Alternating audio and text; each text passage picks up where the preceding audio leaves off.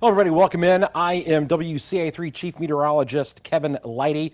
As we track some severe weather already starting to come in to parts of central Illinois. We've got a warning here that's out for Cass and Morgan counties. Let's go ahead and we'll take you to the storm that we're watching that is just coming in there to the western portion of Cass and Morgan County. You can see that storm there. Here's Jacksonville, okay? So it's still going to probably pass just to the north and west of you, but that is the storm of concern. Where we've got a lot of storms of concern is back into Missouri. I just want to widen this view out. I want you to look at this entire line. Look at how many different red boxes there are, okay? There are warnings stretching all the way down south of Union, west of the St. Louis area. Those are all tornado warnings, actual tornado warnings that are in effect, as you can see here. And these are all pushing into western Illinois here as we speak, and already into portions of Cass and Morgan County. Okay, the concern is there that any of these storms may have the potential to produce a tornado. So let's kind of show you. Here's the other thing about the storms that we are tracking tonight. They are moving extremely fast, between 55 and 65 miles per hour. As fast as some of you drive on the interstate there. Some of these storms are moving at 70 miles an hour earlier. So what I'm going to do is put a little bit of a loop on this to kind of show you the direction that these storms are moving. They're lifting to the north and to the east, and they're doing so, again, in a very quick fashion. So if you are in Springfield, okay, in the next hour and a half, these storms are going to be on top of you, maybe even less than that. You're looking at all of this activity west of the St. Louis area. These are the storms that we are going to watch as they move here to I-55 and then lift to the north and east and come up there along I-72 and push into central portions of Illinois. Things are calm in Champaign and Decatur and Springfield right now, but this line of storms is really making a move at this hour. So these storms are going to be here over in the next, hour or two. Things are going to really start to ramp up. Now, what we are going to be looking for, and this is what becomes the kind of hard part to tracking these storms, are these little individual segments here. We call them little line segments here, is picking out where exactly we may have a little bit of rotation in there. So what we can do is, you can see right there, see where these kind of greens and blues are? There's some rotation right there. That's going to be over there just to the south and west of the Bluffs area. That's moving to the north and east. So we're going to watch these little pockets, okay, of where we might have rotation. And that's what we're looking at right now. So those of you that are watching us over here in Jacksonville, that storm is going to pass probably to your north and west, but may head into portions of Cass County, the Virginia area. There's Beardstown up here.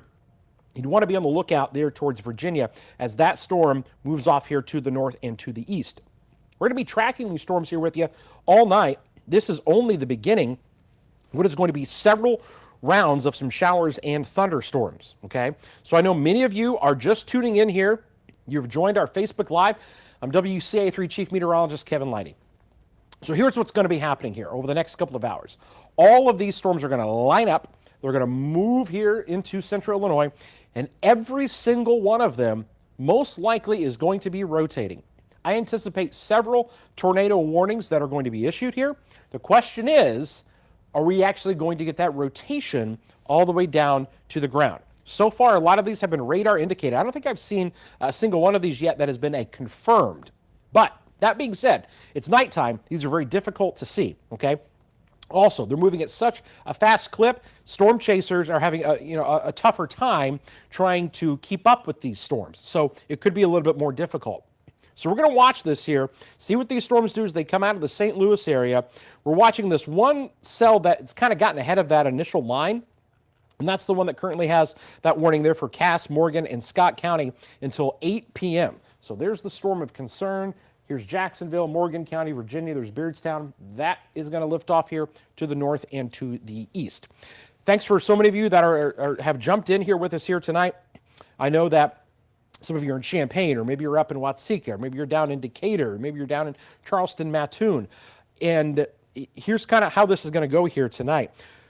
We're going to try to mention as many cities that are impacted as we can. If we're not talking about your city during the stretch of a few minutes time frame, there's probably no immediate threat. We're going to focus on the immediate threats to areas as they occur and get those people the information they need as quick as possible. But just kind of a broad brush of things here. There is a tornado watch that is in effect until 10 o'clock tonight. Now, they've issued that watch for only a handful of our counties, okay? So not all of the counties are under that watch, but that could change still. We still think there is that possibility for additional counties to get added in. Okay, so here's what we've got. Tornado warning that is in effect here for Cass and Morgan counties. We're going to switch it back over, and I'm just going to show you this here real quick. This is just another good little safety reminder while we have the time here. Where to go. A lot of people ask, where should I go to take shelter, okay? Well, here's your worst, bad, great, best, okay? Worst place, obviously, to be is going to be in cars or mobile homes, under a highway overpass. Bad stuff there. Large open rooms or manufactured housing is still pretty bad. Now, great is going to be your interior room or basement of a well-built building. Now, obviously, your best, a tornado shelter or a safe room. And, you know, those are a little bit, more harder to come by and a little more rare. But if you got those are obviously best. The key thing, get down to the lowest level that you can, okay? The lowest level that you can to where you can put as many walls between you and the outside of your home as possible.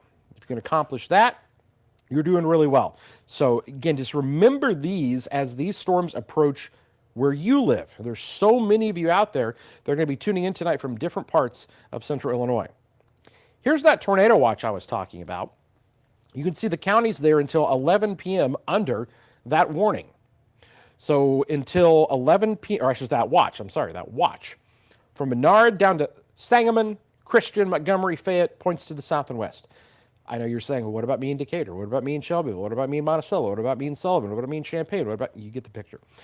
You probably are going to be under a watch or a potential warning at some point here tonight. Definitely need to be ready to take shelter if you need to, okay? And just kind of stay weather aware. It's what we preach to you. Stay weather aware here tonight. We've all lived in central Illinois for a while, so this isn't our first rodeo. We know how things kind of play out here. And as long as you stay weather aware, take those warnings seriously when they do approach your area. And we'll try to make it through this all here together. Okay, I think we got some new tornado warnings that are coming out. So they've just issued this new one right here. Okay, this still technically is not in our viewing area. This is down near Calhoun, Greene, Jersey, and Lincoln counties. Okay, that area back there. But what we watch for, again, because we are here covering our area in central Illinois, is where that storm could eventually wind up. And if you just kind of put a straight line on that, you're passing there through Christian County, maybe eventually towards Macon County. Is that the storm that eventually comes towards Champaign County? Possibly. So we're going to watch the storms that are way out here. If we just draw a line, just a straight line from that one, and a straight line from the other tornado warning cell, you can kind of see where those are going right now.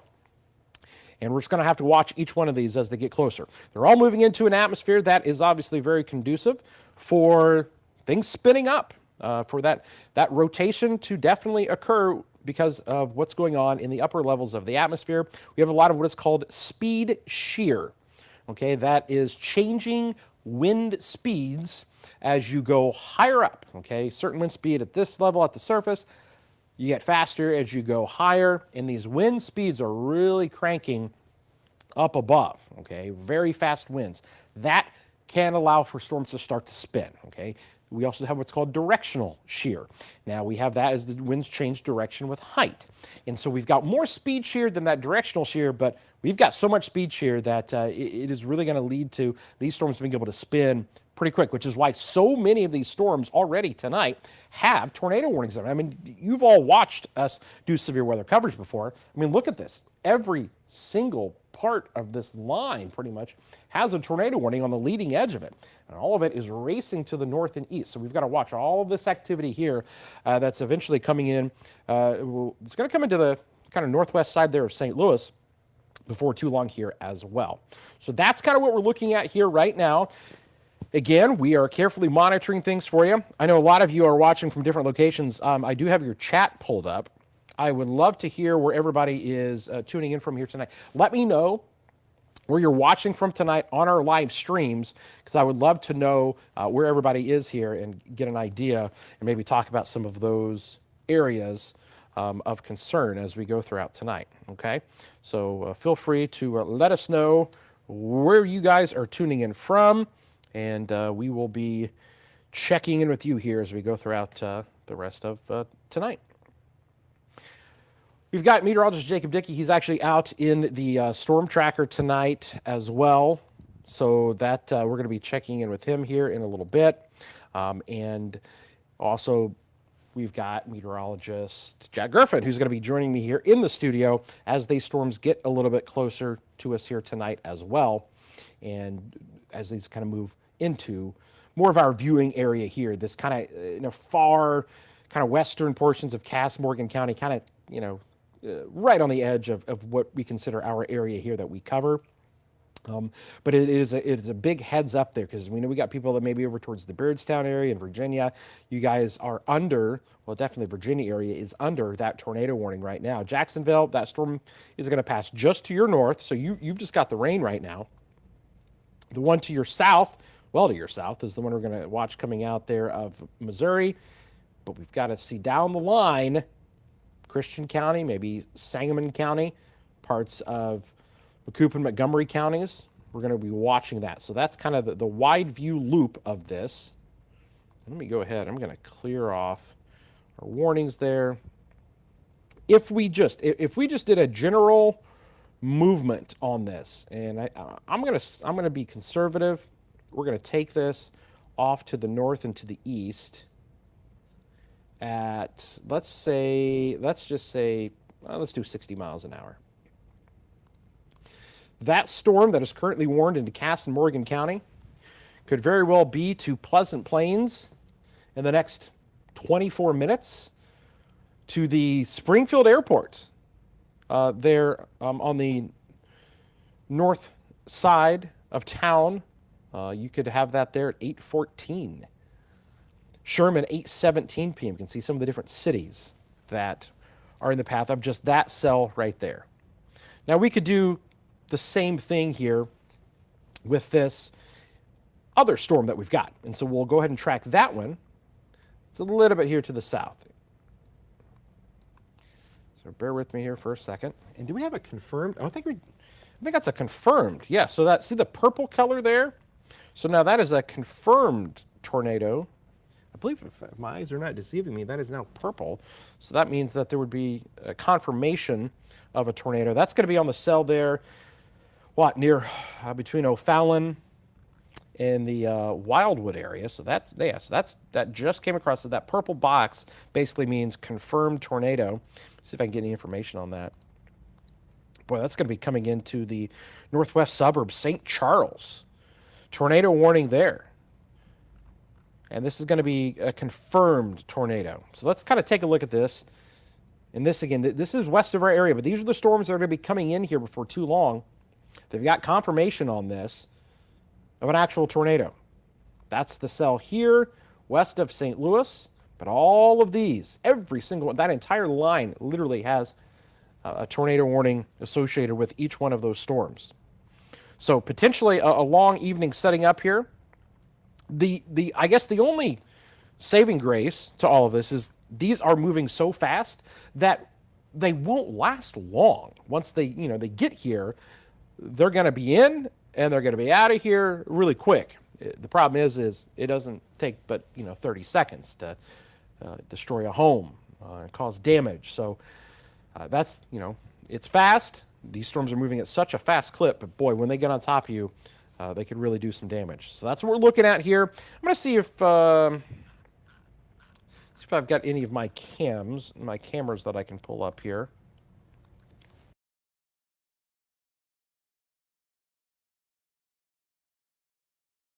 Oops, I think I accidentally just muted myself. We can look at what's going on over in the Springfield area, point our camera out there to the west, and see what's happening over there. So let's see what we got. So that's Danville. We take control of our cameras. What we want to do is look at our Springfield camera. And that's going to be our first camera that we've really got there that's going to be looking out to the west. So here comes the Springfield camera that's going to show up on your screen. You can see the Capitol there. We'll be watching. And here's the other thing. Let's look and see if there's any lightning with our storms, because that's the other component to this that we need to kind of see if we've got lightning, because that's what will help to make visible the potential tornadoes and the funnels out there. So at least there is some lightning in this that would allow you to see, you know, maybe some kind of a shape, which could allow us to see that funnel form or possible tornado. Obviously, power flashes do the same thing, but if you get some lightning, you can kind of see maybe a wall cloud developing. So it does look like there is lightning within these storms here. Let me see the latest from, let's see here.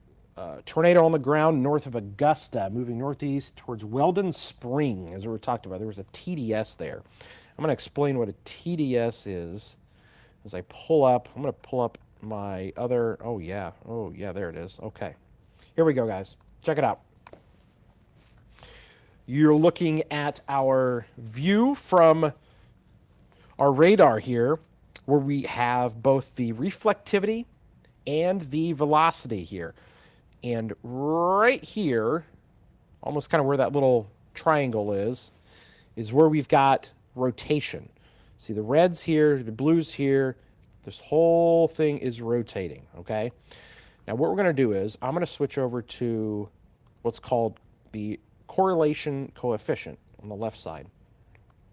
What we've got here is what looks to be a TDS. Okay, so I backed it up just a couple of frames. But yeah, that's what we've got. You're going to watch this kind of lowering this color right here. I'm going to bring myself back on camera to show you guys what I'm talking about here. So right here, see this little dropout, this blue color that's showing up? That is a TDS, a tornado debris signature. And we step that into motion, and you've got this little drop here. Basically, it's saying that the radar beam is hitting an object that is not uniform. It's not a raindrop. It's something else. Most likely it's debris of some kind. And so there's a TDS with that. That's why they've confirmed the tornado there from the St. Louis area. Again, I want to, just to give you, again, perspective where we're at. That's St. Louis. Okay, this is St. Louis right here. And the storm we're looking at is right here. So this is northwest of St. Louis and kind of west there and moving to the northeast. Let's switch you back over to the reflectivity on that. And that thing is going to be heading right towards the radar site. The actual radar there in St. Louis. That thing is right on a beeline for where the radar is located in St. Louis. That obviously would not be good at all. Let's hope that it misses it. Hope that tornado does lift, because that would be a very bad thing if that were to occur. But that's the storm we're looking at there west of the St. Louis area. I'm just going to kind of peek back over to our storm that is heading towards the Virginia area. Let's just kind of see if we see any rotation in there. Yeah, it's getting really far from the radar site, makes it difficult to see. So there's still something possibly there. We're watching this storm here near Carrollton. That's going to be heading into Macoupin County here before too long. But this storm back here, just south and west of the St. Louis radar, that is scary looking right there, okay? You've even got possibly, could that be some debris? Could that be a little bit of a debris ball? Difficult to say. It would line up very close to where some of that rotation is. Oh, yeah, look at that. Oh, there it is right there. Huge TDS drop. Huge, very evident drop in the correlation coefficient. That right there is damage. So if we take this off, you can kind of see the area that just went through, okay? So there are buildings there, and if we plot back on the radar, there's your TDS, tornado debris signature, that blue area right there, a definite. And when we kind of line on this, I'm going to go to this, what we call the 4 panel, and we line up everything. Essentially, we line up the velocity, the reflectivity, and sorry about that, the velocity, the reflectivity, your drop in correlation coefficient, all three of those. Point this out again. You've got everything what's called co-located. They're all in the same spot. So we use this little, you can barely see, it's this little red square. You can see the very high reflectivity, the radar beam hitting that, a lot of energy being returned. Co-located with where that rotation is, co-located with that drop in CC, correlation coefficient, and we've got confirmed tornado that is on the ground with the storm that is literally heading right for, in the general direction of where the St. Louis radar is located. And I'll kind of show you here. See where this drops out right here? Okay. Here is the confirmed tornado, and it's moving to the north and to the east. Weldon Spring KLSX is the radar for St. Louis. Let's hope this thing can go in either direction, that we don't need to lose the radar from St. Louis. That is a confirmed tornado. There is a tornado right now that is southwest of Weldon Spring and moving to the north and east. Okay, guys, we've got some very active weather here, obviously. We're going to switch it back over to our Doppler radar here. There's the line of storms that is moving in to portions of western Illinois here tonight. This obviously is something to take seriously. We have storms here to our west that are producing tornadoes. Now, again, for all intents and purposes, we are tracking the storms that are west of our area right now. If you are in Champaign, if you're in Danville, if you're in Taylorville, if you're in Decatur and Springfield, there's nothing in your area right now. Just want to show you. Here we go. There's Hoopeston, there's Gibson City, there's Bloomington, there's Clinton, there's Lincoln. Okay, nothing in the immediate area for you guys here yet, but that is going to change here pretty rapidly before too long. Okay, so just kind of keep that in mind, that we're just kind of beginning here. But these storms are moving so fast that they're going to be here before too long. Definitely going to be watching the storm that's going to come out of the St. Louis area here. All of this lining up to move in and enter an atmosphere that is conducive for tornadic development. Let's show you that tornado watch that is in effect until 11 p.m. Several more counties have the potential to get added to this. You can see that we are going to watch this very carefully through tonight. Let's just say, okay, hold on a second. We just got a new tornado watch, so stand by here. Okay, a new tornado watch was just issued, so they may be adding to this. So this graphic here may update. I'm going to keep it on this graphic here because I'm going to guess that they have added additional counties to our watch. And I have a feeling that many of you, if not all of you, are going to be in on this new watch that is just coming out. So it takes a little bit for this to populate onto our screen, so we will watch this come on here together. Once it does, oh man, boy, that storm, we'll go back to in a second, but that we're gonna go back to that storm that is south and west of the St. Louis area and track it and see just how close that thing comes to the radar and pray that it does not take a hit. I'm going to read some of the stuff coming in here from the St. Louis Weather Service office. So this was about 8 minutes ago. They had that tornado on the ground moving to the northeast, Highway 94 near southwest of Weldon Spring. Yeah, there's a debris ball. We were talking about that earlier. Tornado now moving up Highway 94 toward Weldon Spring. That was 2 minutes ago from the National Weather Service in St. Louis. The National Weather Service office in Kansas City is now assuming responsibilities for warnings at the St. Louis Weather Office because the St. Louis Weather Office has a tornado bearing down on them. Okay, we're going to come back over here to the radar. Bear with me here as we bring up the radar. We'll come back to the watch here in a second because I just want to show the seriousness of this situation as this storm, oh my goodness, right there. Okay, you can kind of see it's right on that red line there. It's where we've got that. You can kind of barely see it. It's the blue color that's right there. I'm going to zoom in even more. There is a tornado right there, and I think there's a ton of debris. There's a ton of debris. Look at that. And that's coming right in to a very, very kind of populated area there towards Weldon Spring, the National Weather Service office right here. And there is a tornado that is literally heading right for them. Let's hope that this thing can turn. That thing is heading right towards the radar there in St. Louis. Okay, you can see this. See where this drops out right here. That's where the dome is. That's where the National Weather Service Doppler radar is. Right here is where the tornado would be, and probably a little bit ahead of it now. We're going to know real soon whether or not we lost the radar. The Weather Service in St. Louis has had to take cover. The Weather Service in Kansas City is now taking over operations for the St. Louis office because of the threat that is coming in to their area right now. Okay, I do have the new watch. The new watch just popped in, and here we go. No surprise. This new watch is going to be in effect until 2 a.m. Okay, so we're going to switch over this graphic. We're going to say until 2 a.m. Now we got everybody.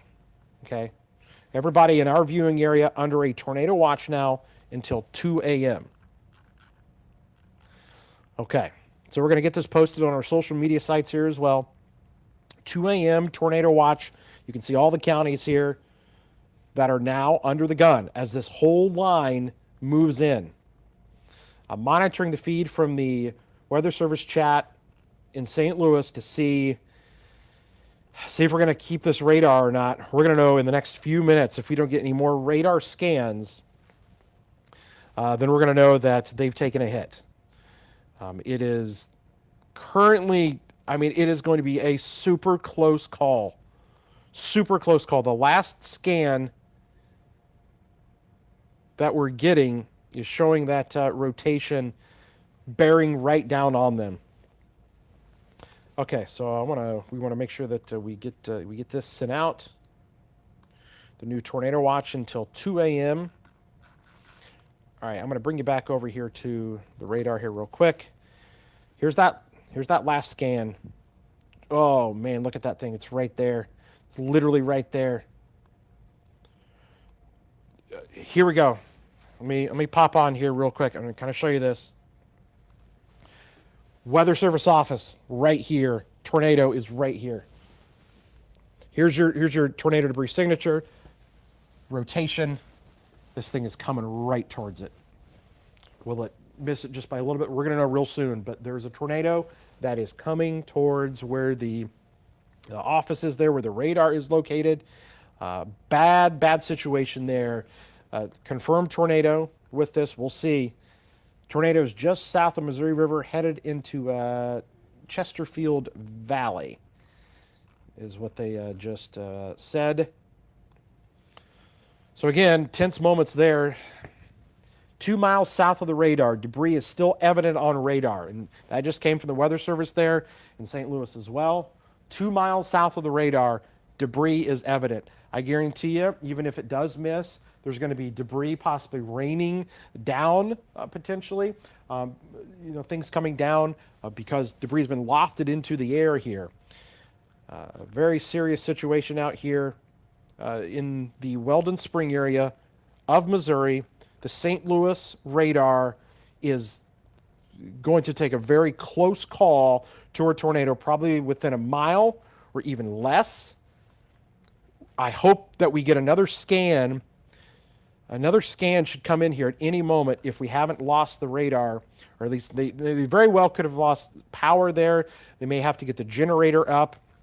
So we'll see what happens here with this. But obviously a serious situation out there with our storms. I just want to kind of back things off here, give you an idea of what we've got. And I know we've got just so much going on. I just want to go back over to our storm here into Cass County. They've really trimmed back that warning. It's not looking as impressive on radar as it once did.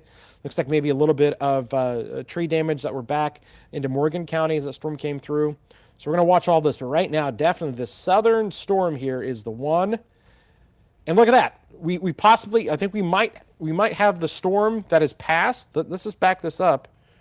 I think possibly the tornado passed maybe a mile to the east, maybe less than a mile to the east of the radar there, because look at that scan that's right here. The last one we had was right there, and the next one, okay, it's over here. So this thing literally may have turned just enough. We're hoping so. We'll see here, but that's a good sign that radar scan just came in. I think it passed just to their south and east. We'll see if we can get any confirmation from them. But that thing would have came really darn close to the radar site. Okay, let's see here. I'm just going through some of my messages here. Okay, we're going to see if we get this next scan to come through. All right, we're going to bring you back over to the big picture on the radar site while I reset a few things over here. Here's our storm that we've been watching earlier that we first came on for. Currently still has a tornado warning on it. That's going to lift off to the north and east. That's going to eventually kind of move out of our viewing area. But the ones we are going to be concerned about is going to be this one here. Jacksonville, you're going to have to watch this guy here. That's going to come a little bit closer to you. And we're watching these additional cells coming out of Missouri and St. Louis and moving to the north and east. Let's see here. New mesoscale discussion. We'll have to check that out here in just a second. Okay, I think that the radar in St. Louis, I think the storm just missed them. Just pushed off there just missed them to the east, it looks like. That was a super close call. Super close call there. Still a very dangerous situation. I still think we've got a tornado with this. And let's see here. Let's see if we can't pull up some of this velocity right there. If you've got friends and family that are in the St. Louis area, definitely check on them. Let them know. Yeah, there it is right there. Still very evident. We'll move the little scope back. So there's your tornado. You can see there's the radar site. Boy, that thing just missed it. My goodness. That is great news. Let's see if we got an update. We're back. Tornado still on the ground, headed through the river bottoms of St. Charles County, north of Chesterfield. So St. Louis is back. LSX, the St. Louis office, back in operations. Skirted the tornado there by probably a mile or so. But that tornado is still on the ground. There it is. And going to be lifting there to the west of the Chesterfield area. Down the line, St. Charles. Be on the lookout there. So you're going to be north of Chesterfield. You're going to be southwest of St. Charles. And that thing's moving off to the north and east.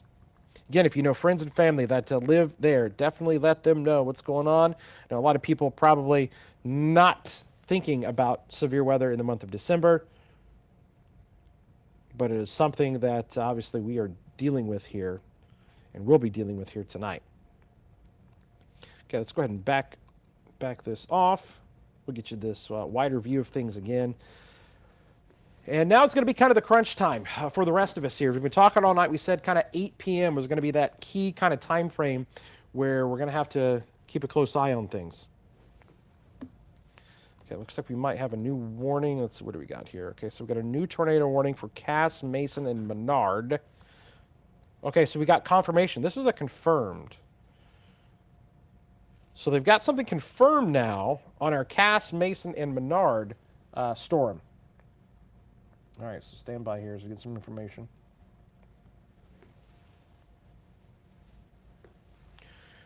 We're going to try to pull up. We're going to switch over. Let's see if we can switch over to our Lincoln radar. And we're going to see here, this storm, I think we might have potentially maybe another TDS. Let's see what we got.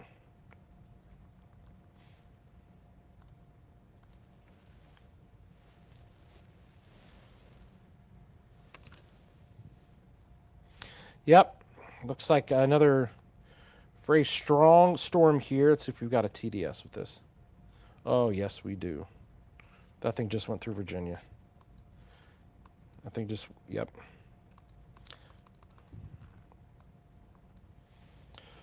Okay. All right, stand by here, guys. We're gonna have to do a cut-in here.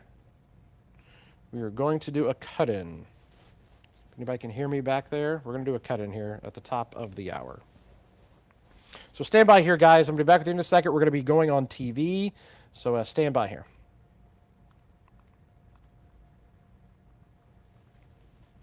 Come out. I'm gonna have max 2. Yeah, max 2.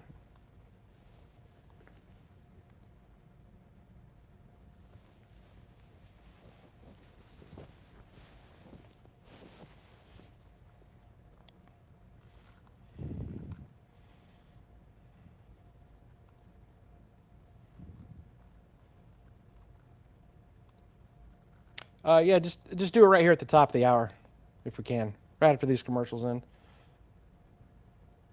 Okay.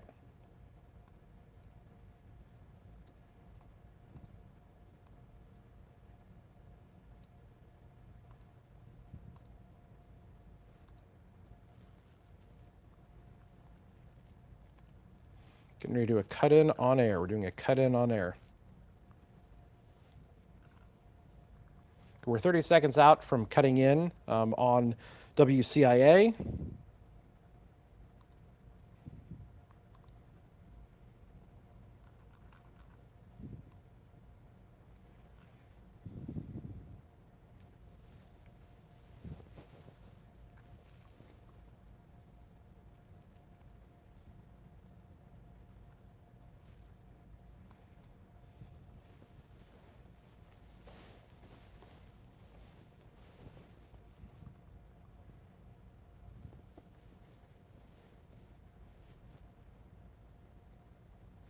All right, good evening to you. We are breaking into programming here to inform you of confirmed tornado. We have a tornado on the ground right now in parts of Cass County. We want to take you here to our storm tracker Doppler, and here's what we're going to look at. There's the storm right there of concern. Petersburg. If you're in Petersburg, that is in Menard County. You want to take shelter immediately. Let's go right down in on where that storm is, where that tornado is, and there it is. It is south and west of the Newmansville area, south of Panther Creek. We have confirmation of a tornado that has done damage. This is what is known as our correlation coefficient. It's our debris tracker. It allows us to see if a tornado has formed and has caused damage, and it has. I'm going to back this up just a few minutes ago. Okay, do you see that area there? We're going to look towards the Virginia area there, and that is going to be into Cass County, and watch what happens. You're going to see that bright blue start to pop up there as it crosses Highway 78, right on 78. So most likely what could have happened is this crossed 78 there. That could have picked up vehicles. We don't know that for sure, but there's damage right as it crossed the highway there. And then it went over there to the east side of Virginia, the growing area there of debris. All of that right there is the debris being lofted into the air. It's the radar that is picking up lofted debris. Now, that was a few minutes ago. That was at 7:53, so that was 8 minutes ago. Now, that same debris is still being lofted and is headed towards the Newmansville area here right now. That lines up exactly with the velocity couplet that we've got, where we've got a tornado on the ground right on the Cass and Menard County line. There is a tornado. This is not just radar indicated. This is a confirmed tornado. So let's kind of look at the path of where this is going. Because down the line, you're looking at portions of Logan County. There's Lincoln, the Weather Service office there in Lincoln. So this thing is going to continue to move off here to the north and east. So we're going to have to watch this carefully because eventually where's this going to go?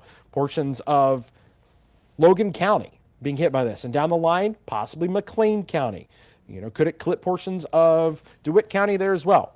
This is the highest level of concern that we can have. Confirmed tornado that we have with our storm that's coming right on the Cass and Menard County line. And we can see that when we look at our velocity here that shows us the winds that are spinning, and then with what's called our correlation coefficient that shows the debris that has been lofted into the air. And we have a confirmed tornado with this that is going to be crossing just to the north and west of Petersburg, it looks like right now. So there's Petersburg. That thing is going to come awfully close to you. You need to be in your tornado safe spots. Let's go through those here with you. We've got your kind of worst spot all the way to your best spot. The worst spot is going to be obviously in a car. Mobile homes, bad place to be, okay? If you've got time, get out of those. Under a highway and overpass, you don't want to go there. If you're driving, definitely do not go there. The winds can intensify and get funneled underneath there. Don't do that.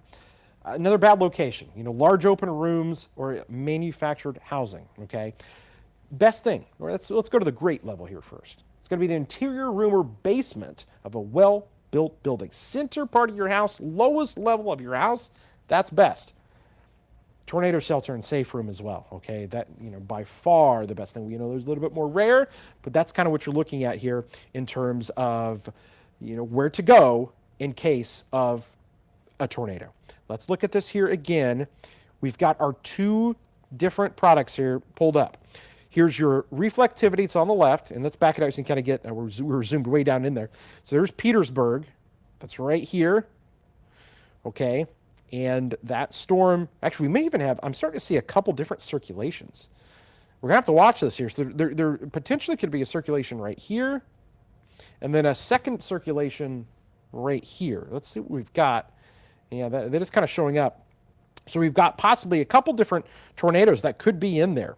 But the concern is with this velocity and this, what we call tornado debris signature, this drop, this color that dips down to the blue. Essentially, the radar is saying, hey, I'm hitting an object that's not uniform. It's not a raindrop, okay? This is something else. This potentially, 2x4s or shingles. That's debris that is getting lofted up into the air. So you need to take this seriously. This is going to pass just north of Petersburg. It's right on the Cass and Menard County line right now. So that's Petersburg right here. This is a confirmed tornado. This is going to continue to the north and to the east. Now we're hoping, that's going to come really close into the western part of Logan County. So here's Emden. Here's the Hartsburg area. Over here is Lincoln. So we're going to have to watch that carefully. But this is confirmation. When you get what we call a TDS signature, that tornado debris signature, it is a high level of confidence as a meteorologist that we know there has been a tornado that has done damage and potentially is still doing damage. We can see that when we look at the velocity here. We've still got a little bit of what we call a little bit of a couplet that is co-located with where that debris is located here as well. And that is moving to the north and east. So I'm going to put a little bit of a loop on this for you now so you can get kind of an idea. I'm just going to switch it back over just to the one reflectivity panel and then widen it out, because I know we've got a lot of people watching us in other parts of the area that are going, okay, what about in my location here? Well, here's Champaign. You've got Decatur here. Here's Springfield. We're going to start watching you guys here carefully. But right now, this is definitely the storm of concern. Looks like they just issued a new warning just outside of our area. That's going to be up into Mason County. That one's going to be heading up there to the north and east. But we're watching these other storms that are coming out of the St. Louis area here as well. So St. Louis, there is a confirmed, I believe that is still a confirmed tornado that they've got down there. I'm just going to go to that here real quick, because I know that there's a lot of you that have friends or family that are down in the St. Louis area here tonight. They just had a tornado that passed very close to the Weather Service office there. And it does look like that there is still a tornado warning in effect there in the St. Louis area on the west side, northwest side, St. Charles to Maryland Heights. So that is an area of concern for them down there. Now, you may be saying, okay, that's down in St. Louis. What about here? Well, those storms, if you just watch them, the movement of these, are also going to be moving here to the north and east. So down the line, Macoupin, Montgomery. It looks like they just extended that. So a new warning that just got extended for that line there, Macoupin County now under that. And if you just continued this out, Montgomery, Shelby, maybe portions of Christian County, if this would hold together and continue on its same path, we would be dealing with this down the line in the rest of our counties here in central Illinois. So there's your wide picture of things. Champaign, I-57 here. Here's I-55 right now. We're going to watch a few different areas right now. The strongest storm is going to be this southern one coming into St. Louis right now, and then we're watching this one that has been pushing through the Cass, Menard, and the Cass and Menard area there near Petersburg. We got to switch back over to the Lincoln radar because we're now a good distance away because we were looking at the St. Louis one. So let me click back over. All right, you can see here are the warnings. Those are the warnings. So the boxes here, these are all the warnings that we've got. So essentially there's three little line segments that are producing tornado warnings. The one down here towards St. Louis. There's still a pretty intense line here that we're going to have to watch. That's going to be coming into the western, southwestern portions of Sangamon County. Currently, we don't have any warnings with it. Looks like some strong winds, though. And then here's our storm that we have been concerned about this whole time. It's had this debris. Look at that. There's still debris being lofted just to the north and west of Petersburg right now. Confirmed tornado with this. Let's see what we're catching from the Weather Service here. We are still seeing definite rotation with this. They're getting some very strong winds with this as well. So it is still a very serious situation out here. This new tornado warning for Mason and Tazewell counties is in effect for that northern storm we were just kind of talking about. This is new one that is up here, okay? So that's going to be north of our area, not necessarily in our viewing area, but we're going to watch our storm here, see if it could clip portions of Logan County, and then the ones that are coming out of the St. Louis area here as well. So a busy night here. We're just kind of getting going. These storms are moving very, very fast. Some of them at 50 to 60 miles per hour. These things are really moving. So just think about, driving down the highway at that rate of speed, and you kind of get the idea. So here's what we'll do. Since we know the current speed and the movement of these, moving here at some 60 miles an hour. We'll put it at about 57. It's between 55 and 60 miles an hour. Now, we just did that one storm there, and if it stood on that kind of similar path, it could be towards Lincoln at 8:33. If it stayed together, Clinton at 9 o'clock, this could be on top of you in 50 minutes there into DeWitt County, the Wapella area as well. So this kind of shows you how quick these storms are eventually going to be moving down the line and then pushing through parts of our viewing area here tonight. So tornado warning still in effect for portions of Cass and, well, actually, they just dropped Cass, so it's just Menard County now. We've got Macoupin County also with the tornado warnings out there as well. So that's kind of the wide view of things, and it's really crucial over the next about, I would say, 3 hours or so, 3 to 4 hours, we're going to have the potential for severe weather to move through anywhere because there is a tornado watch that is now in effect until 2 a.m. This is new that just came out, a tornado watch until 2 a.m. for the entire viewing area tonight.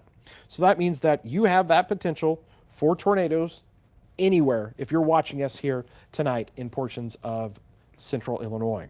So we've got a few hours here. I think that the real kind of crucial time is going to be between now and, say, midnight.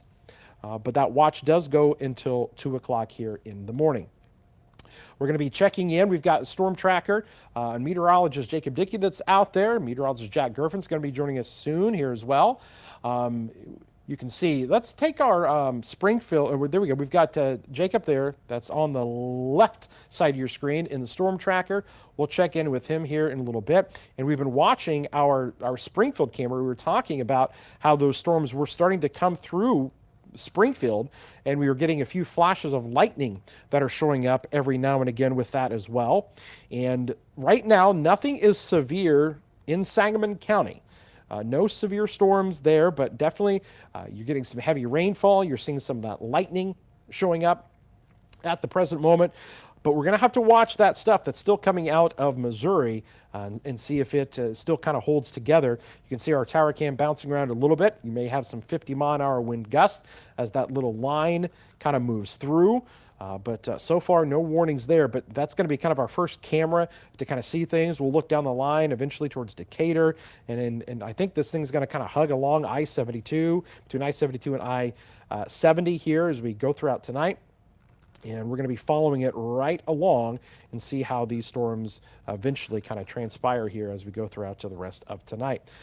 They are getting reports of damage back in the St. Charles area as those storms move through a little bit earlier. And so these storms, they are the real deal. They're the ones that are actually doing damage out there tonight that have tornadoes associated with them. Here's another little bit of we're going to go back to the radar here and kind of show you the loop of this. So we're getting a little bit more of a line that's starting to come together. It's a little bit more segmented earlier. And so now we're getting this line out of Missouri and now pushing towards I-55, Verdon, Springfield here. Now, the stuff we were looking at there in Springfield, you can see that wasn't too intense, but see the brighter reds back here? That stuff's looking a little stronger. So we'll have to watch out Chatham, eventually, into Christian County. I know a lot of people that live in the Taylorville area on edge tonight, knowing that it's December, and we're talking tornadoes. Of course, the Taylorville tornado 3 years ago on December the 1st. The EF3 tornado there. So I know people are watching carefully down that way tonight, and pretty much everybody under the gun here. Now we got to watch this other cell that's up here with the new warning because that may eventually come into McLean County. You can see there's Bloomington up here. There's Atlanta and the Hayworth area. We'll have to watch all of that as that moves in. So the big question is, are these storms going to hold together? There's a lot of energy. There's a lot of wind energy in the atmosphere for these storms to kind of tap into and work off of. So that wind energy is what is allowing for these storms to kind of spin a little bit. Do we have Jacob on the line, or do we just have his shot? All right, so Jacob's out there in the storm tracker with us here tonight. There he is. And Jacob, you are, I believe, traveling there. Are you on 72 and heading west, or what's your location, and what are you seeing?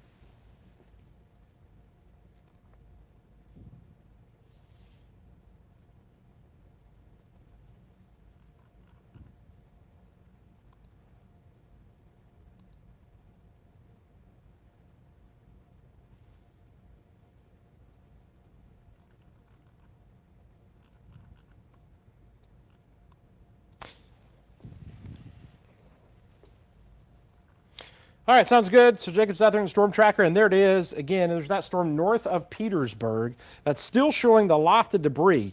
The debris that is there, a tornado did that, okay? That's the only explanation. That's the great thing with the new updates they did to the radar several years ago. They added this in. It allows us, we know for sure when we see this signature, a tornado has occurred, okay? And possibly is still going on because that debris, if we just back this up, watch that. You can watch it for yourself. Watch it all the way back there towards Virginia. Okay, so there it was. There was nothing there, and then boom, just south of Virginia, boom, and it's still got debris lofted, almost kind of spreading out a little bit, but potentially still debris lofted out there, and going to be passing, just crossed over 97, and going to be passing 29, and then if it would stay on its track, let's just kind of pull this out and extrapolate this out. Okay, if it's stay on there, it'd possibly pass kind of northwest of Lincoln and northwest of the Weather Service office, which would be good. But if that thing went into McLean County, you're talking Atlanta, you're talking, Hayworth, Bloomington, that area down the line. So that's kind of big picture. But let's do this for you too. Let's just track it and see where that potentially could head. And I'm going to get the movement on this here. The latest movement with that storm is at 55 miles per hour now. I think we're getting ready to get a new scan on this as well, because these are moving so fast. You know, we wait for the next radar scan to come up, and I have a feeling that this debris that we were talking about is still going to be lofted, which means the tornado is still occurring.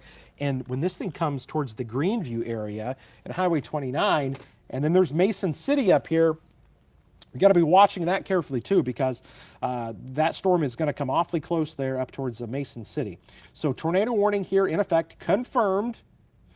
And I'm going to plot this out because I know we're getting ready to get a new radar scan here in just a moment. And I'm going to actually do it from just west of Greenview, because that's kind of where we're seeing things. And I didn't go wide enough here, so ignore that.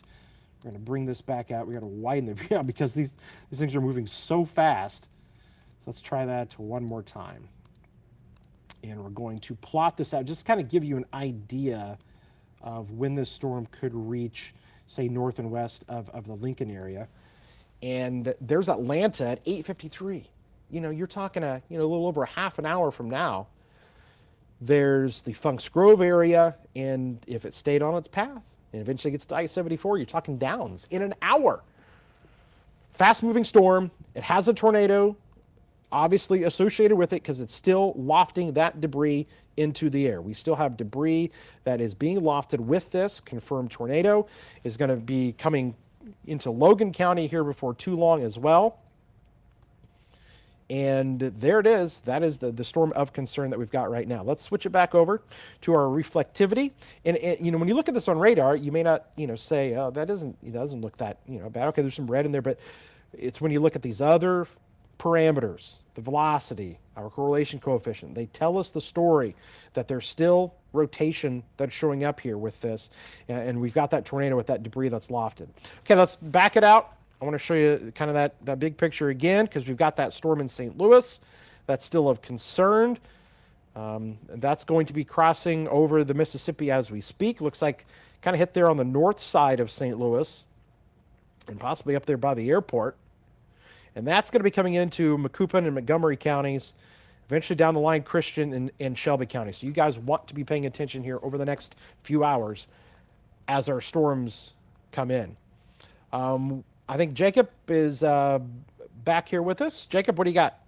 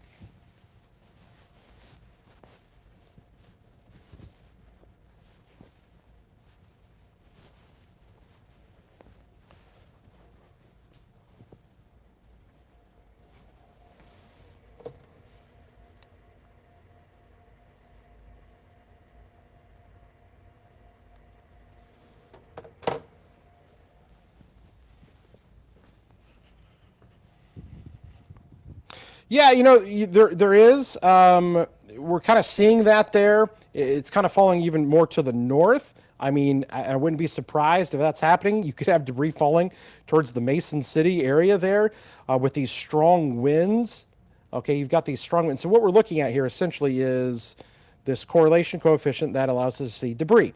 And when it gets a little bit more kind of broader and kind of scatters out a little bit, which is what we're kind of seeing, you're getting maybe some of that debris, which means we could have had a fairly significant tornado that did quite a bit of damage there in DeKalb and Menard counties there north of the Petersburg area. So there's still that tornado warning associated with this storm. There it is. But I want to make mention of this because we just got a new severe thunderstorm warning that has just been issued for portions of Sangamon and Christian counties. This includes Auburn. This includes the Edinburgh area. This includes Mount Auburn and Mechanicsburg, okay? And so that is a severe thunderstorm warning. It's for this little line segment you see right here, the one that we were watching on our Springfield camera here just a second. As a matter of fact, if we can, we'll pull up the Springfield camera, and you can see the rain is still really coming down there in Springfield. Now that storm, they're actually not under the warning in Springfield. It's kind of right, you're right on the edge. I guess maybe the southeastern part of town, the Southern View area, Rochester, you guys have that severe thunderstorm where you're right on the edge of it, but it is mainly for just to your south. You can see the lightning flashes there. Pretty good storm that is on the southeast side of Springfield to the Chatham area. That's Highway 4, running down towards the Glenarm area. That is going to be the area of concern for possibly some really strong winds. You could have some 60-mile-an-hour winds with that, but what we have to watch, any of these storms may start to spin a little bit. And if that occurs, that severe thunderstorm warning could change to a tornado warning really quick. It doesn't take long. These things can really start to take shape here. And you can see, again, that those flashes of lightning that are occurring. I'm going to switch on the lightning here real quick. We'll take off the little box here, but you can see there's quite a bit of lightning, and it's often an indicator of how strong a storm is how much lightning do we've got. And there's quite a bit there between Chatham and Auburn along Highway 4, and that is an indication that storm is maturing and is definitely going to be one that we're going to have to watch here. There's Christian County, and we mentioned Taylorville earlier. Be on the lookout here. Be on guard in case we start seeing any rotation within this. If we do, obviously we would have to change this over. That's not the case here right now, but we are still watching this storm carefully. And that is going to be moving off to the north and east. Let's see the movement of that. That's going to be at 60 miles an hour. So again, these things are moving at, at state highway speeds at 60 miles per hour. And so these things are really moving along. So let's take off our lightning off of here. And if this thing would stay on its path, and we'll draw a line right along this, we'll take you to the north and to the east, and we're going to put you at 60. This thing is going to be knocking on the door to places like Pawnee in the next 6 minutes, the Kincaid area here in the next 17 minutes or so, 18 minutes. Booty, there's Decatur at 9:04, the airport at 9:10, and Cerro Gordo at 9:17. And a lot can happen in this short amount of time between now and then. Right now, the big threat, damaging straight line winds, but we're going to watch and see if there's any little notches or any little bit of rotation that could develop. So let's switch over to that. So we're not seeing that here, not just yet. We're going to carefully watch this here, see if any of those reds start to show up, but we're not seeing kind of the same indications that we were with some of those other storms. Don't get me wrong, there's some strong winds in there, and these storms are moving into an atmosphere that could easily start to produce some spin with them and turn that severe thunderstorm warning into a tornado warning. But right now we're not seeing that, but you still need to just kind of be watching things carefully.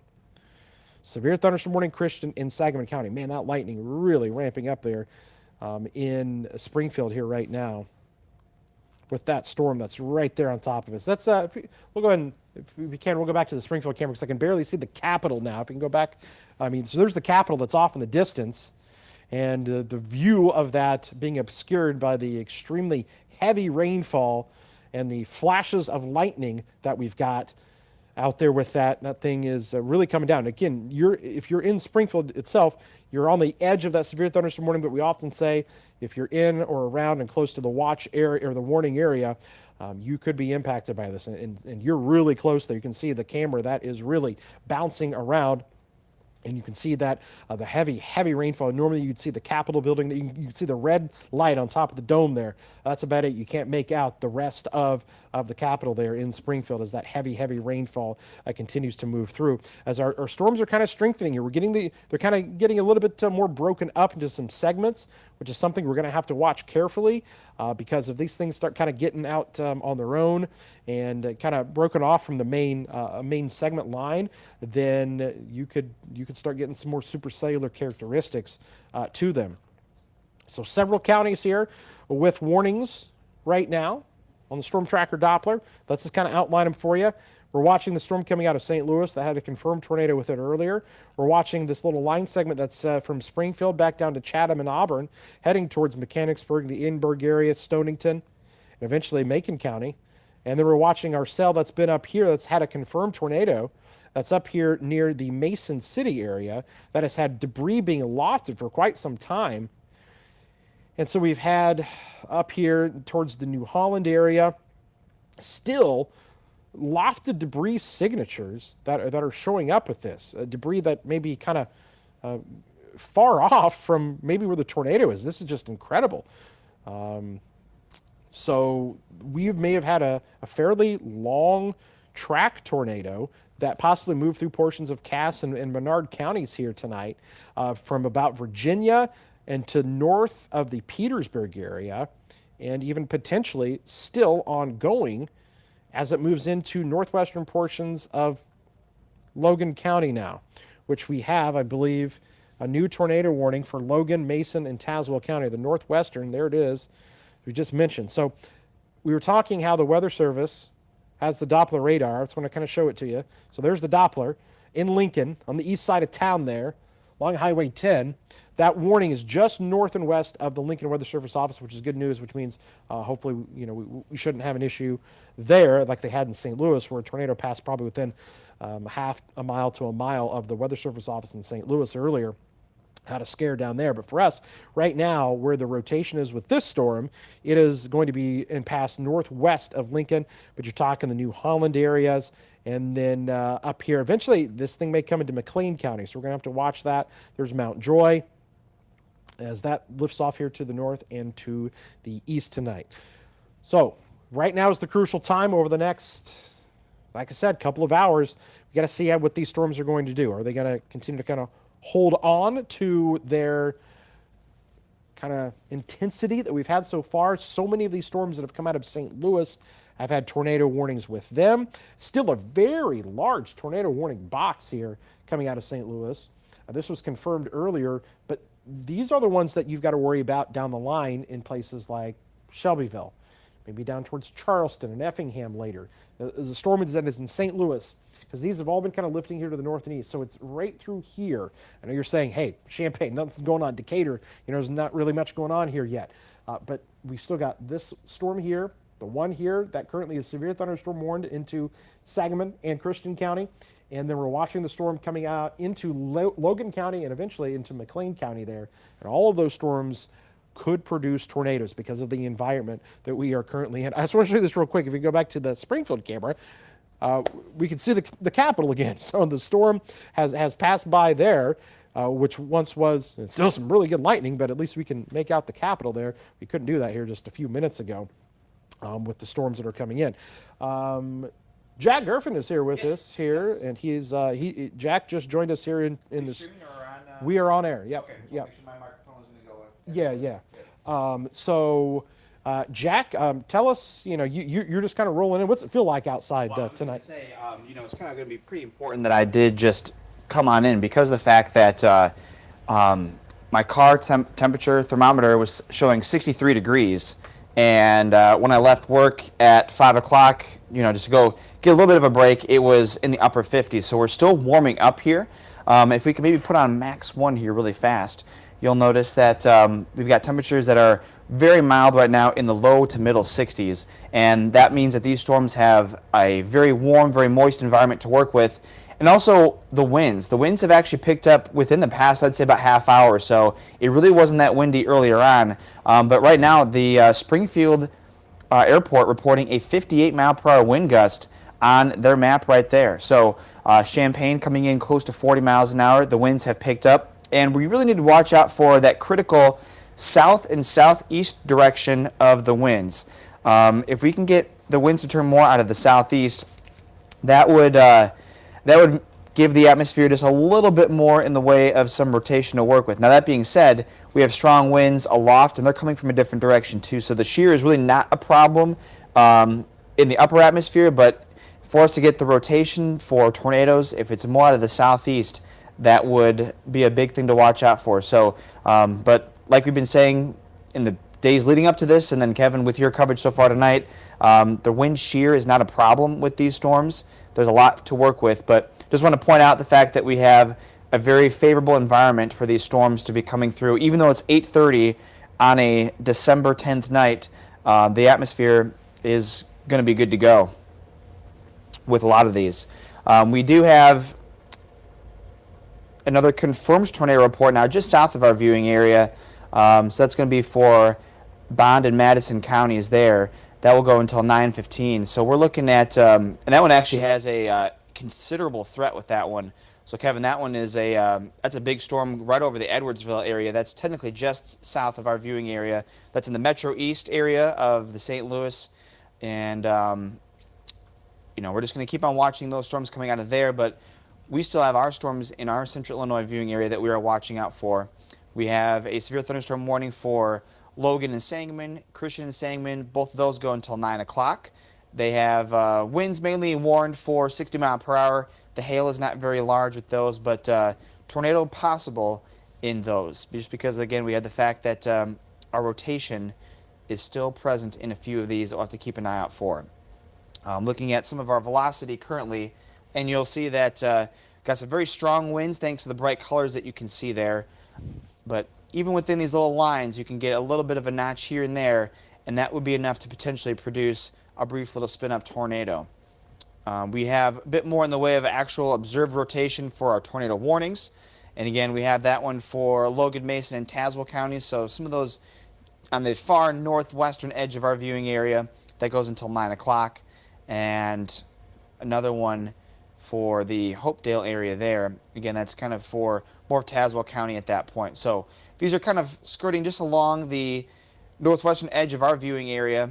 We've got some strong winds associated with all of these, but really we're going to be watching the storms that have the severe thunderstorm warnings with them right now, because those are the ones that potentially down the line, especially with the one for Logan and Sangamon counties, the northern warning there, that's the one that could have a little bit more in the way of a rotation with it, and that's why there's that tornado possible tag.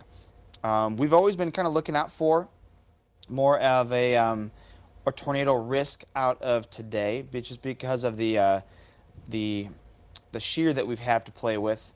The Storm Prediction Center over the course of today moved us up from a slight risk to an enhanced risk. So throughout the day today, we've seen, based on how all of our models are handling all of the conditions that were going to show up, we kind of saw that the threat for severe weather increased throughout the night, and that's where we find ourselves right now. All right, Jack, that storm that you were talking about there, that was south of, or I should say east of the St. Louis area. Uh-huh. And I'm gonna switch back over here to my Max 2. There is an evident debris signature. It's another one of those tornado debris signatures. That's Edwardsville. Okay, so there's St. Louis. Right there is Edwardsville. That's a tornado debris signature. That we see those blue colors kind of pop up like that. So there is. That's a populated area too. Yeah. Oh, absolutely. And you can see right there, if that thing goes through Edwardsville, that is a very populated area. Here, I can show you that when we take look at that. Look at all of the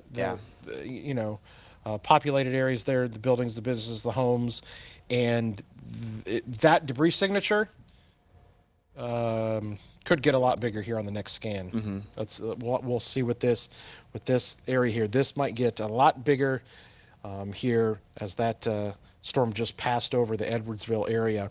And so I understand. Okay, what about what's down the line here? So that thing's going to pass probably just north of I-70. There's Greenville in Bond County. There's Vandalia. Looks like they just repopped another confirmed tour with all of these little cells here. But so we've got to watch everything down the line here. Shelbyville, there's Effingham. So basically you just kind of draw a circle, and kind of run this all the way down. These storms are going to hug right along I-70, and that's going to be a major concern between I-72 and I-70 here over the next few hours is what these storms potentially could do, because we put, a loop on that. You can see the direction they're going. Eventually going to come into Montgomery and Christian and Shelby and Fayette counties here with confirmed tornadoes. You can easily see that with the radar signature that's there. We're waiting for that the new update to come through, because I'll be real curious to see what we've got in terms of that storm there, if it's still packing a punch. But we are obviously still watching our storms that are here southeast of Springfield, Rochester to Pawnee, where we've got severe thunderstorm warnings. And like you said, Jack, it's pretty warm out there. And at any time, these severe thunderstorm warnings, because of the atmosphere that these are in, could switch over to tornado warnings. Yeah, and that's really what I wanted to kind of highlight here, is because of the fact that when we had our severe threat a few weeks ago, we were watching these storms to be along a warm front. And when that warm front was moving through our area, it provided a boundary for the storms to form along. And then once those storms went north of that warm front, then it was too cold, and then we lost that severe threat with them.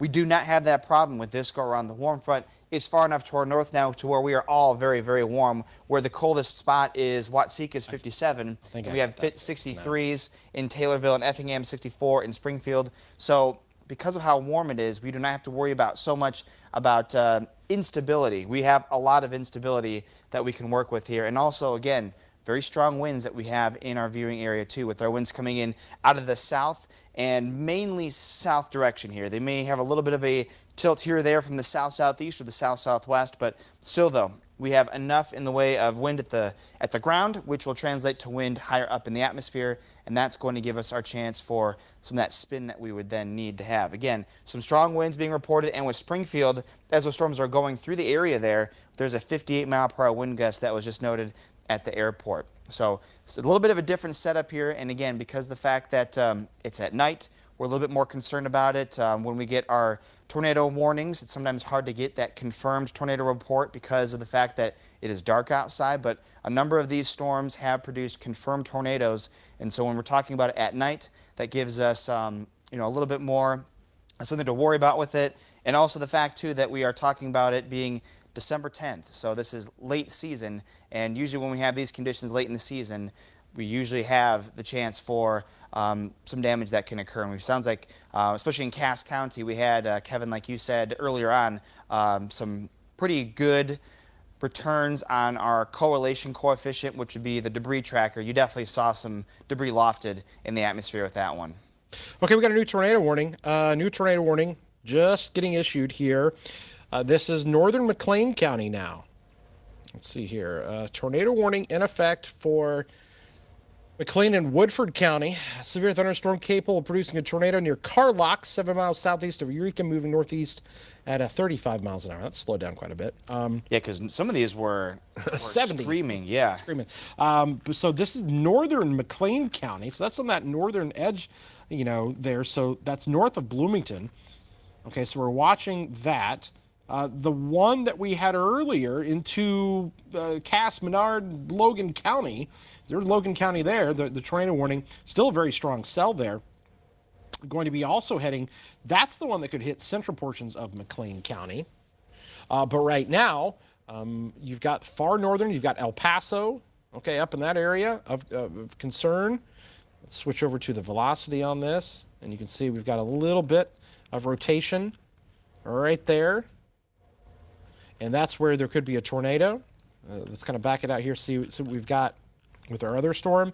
They're coming in to the Orville area in Atlanta, not seeing a whole lot there. Strong winds with these other cells that we're watching that are through Mount Pulaski, Logan County.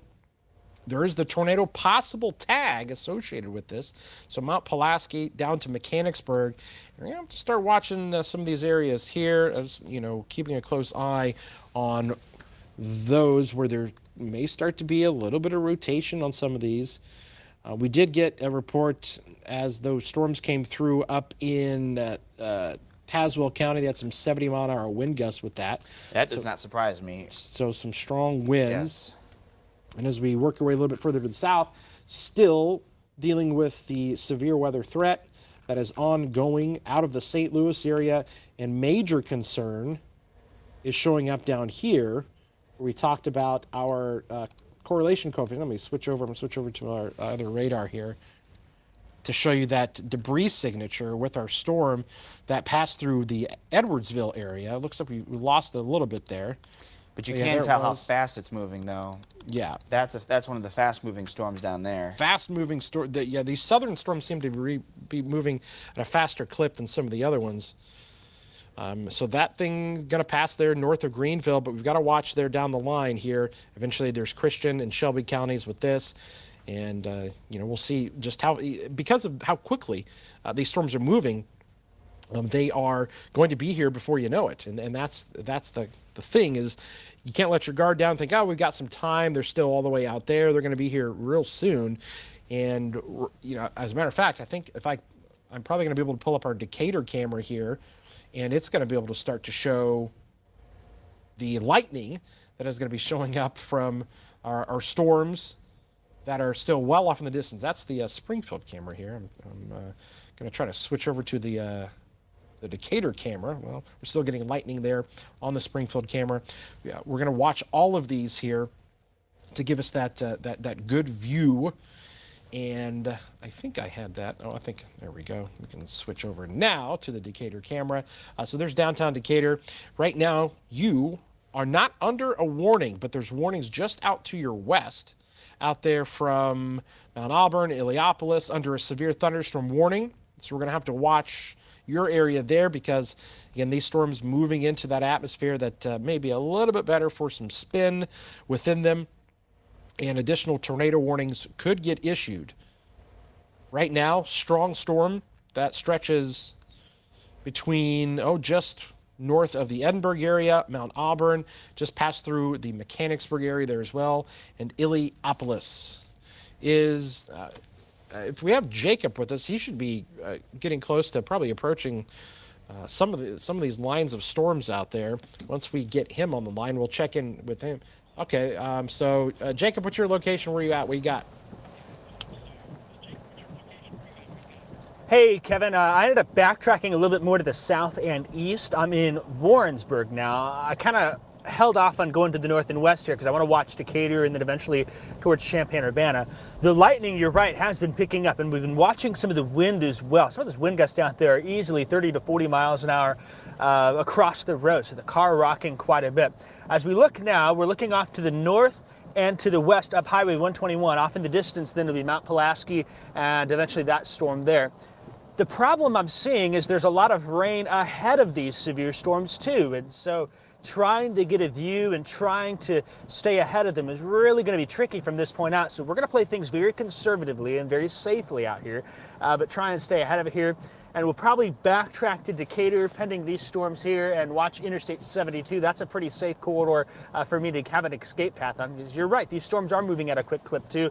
So we're going to keep watching, kind of sit here. If you guys see something or have a recommendation, I'd appreciate some guidance too as we're watching these storms move on through. So far, no damage where I'm at, but the storms are still off to the west, and so we're going to keep watching them and keep you updated here. Live in the Storm Tracker, meteorologist Jacob Dickey. We're in northwestern Macon County. Back to you. All right, so he's going to be there in northwestern Macon County, Warrensburg, watching that line start to come in. Just got a report of a 60-mile-an-hour gust that occurred at the Springfield Airport. They had a 60-mile-an-hour wind that occurred as the storms rolled through there. And we've got a new tornado warning that has just been issued here as well. Jack, what's that new warning down there? Yes, that one's going to be for a confirmed tornado report. In fact, let me just go to that graphic there. We'll kind of go through here. First off, to the north, we have our northern tornado warning for McLean County that goes until 9:15. That remains a radar indicated one.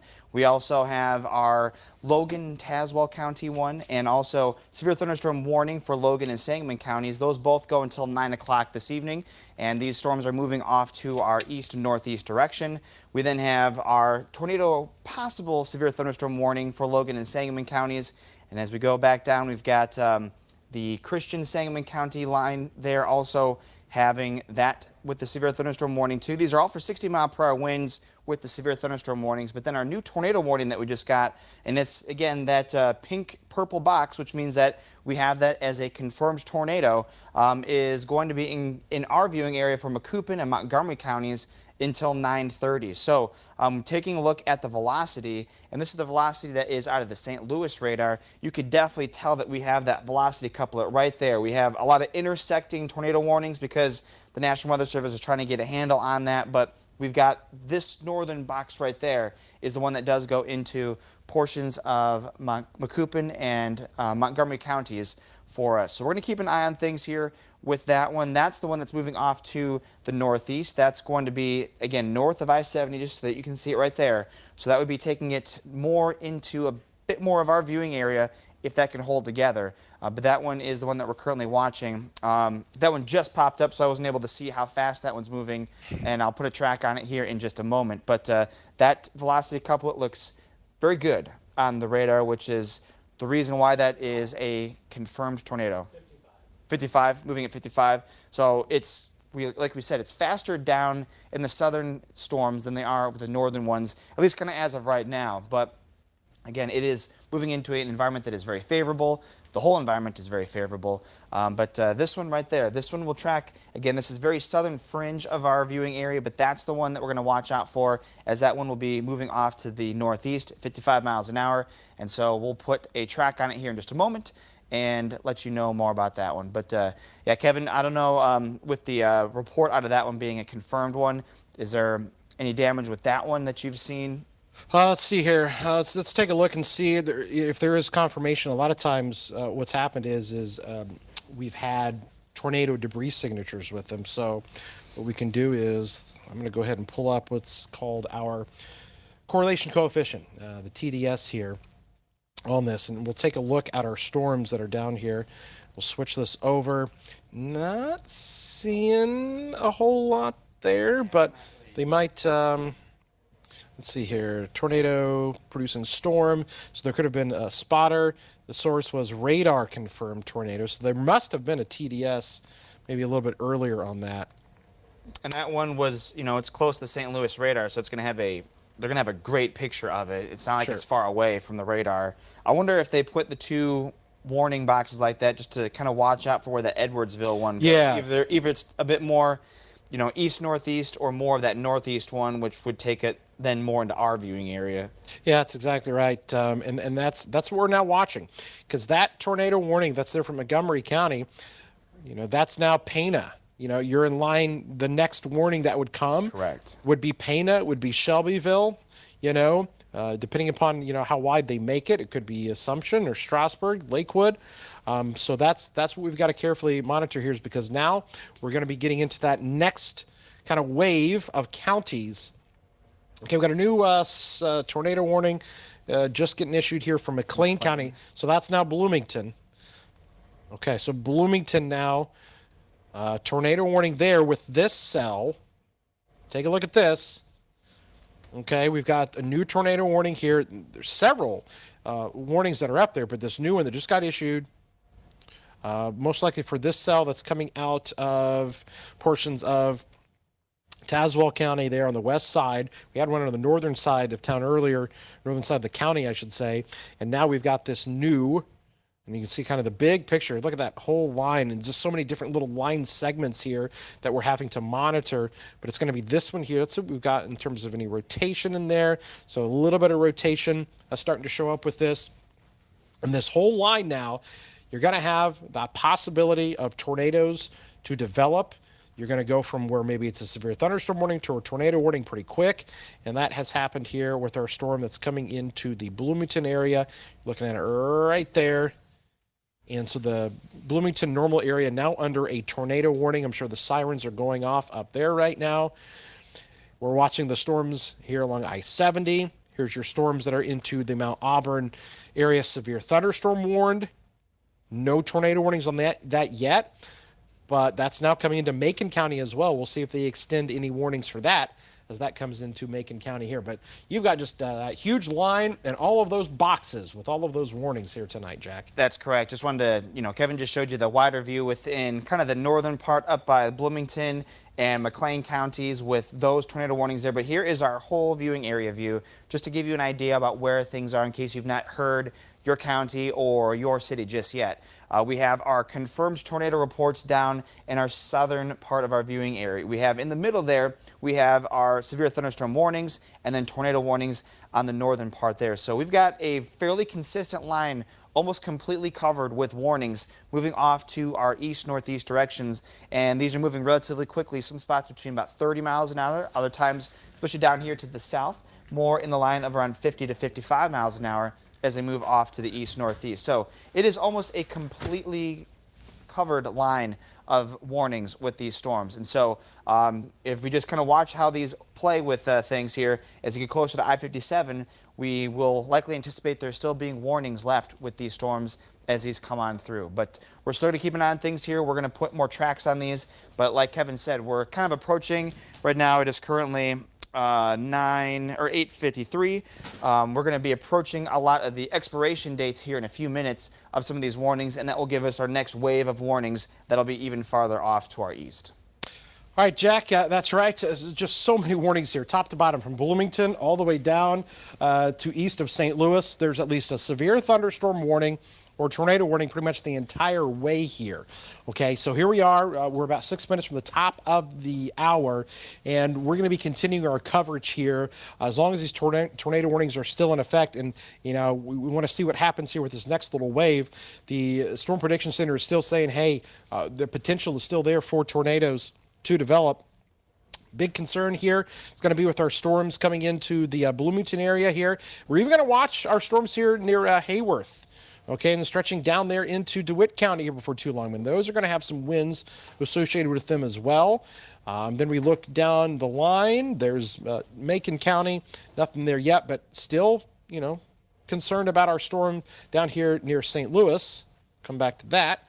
And there it is, east of St. Louis now, well, northeast of St. Louis. We'll just call it up there into now southern portions of Montgomery County. We need to watch and see where it goes because it's going to eventually go into either Fayette, Christian, or Shelby counties, or potentially all three of them, depending upon exactly where that goes. If this continues on its same path to the north and to the east, you're going to be talking about many areas here that are, once again, going to see that potential for severe weather, potential for tornadic development with any of these storms. We've already had confirmed tornadoes, several of them. The purple box around any of these warnings is an indicator that there is a tornado that is occurring here right now. And so here's Decatur, there's Champaign. As you look kind of down the line, I know many of you are saying, okay, what about, here in my neck of the woods, what are we going to get here before too long? Well, we're watching things carefully here because this whole line as it moves in could intensify here over the next hour or so, and we're in that kind of crucial time frame between now and about midnight where any of these storms may have that larger threat looming with them. As we switch back to our other radar view here, you can see all of the warnings that are in effect. Look at all of these warnings. The very intense cell that's down there south of Hillsboro, tornado warning cell there, kind of splitting, the edges there of each warning box. But you can just pretty much cover that whole area. But what we have to watch is where's this line eventually going? Where's this little line segment going to head? And if you just kind of plotted it out here to the north and east, here you are through portions of Shelby County. All right, there's Shelby County. There's Tower Hill. New warning just got put out for that storm that you're on right now. It should be popping up there in a second. Okay. So, yep, there it goes. Until 9:45. Okay, so that's a new, so they basically, they kind of covered the area that we were just talking about that wasn't covered, which makes sense because it was kind of splitting those two warnings. And so now this new red box that you see there is the new warning. So you've got the red and the purple there, and it's kind of confusing. Ignore those colors for now. Just know that if you're anywhere in that red or purple box, you've got that tornado warning that is in effect. But you're talking Ramsey, and then you're talking Shelby County there and Christian County, right? Where basically all those counties come together. There's almost a four corners of counties between Christian and Shelby, and portions of Fayette County down there as well. where all those counties come together is essentially where there is definite rotation. I'm still seeing, I mean, there's some really intense. I'm going to switch over here to the velocity on this, and you're going to see, I mean, there it is right there. And in the we got a new mesoscale discussion, Sure. Which is what we use back here to kind of look at what the National Weather Service and the Storm Prediction Center is thinking.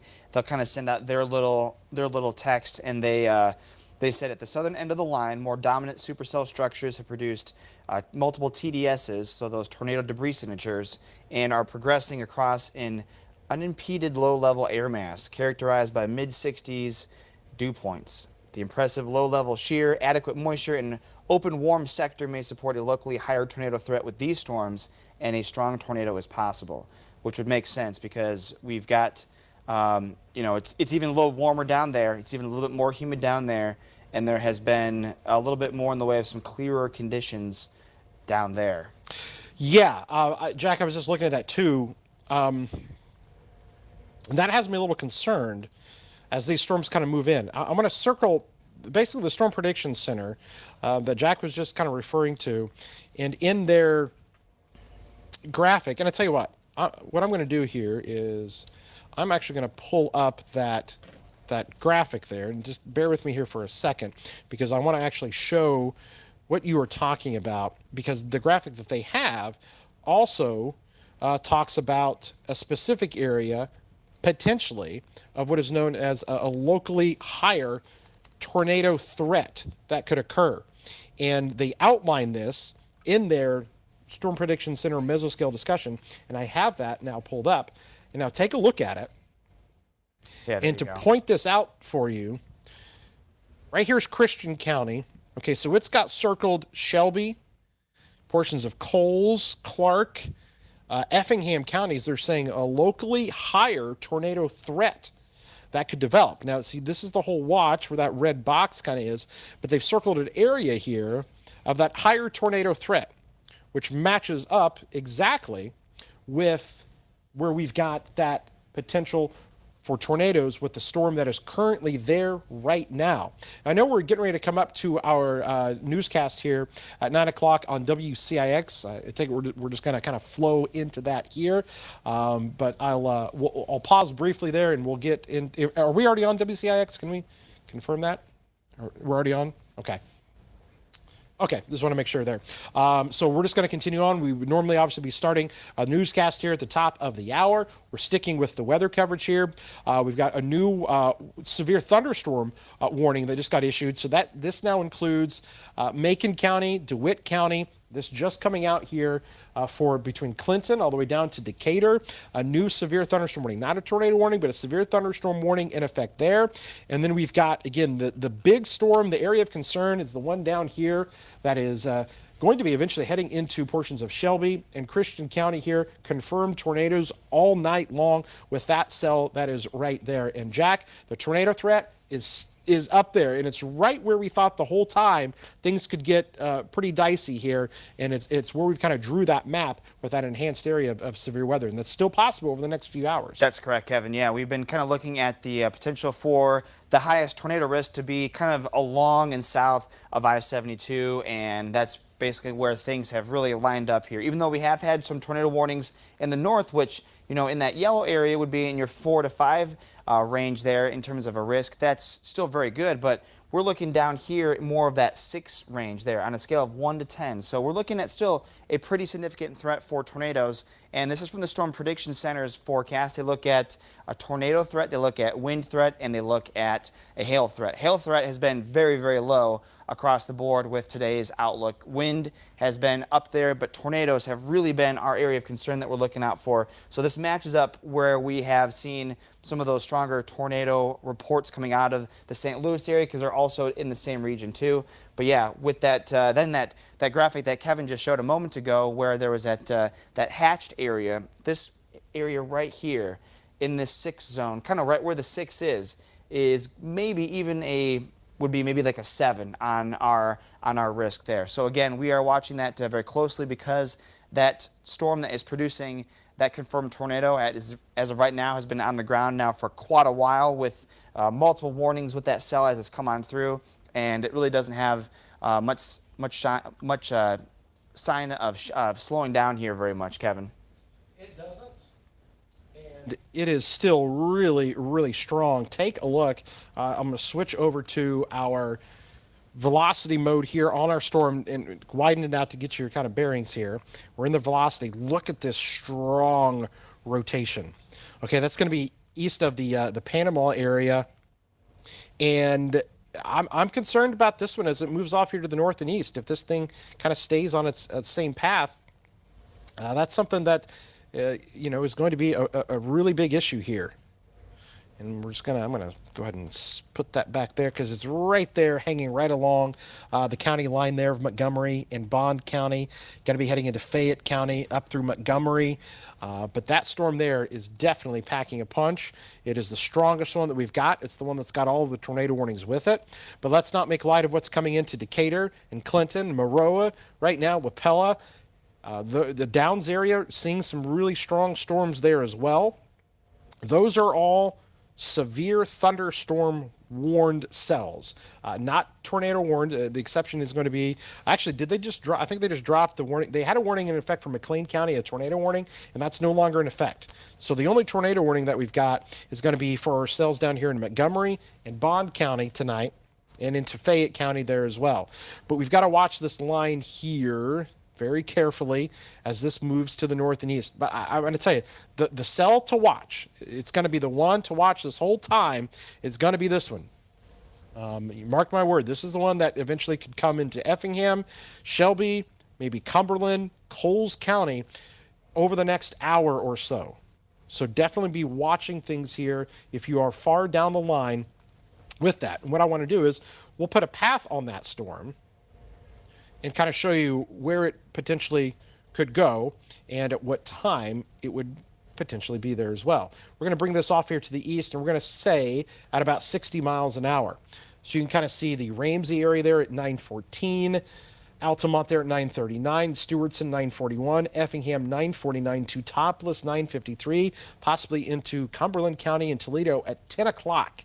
So all the way into Cumberland County here in an hour, that same storm that has been showing signs of rotation, has had confirmed tornadoes with it, and is an area that the Storm Prediction Center has highlighted, indicated, hey, these storms are going to stay strong. They're going to stay at their intensity and possibly even get even stronger, and there should be a high concern if you're down in this area. That's something we definitely need to be paying very close attention to here, Jack, because these storms are going to be moving into that area that is still primed for tornadic development. We've already got it with these cells that have come out of St. Louis. So we're going to watch that area. You can almost just kind of tell from the radar, it's a little bit more intense down there than it is with our storms that are down here in Decatur. But nevertheless, to not let our guard down, because that storm is really the one to watch. And all of these at any point could produce some severe weather. And that's the thing with these lines of storms, is that even if they're not exactly a straight line, they have sometimes little indents, some of those notches. That's going to be enough to maybe produce a brief little spin-up tornado too. But just wanted to bring up the velocity again for our storm that is down to the south, the one that we're watching for in Fayette and Montgomery counties. We always look for the inbound and the outbound winds, the reds and the yellow, or the reds and the greens. And you'll notice that we have them in the couplet, so that's going to be when they're very close to each other like that, touching. That means that the radar is picking up on the spin that it has. Also, some of the brighter colors too indicate that we have some strong winds with that even in of itself. So we've got that. I just checked on our correlation coefficient, our debris tracker. I haven't seen anything with that one just yet, but we'll keep an eye on that one, because this one does have some very good rotation with it, and that signature does look impressive, and that's going to be the one to watch, just because of the fact that it's got really nothing to slow it down. It's in a very warm, very humid environment. It does not touch in the way of any storms ahead of it either. So we're going to be looking out for that one to be the one to keep an eye out for. And I don't know, I saw a flash. There's probably a flash from the Decatur. From here too. We actually have some thunder here at the station, but I just saw a flash of lightning from our Decatur camera in the corner of my eye. But lots of lightning with those storms, especially going into the Decatur area right now. Yeah, there is actually. So there is the Decatur camera, as you can see there, and we'll probably pan that around here a little bit. Let's switch to the radar here real quick while I reposition the camera. Look at all of the lightning strikes there. So if you were near Harristown, if you're in Decatur right now, you're seeing that lightning off to your west. If you're in Forsyth, you're definitely seeing that lightning there off to your west as well. And those lightning strikes are really starting to pile up there. And the reason that we can use that as a tool for us is because it oftentimes can be an indicator of if a storm is strengthening or not, kind of how mature that a storm is. And we are definitely seeing that with our storm tracker Doppler that's showing the lightning there. We're going to start to get some of that heavier rain push into Decatur here before too long here as well. You can see some of those lightning strikes, that camera there on the left. And I do want to say that we've now have that back as a confirmed tornado warning for Montgomery and Montgomery and Fayette counties. Yep. So right over the Coffeen area, moving northeast at 60 miles an hour. So that is now back to being confirmed after what was radar indicated for a time there.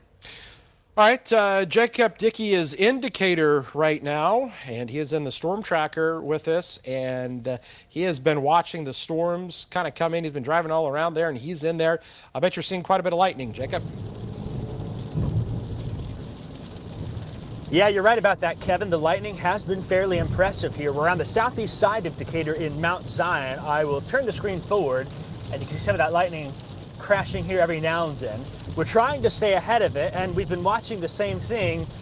There's a lot of rain up here in these storms to the north, so we're heading to the south. I'll be about 25 minutes away from Sullivan. We're going to try and make our way to Mattoon, Charleston, and catch that one supercell thunderstorm out. The rain has been pretty impressive. It's coming down at a moderate pace, and that's leaving some ponding of water on the roadways. So that's important to note. We're going to be safe and take our time getting there. We're going to try and get some reports too and keep you updated in the field here from the Decatur area. So I'm about 5 miles from Dalton City, only 34 miles from Mattoon, Charleston, and that's going to get us then to the south and 57 to see what we can find rapidly east. So wanted to have that update for you here. They do have that severe thunderstorm warning for this storm, but it seems like the storm of the day, as you've been mentioning, is going to be further to the south, and that's where we're heading. We kind of hesitated because we were watching that storm as well come out of Edwardsville in St. Louis Metro. And so that's been the decision we've made, is to move to the south and east towards Moultrie, Coles, Cumberland County. Live exiting Mount Zion, I'm meteorologist Jacob Dickey. We'll send it back to you. All right, thanks a lot, Jacob. So he, again, is there southeast of Decatur. So here's Mount Zion. And so he's going to try to probably make his way, down through Sullivan and probably head down towards Mattoon into the Coles County area. And then what he's probably setting himself up for is this cell that's back here. Okay, so he's getting in position for what this cell could be, and that lines up kind of with what the Storm Prediction Center was saying was, hey, listen, guys, pay attention to down here into, say, Coles County, into Cumberland County, Shelby County, Effingham County, because this cell here has been the one that has been consistently producing a tornado with it. Still is. Watch this. We'll switch over to the velocity. Look at that. A very intense rotation. And that's going to be coming into the Fillmore area here in the next few minutes. See if we got any debris. Possibly a little bit in there. But that storm there is definitely showing rotation. Then you're talking Ramsey. You're talking Hanson. You're talking then getting into portions of Shelby County. We got to watch that carefully. In Shelby, Effingham, Coles, and Cumberland County area down the line. A very serious situation could be developing if this storm, and here's what we look for with whether or not these storms can maintain themselves. And here's what I'll show you is when we look at this on the radar, we don't have anything else down here robbing, stealing away the moisture, stealing away the energy. It's kind of on the southern end. The term we use is the tail end Charlie here on the south side of the line. It has it's got all the resources that it needs. Okay, it's going to pull from that warm, moist air. It's going to pull from that instability that is being created tonight with those winds, and it is going to be unimpeded and allow it to strengthen as it moves off here to the north and east. And that's why it's been able to sustain itself for so long out of Missouri into St. Louis here. And so now we have to watch Effingham, Shelby counties, northern portions there of Montgomery County there, and heading towards Cumberland County. This storm is the one we have to keep an eye on. And they just issued a new warning there, and I believe it has a tornado Possible tag. Is that right, Jack? Yeah, I'm going to get to that one here in just a moment. What I did want to show you first, though, before we go down to that new warning, is the velocity into Decatur currently. What you're probably going to be noticing is that we have our velocity, which is looping currently, and it's going to be looping over the past 2 hours. And what you'll notice here is, as it comes into the Decatur area, you have a arcing look with that line there, that kind of gray line that separates the greens from the reds. That arcing segment is most likely some very strong winds that are being pushed out of the storm. And so that's why the National Weather Service has now issued that warning. Again, it's been out for a little bit, but what we want to point out is that there's probably a very large rush of air coming out ahead of that storm, and it might actually be right into the Decatur area or just on kind of the western side there. Within the next moment or so, it'll probably be pushing through more of downtown Decatur. So we're looking at some strong winds to be moving through there. With our new severe thunderstorm warning that we got for Christian, Macon, Moultrie, and Shelby counties that goes until 10:15 tonight, it's got winds of 60 miles per hour. But again, the interesting thing about that one is that it has the tornado possible tag with that one. And the reason why is that although this is not exactly as impressive with rotation as what it looks like with the confirmed tornado report, that's the warning just down to the south, you don't have as much of the greens and the reds touching each other. You do, though, have differences in colors there in terms of the greens and some of the lighter greens. And what that will sometimes show is that there could be a brief spin up there. So it's not exactly the best rotation. You've got some of the teal color there showing that we've got some strong winds, with the darker greens showing slightly weaker winds, mainly out of the same direction, but it might be enough to produce a brief spin-up tornado. So this may not look textbook here, but that's the reason why that they have issued a tornado possible tag with this severe thunderstorm warning. Regardless, though, it's going to have some strong winds with it, up to around 60 miles an hour. All right, Jack, here we have got, again, the storms that we're watching that are of major concern here. We've got the overall big picture there with that huge severe thunderstorm warning. I mean, they threw it out there. It's covering, all of Moultrie, Shelby counties there. And what will happen is then they'll get specific with the tornado warning, with the area of highest concern for a tornado.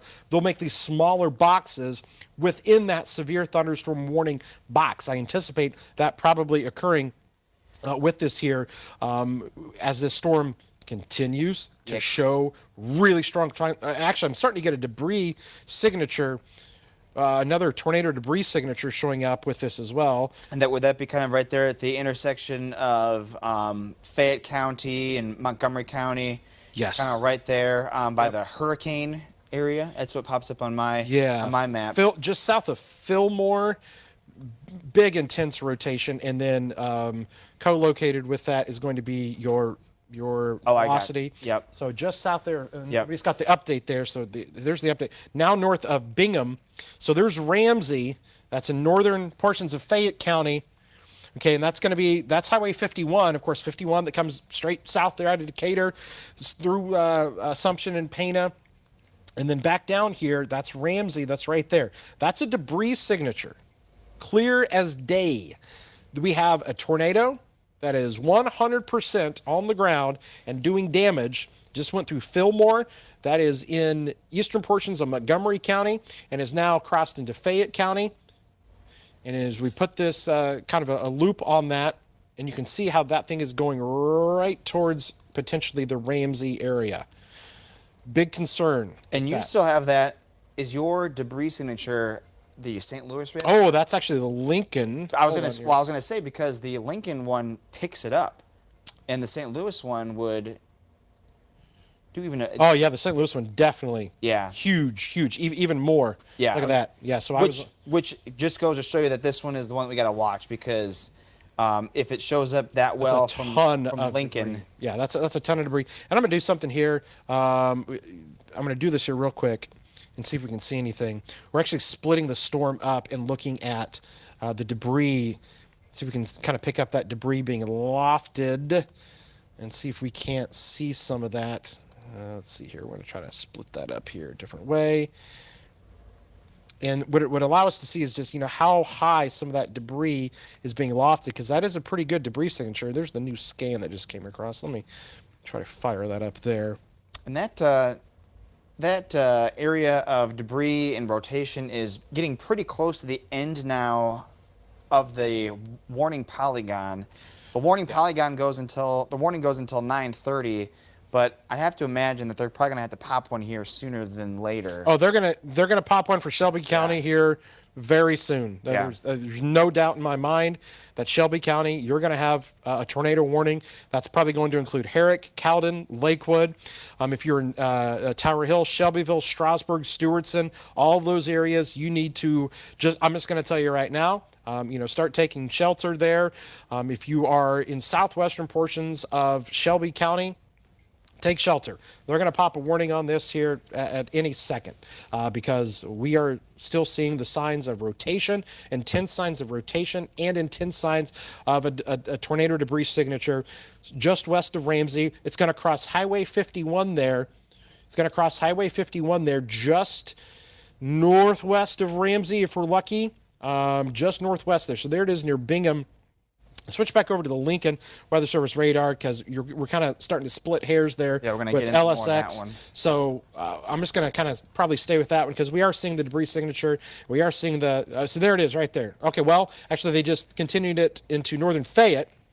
We'll see here. So they're gonna keep this thing probably coming really close to Ramsey and then eventually towards Herrick there. So. Looks like it may be trying to turn a little bit more to the right, maybe a little bit. Yeah. You're right. Possibly turning to the right a little bit. And if that's the case, that usually is a sign of strengthening when it comes to storm development, because turning right helps it to get even more of the proper direction of spin to get it to go stronger. Yeah, so that is a very dangerous situation right now. Let me just see. I'm going to pull up the two panels here because I need to be able to kind of match them up everything, because the data, these things are coming in so quick. So we're trying to match up, where we've got some of the rotation, where we've got the debris signature there. But that thing is going to be really close to Ramsey now, where we've got that. And a lot of these storms and these tornadoes potentially are going to be rain wrapped, difficult to see. It's obviously nighttime.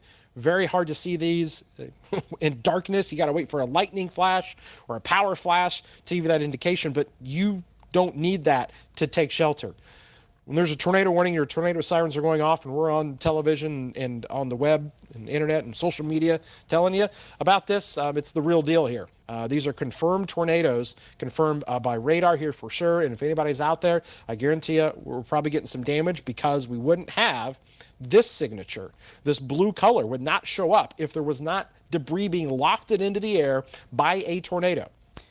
That's just how the radar works. And what's interesting, though, is that behind me, we've got a kind of wider view of the debris tracker. And what we have is, there it is down there, and I've zoomed it out there just to kind of show you that there's also what we call a fallout in terms of the radar image. So I have the St. Louis one shown there just as an example because it's still, right now, like Kevin was saying, we're kind of splitting hairs between which radar to use right now. It's eventually going to be the Lincoln one that we use. But out of St. Louis, the radar beam hits the debris in the sky, and then it causes it to essentially die down. There's that line right there. So that just shows you that we have it drop down after the radar comes and hits some of that debris.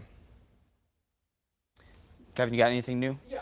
Yeah. I was just talking to Jacob. We were Okay. pointing him to where to go, and I think he's and if he's listening there, if we haven't passed it along, Strasburg, the Stewartson area, we're going to probably start to send him down there because that storm, that is here at Ramsey, this thing is going to, depending upon if it takes a right turn or not, eventually come into maybe southeastern portions of Shelby County. And so I think we're going to have Jacob kind of make a turn if he was in Sullivan, possibly head south there on that 32. I don't know if he's passed that already or not, but he can make his way down there because this storm, this has had consistent, strong rotation with it.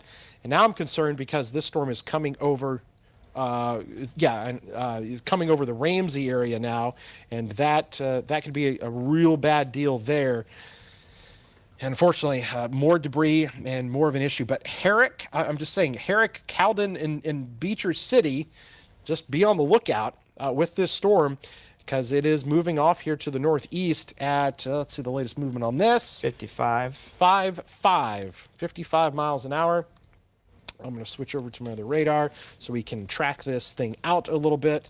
Let's take you back down here. Again, the tornado, that whole orange boxed area.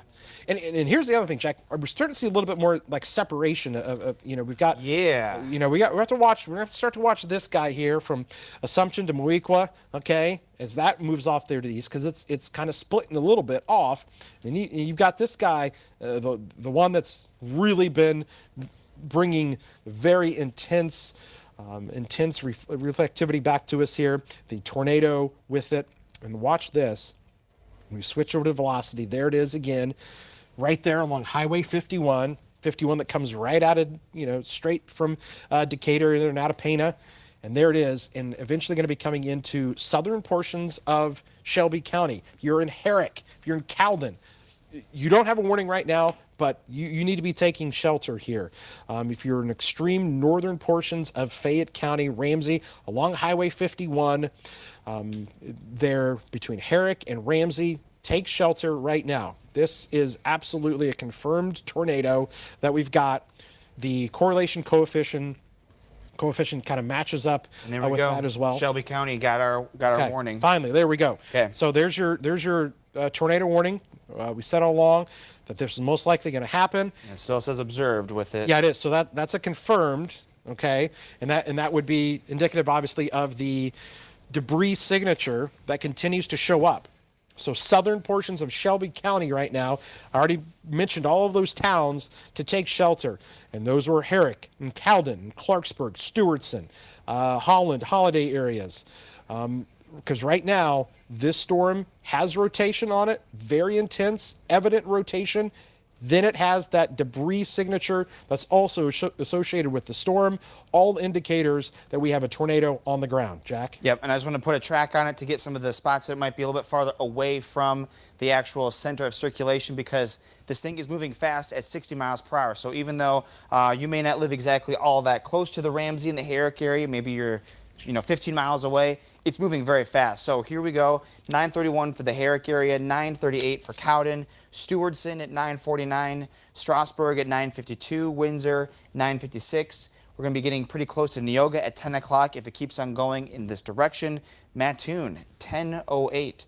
We've got Greenup 10:13, Charleston 10:17, and Casey at 10:23. Again, that's if the storm keeps on moving to the northeast like it is at 60 miles per hour. But again, if you're in the Ramsey area and the Herrick area, that's an immediate concern right now because that is spinning right over the Ramsey area right now. But again, if you live within the warning area, want to make sure that you are in your safe spot. And even if you live within or close by the spots that I just called off too, essentially going from the Herrick area at 9:31 within the next few minutes to Casey at 10:23, just be on the lookout because this thing is moving fast, and so we're likely going to have more warnings go along with that as this storm continues to move off to the northeast should it continue to hold on. But like Kevin had showed, we don't have anything to the south of here, so there's nothing that's going to slow this storm down. There's nothing that's going to really cause it to weaken. It may cycle a couple times, but there's really it's got great ingredients to work with, Kevin. Jack, I'm really concerned about the Herrick area here. Yeah. I'm really concerned. The rotation there is right there between Ramsey and Herrick. It just crossed 51. And so I'm going to zoom right down in on that, okay? And you can see, so there's Herrick. The rotation is going to be just to your south and west, okay? Just to your south and west. That if you are in Herrick, right now, take shelter. This is the real deal. There is a tornado. It is currently lofting debris.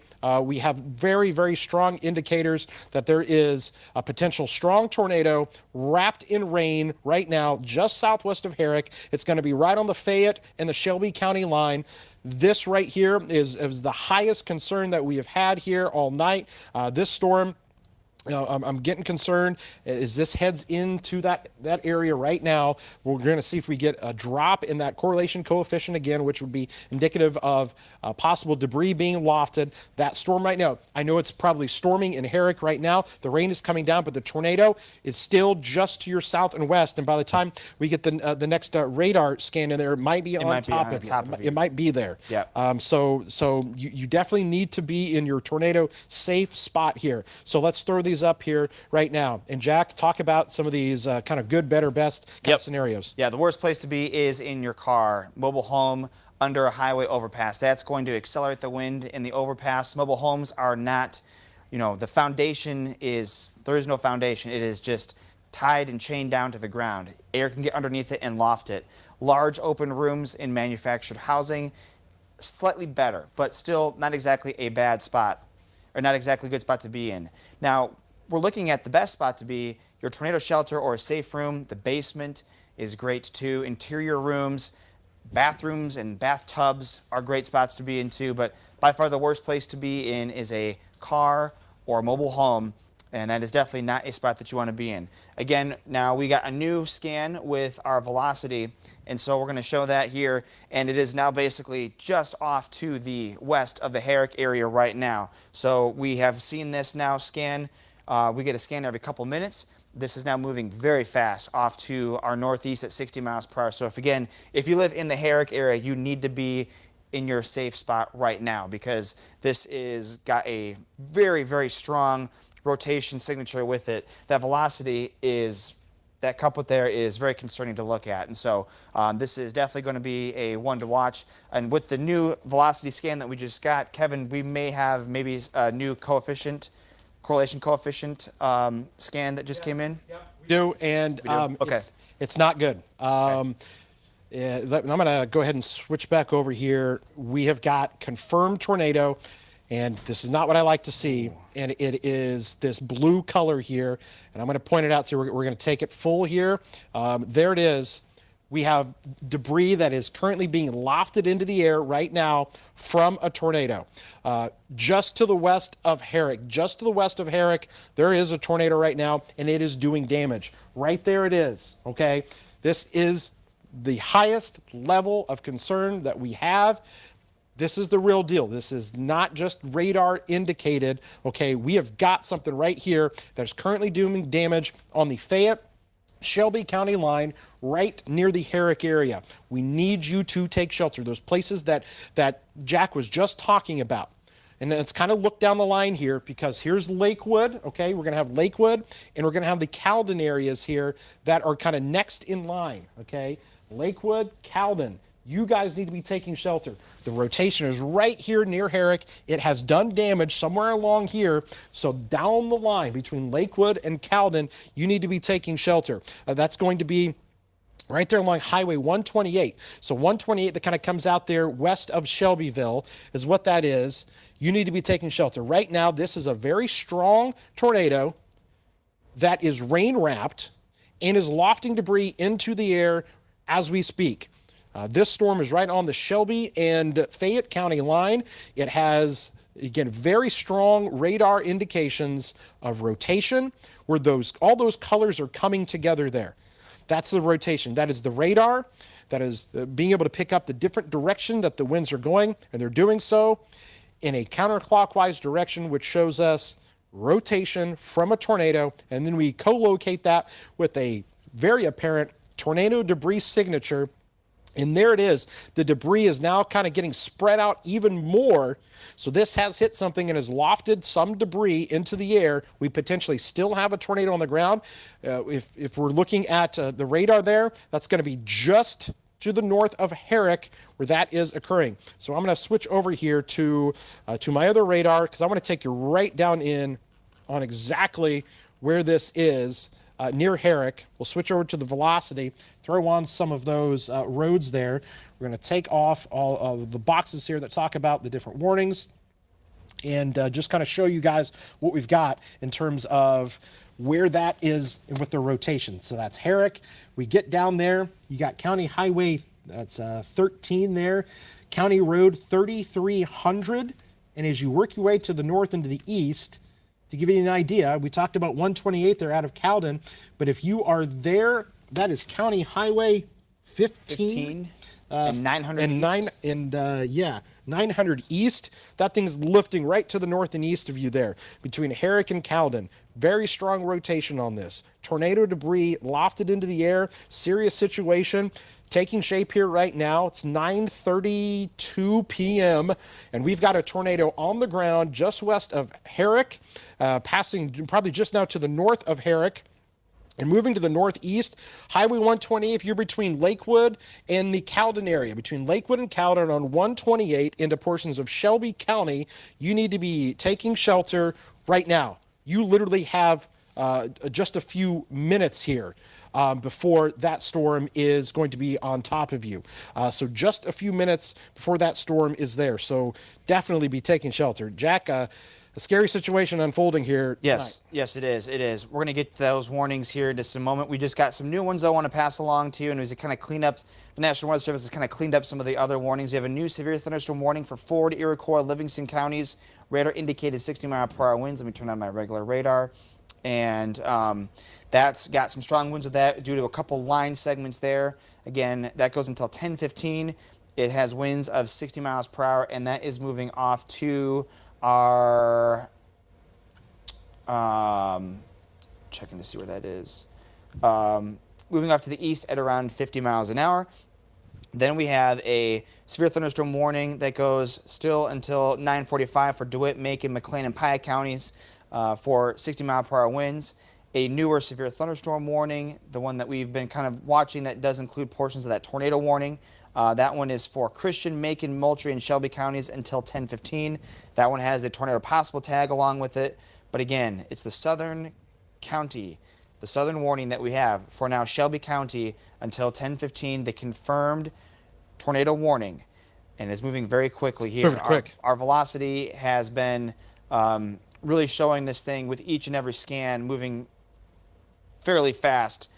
With each scan moving multiple miles. I mean, it's got warnings for 60 miles an hour. We just got the new update with our velocity there, and it's still there. It's just west of Cowden, east of Herrick, west of Cowden, south of Lakewood. Yep. Got to be crossing 128 in the next few minutes. If it hasn't already, it is literally right there.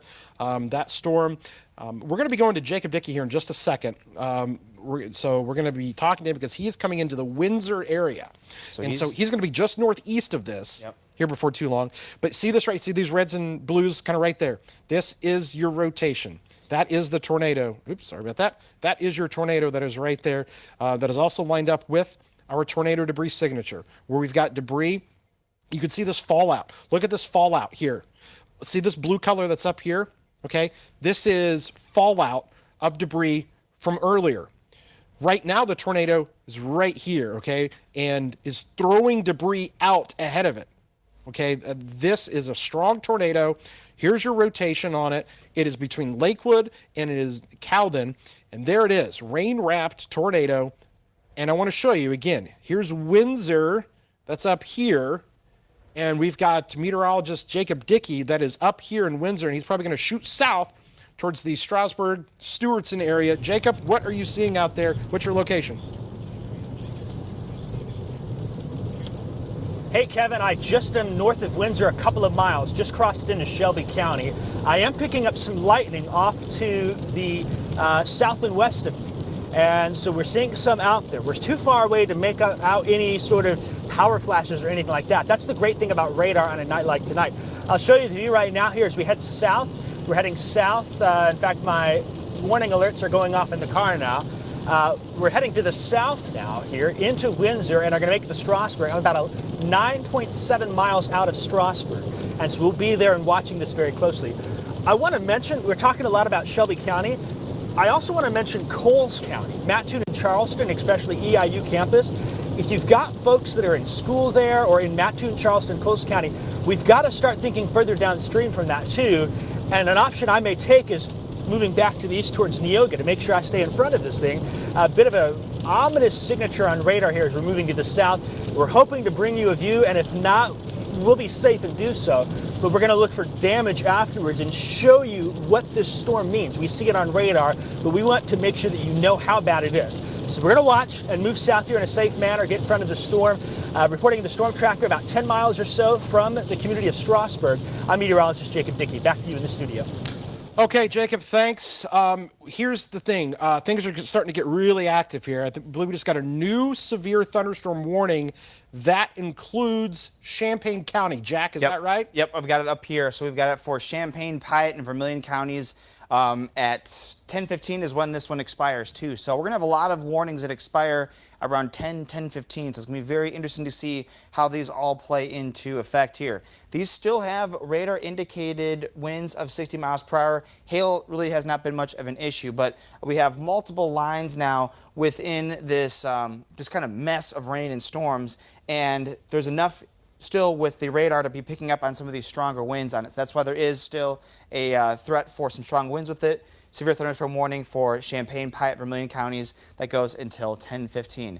We won't forget about you guys, but definitely we are keeping more of a closer eye out on that southern storm with the tornado warning because the velocity still looks good with that one. But again, some strong winds will be expected essentially along and north of I-74 for many locations right now.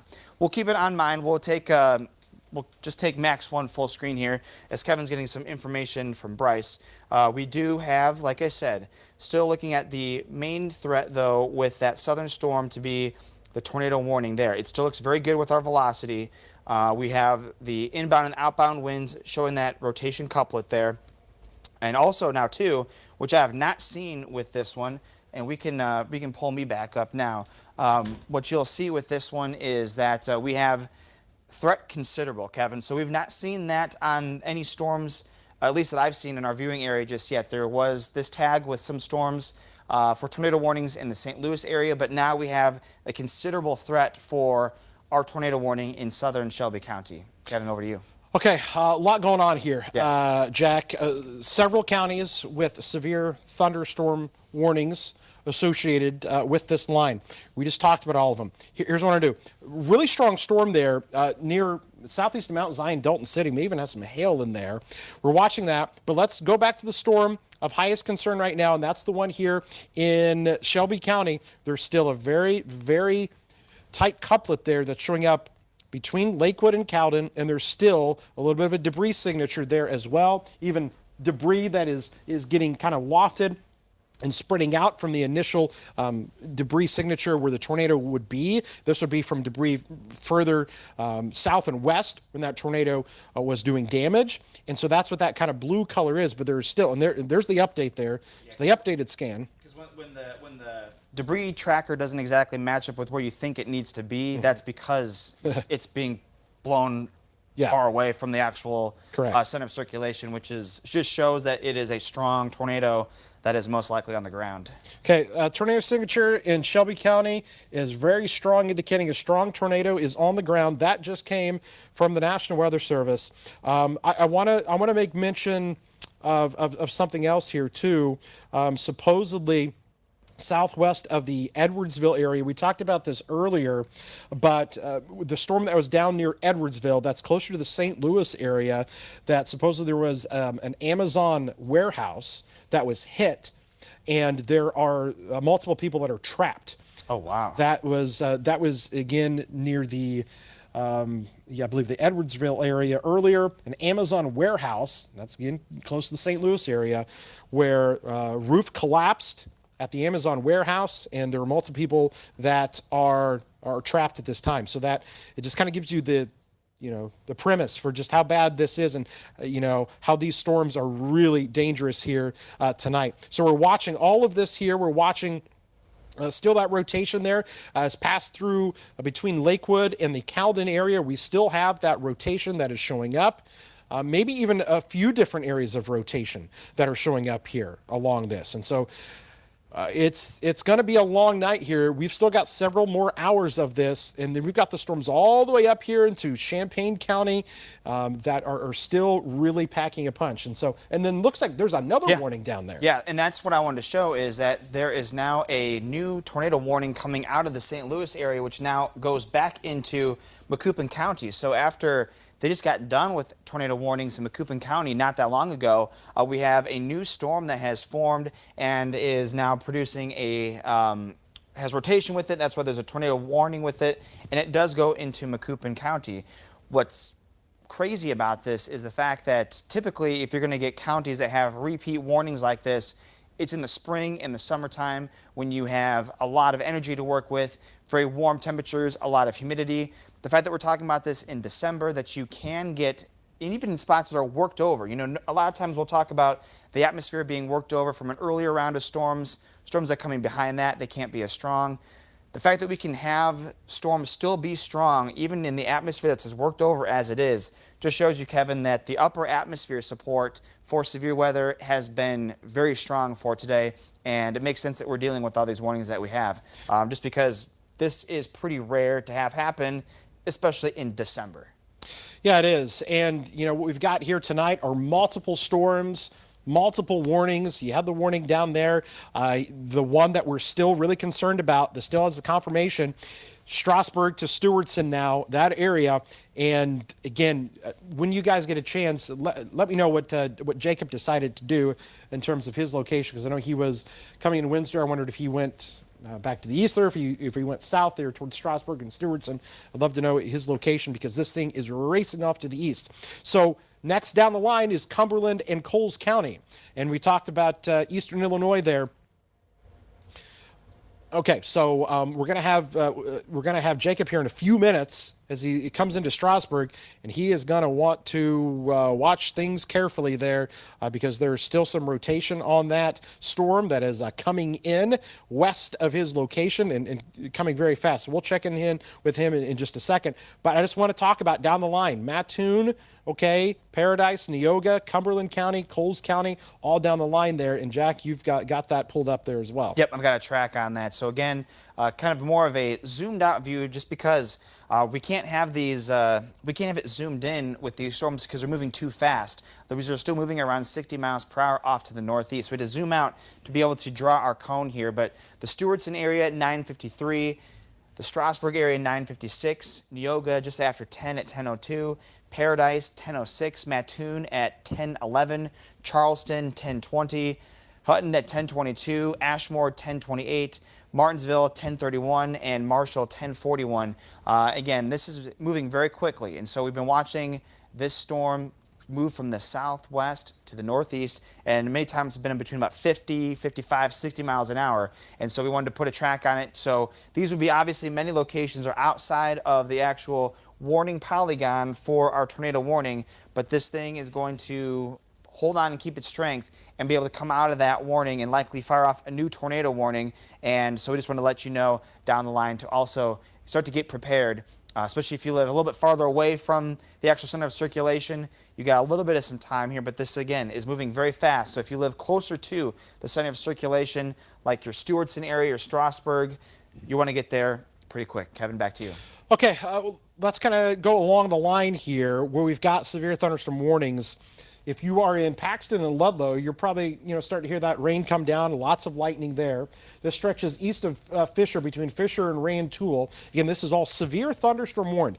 Damaging straight line winds a possibility with this.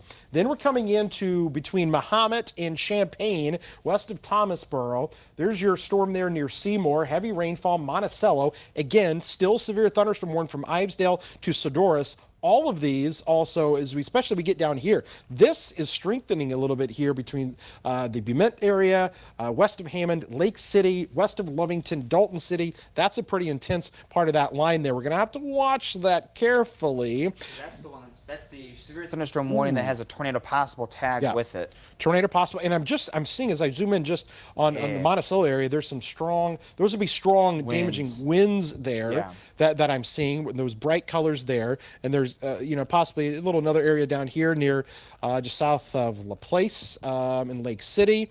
And then as we kind of continue down the line, we'll come back down to where we've got the tornado warning in effect. We still got a little something there. It's obviously not as strong as what it once was. And they did take away the observed tag with it, so it's radar indicated now. Okay. But Kevin, or it looks like Jacob was kind of waving around. Okay. I think Jacob is just coming into the Strasburg area. Now, that storm's right on top of you, Jacob. What do you got? Yeah, hey, I wanted to tell you real quick, we're just passing through Strasburg, a reference point now. We're at Clarksburg Road. I'm going to turn to the right here. That's going to give us a west view. The rain now starting to come down. Also, about halfway between Strasburg and Stewartson is Stu Strauch High School. And there's a reference point, too, as far as letting folks know where this storm is. I got a car turning in front of me here. As I flip this around now, you're going to be looking off to the west, straight into the storm. There's a very stiff south and east wind right now, so they're a little concerning seeing that as well here with the storm bearing down on us now. The rain starting to come down, getting a little bit intense here. Driving through town, Strasburg, not very many folks out. Not very many folks out really in this area, which is a good thing. They should be sheltering now with this storm, a history of producing potentially significant tornadoes all the way back by St. Louis. We're going to sit here for a few seconds. I'm going to get my bearing and radar. Lots of lightning. We've got this recording also. We're going to leave this shot up. I'm probably going to bail south here a little bit down towards the high school. Yeah, how close so if y'all can help me Jacob, understand a little bit more to what you're seeing, I'm listening in. Yeah, give me your exact location again there. Yeah. I'm on Clarksburg Road and 32, 2 miles south of Strasburg. Okay, 2 miles south of Strasburg. Okay, so it looks like the rotation with that is going to be just northwest of Strasburg. Just northwest of Strasburg is what we're looking at there. And so that if you're just south of Strasburg, that thing looks like the rotation is actually going to be coming into the Windsor area here before too long. And so it's probably just north of you now. That rotation is now right on 16 and 32, where you just literally would have came from. So there's Windsor, there's Strasburg. Jacob is right down here. I think it's going to be just north of you. And so you might peel back to the north there and see if you catch anything, because this thing seemingly is wanting to make its way along Highway 16 and head towards Gaze and eventually Mattoon possibly, as where some of that rotation is. Yeah, if you can hear me, I don't know if you're able to hear me or not. The wind is solidly blowing out of the south now here, so I know that rotation is going to be by north, and so we're going to watch it and keep you updated on that. I'm going to zip back north here in 32 into town, so I'd keep an eye on that shot, and we'll see what happens here in the next couple of minutes. Okay, we're going to keep an eye on his shot there, guys. You can see a lot of lightning there where he is. He is just south of Strasburg, but he's going to head back north there on 32 and meet up there with 16 where that rotation is. Again, we can see it right here. Okay, that's the rotation. That's going to be right there at 16 and 32, southwest of Windsor. Okay, It's heading more in a northeast east direction. That's correct. You know, so it's not more of that. Well, it's always was moving northeast. It seems like it's turning a bit harder to the northeast, which also usually is good in terms of it weakening, and that's probably why the velocity signature doesn't look as impressive anymore. Let's watch it. We'll just back this up just to kind of show you what the velocity signature looked like earlier. I mean, that's what it was near Herrick. Look at those purples and those reds and those blues that were right there. We'll step it forward.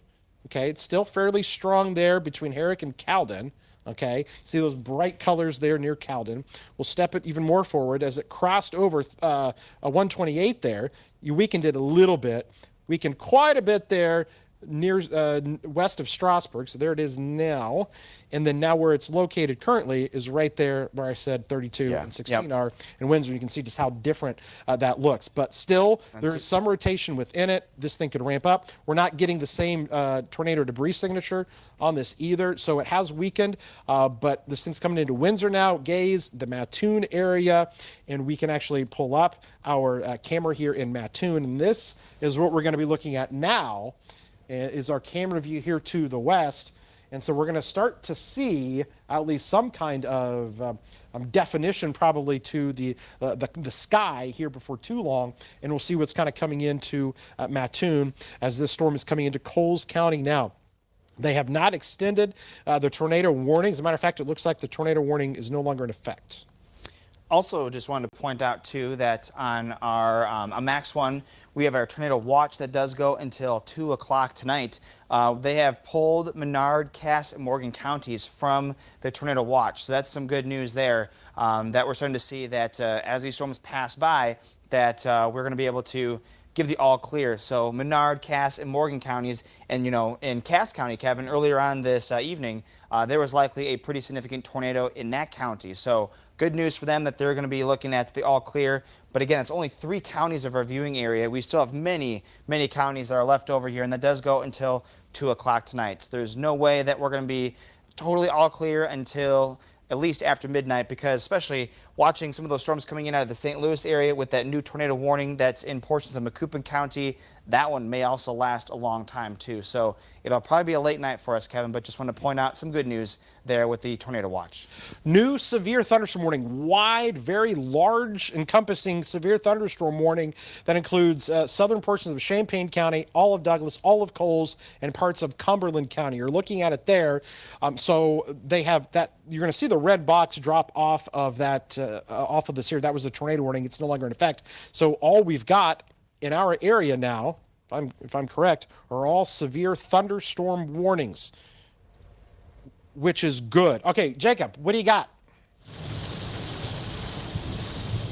Hey, Kevin, wanted to let you know I'm in the rear flank downdraft here. Those winds wrapping around that area of circulation. It looks like it's getting going again close to Windsor. We were in Strasburg, and there were some limbs coming down. Still have power on, but for a little bit, I had some gusts there, 50 to 60 miles an hour here. I don't think this storm is done, and I'm particularly concerned for Mattoon and Charleston. We're going to zip back north to Windsor and start sliding to the east behind it here and see what we follow. You said the warning was dropped, I think. I'm not sure this storm is done based on what I'm seeing with that rear flank downdraft. Back to you guys. All right, yeah, Jacob, eyes on the storm. He's in the perfect location. He's right there on it because he's between Strasburg and Windsor now. Okay, so he's right there, going to be coming onto 16, and then he'll find his way along 16 there between Windsor and Gaze. Then eventually, so there's Mattoon. Okay, so he's going to be right there on that and let us know kind of what he's seeing as we look at the velocity on this. There's still a little something there. Yeah, I'll tell you. And it was a strong storm for it, so it to have totally just dropped off velocity-wise is going to be pretty hard to do. But yeah, like he said, he's in the rear flank downdraft. It's still got strength, and it even if it kind of lines out a little bit more, doesn't necessarily mean that we can't see a new tornado warning pop back up again at some point from that one. Okay, just up here, because I know some people are watching us here in Rantoul and Ludlow and Thomasboro, into Champaign. They're pretty good little storm that's coming into town here right now. It's a severe thunderstorm, winds of 60 miles an hour. Jacob, what do you got? I'm looking here to the north and east towards Windsor. I saw a flash close to the ground. I'm going to turn the camera a little bit to the east, a little bit more in that direction. Something did not look like lightning. It looked more like a power flash. And as I'm looking at radar between Windsor and Gaze, it looks like we've got a signature coming together there. I think this is going to be coming down now towards Mattoon. So we're going to hurry and follow up on this here. Heads up, Mattoon. Yep. Heads up, Gaze. Heads up, Gaze, Mattoon right now. Strong radar signature of a tornado that's developing here. I'm gonna switch over here to my other. I'm telling you, they're gonna pop a warning on this here before too long. There's another strong signature right there. Here it is. We're seeing it right there between Windsor and Gaze. That right there, Gaze. You need to be in your shelter right now. You've got. I'm not even kidding. You probably have a minute. There's a tornado, most likely, according to the radar here, there is a tornado between Windsor and Gaze along Highway 16 right now. That is a very strong indicator of a tornado. That is, I think they're probably going to pop this at any second. A new tornado warning has got to come out. They've got to issue this. Let's see here. And it just shows you, that was just one scan. So after Okay, a few scans of weakening, here we now go. strengthened. There we go. We got it. New tornado warning there. A tornado warning for Coles, Douglas, and Moultrie County.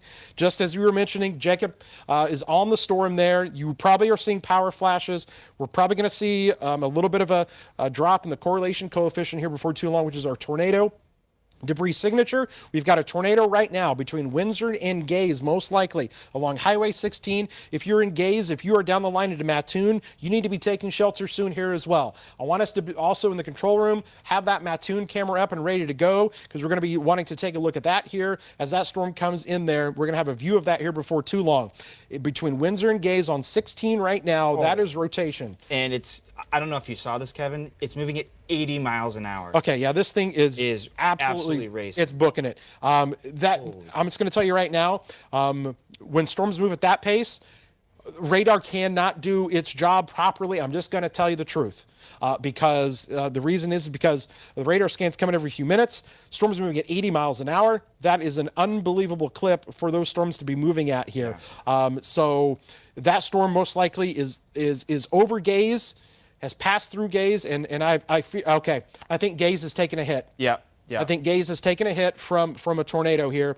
I'm getting, you can see it right here, the correlation coefficient. And there's Jacob. Jacob, I think Gaze has taken a hit from a tornado. Go ahead, Jacob.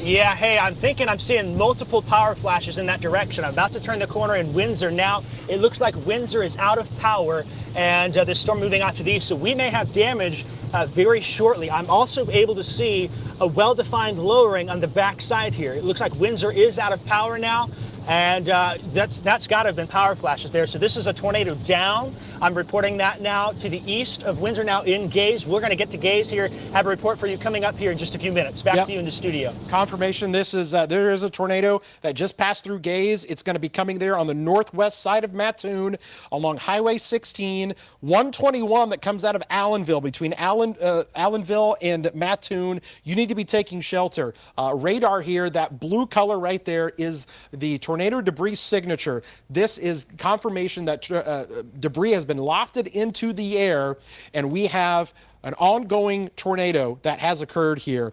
We take a look at the velocity on this. And again, this was even just a couple of minutes ago. So this is going to be north and east there, probably along 121. You need to be taking shelter right now. This is a very dangerous storm that has developed very rapidly here and has lofted debris into the air. We're going to be watching our camera view coming up here in just a moment in Mattoon, because we're going to have a view of the storm as it comes in. But this is of highest concern right now. Tornado warning in effect for portions of Coles, Douglas, and Moultrie County. The Gaze area, according to what we can see on radar, has 100% taken a hit from a tornado there, and probably just southwest of that along Highway 16 as we're seeing that debris get lofted. We'll see if this gets stronger or not, but there is definitely that continued velocity. Again, because of how fast this storm is moving at 80 miles per hour, the next radar scan, this thing is going to be possibly all the way across Highway 121 here before too long, and north and west of Mattoon. We're seeing the lightning kind of pick up there on the left side of your screen as our camera there. Jacob had just passed through Windsor. He's probably going to be coming upon potentially some of that damage here before too long. But if you are in the Mattoon area, that area right now under a tornado warning, just kind of including everybody there from Humboldt, just northwest of Charleston there, that whole area, we are definitely concerned for a tornado, and we're just waiting for that next scan to come in here to see exactly where that little scan puts this. But look at that. Okay, look at that huge tornado debris signature now. There's a ton of debris that's been lofted into the air now. This is going to be northeast of Gaze. I still think we have a tornado that is ongoing. So there it is. It's going to be just northwest of Mattoon by a few miles, and this is moving to the north and east. It's now at 75 miles an hour. We've got it as a confirmed tornado, which makes sense. We call it that before they pop that, but it's going to be hard. It's going to be getting into the Mattoon area, just to the north of Mattoon here. We're thinking within the next 5 minutes or so, if not even already there, just because of the fact that. Okay. Yep. Let's take the Mattoon camera here if we can. Take the Mattoon camera here. You look at these bands of rain here as that storm is really packing a punch there. Coming into Mattoon, you can see just the sheets of rain coming across the rain bands there. Look at that through the air there. You can see how fast those winds are coming in on the west side. We've got that storm coming in there northwest of Mattoon. Strong winds. You should be in your shelter. And Jacob Dickey, you're coming into the Gaze area right now. What do you got? Hey, I've been seeing more power flashes to the north and east here. We're looking east now on Highway 16, a few miles from Gaze. This is a big one, folks. You've got to take this seriously. North of Mattoon, the expressway, that new industrial expressway they built, this is heading towards the factory complexes up there. Really, Mattoon, Charleston also. On the west side, there's more power flashes in front of me.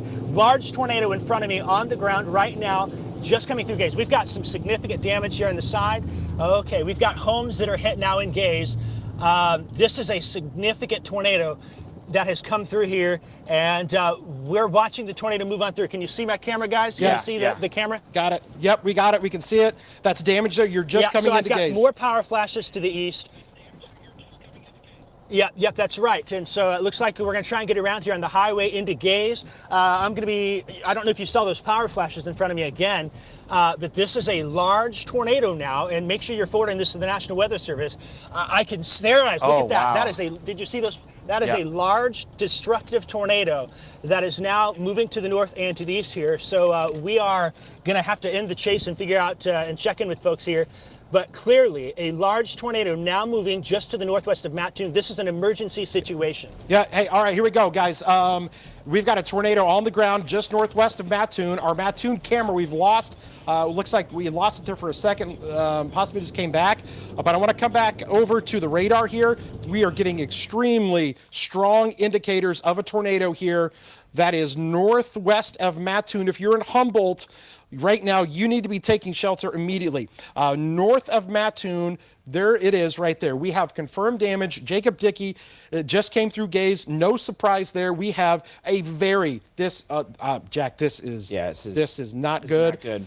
This right here, this tornado debris signature, this blue color you see here, it's big, is very large. I think Gaze possibly took a direct hit from this, and it is now still on the ground.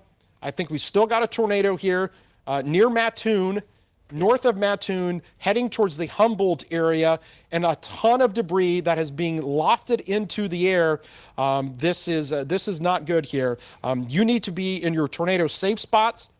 If you are in Coles County right now, let's just say anywhere, I'm telling you, along Highway 45, and that's the thing too, this thing is going to cross 45 in the next few minutes. It's going to cross 57 in the next few minutes here as well. It's moving at such a fast clip that you have to go now. This is imperative for you to go to your safe spot here. Jack, you got a bunch of towns here. Yep, a bunch of towns. Potentially coming up. Yep, and again, because of how fast this thing is moving, we have to zoom out, so it might be a bit more to the northeast than what this cone is showing, but still, if you live anywhere near these areas, I'm going to be calling out here. Definitely go into your safe spot. Mattoon, right now, you know that we've been saying your name for quite a while now. Charleston, just in a few minutes at 10:10. Ashmore, 10:17. Maybe even Paris, 10:31. Now, these are picking up on some of the bigger locations that are going to show up here, some of the bigger population centers. So if you live nearby some of these and your name and your spot has not been called out, you still want to make sure that you take shelter because it's going to be picking up on some of the larger population areas. Chrisman, 1036, Clinton, 1143, back in over in maybe even looking into Danville at 1048. So Kevin, we are looking at this to be moving very fast. Still, last check, 75 mile per hour northeasterly track. Okay. We've still got an ongoing tornado here, okay? I want to take you here. Look at all of this blue color here, okay? Right here in Mattoon, north of Mattoon. This is debris that's being lofted into the air where we've still probably got a tornado here. And if we can come on camera here, I just want to kind of show this here. Again, down here is Gaze, where that storm just came through, the tornado. All of this debris, a tornado debris signature now showing up north of Mattoon. Humboldt is up here, okay? You've got 45 right here. Here's I-57 that's right here, okay? And so we're talking about an area, highly populated areas through here where there's a ton of, I bet there's debris that could be raining down here right now. Jacob Dickey, who was in Gaze, and I think he's there now, is telling us that there is major damage in the Gaze area there on the north side. We've got his shot up there, and now Jacob, wow, look at that. What are you seeing, Jacob?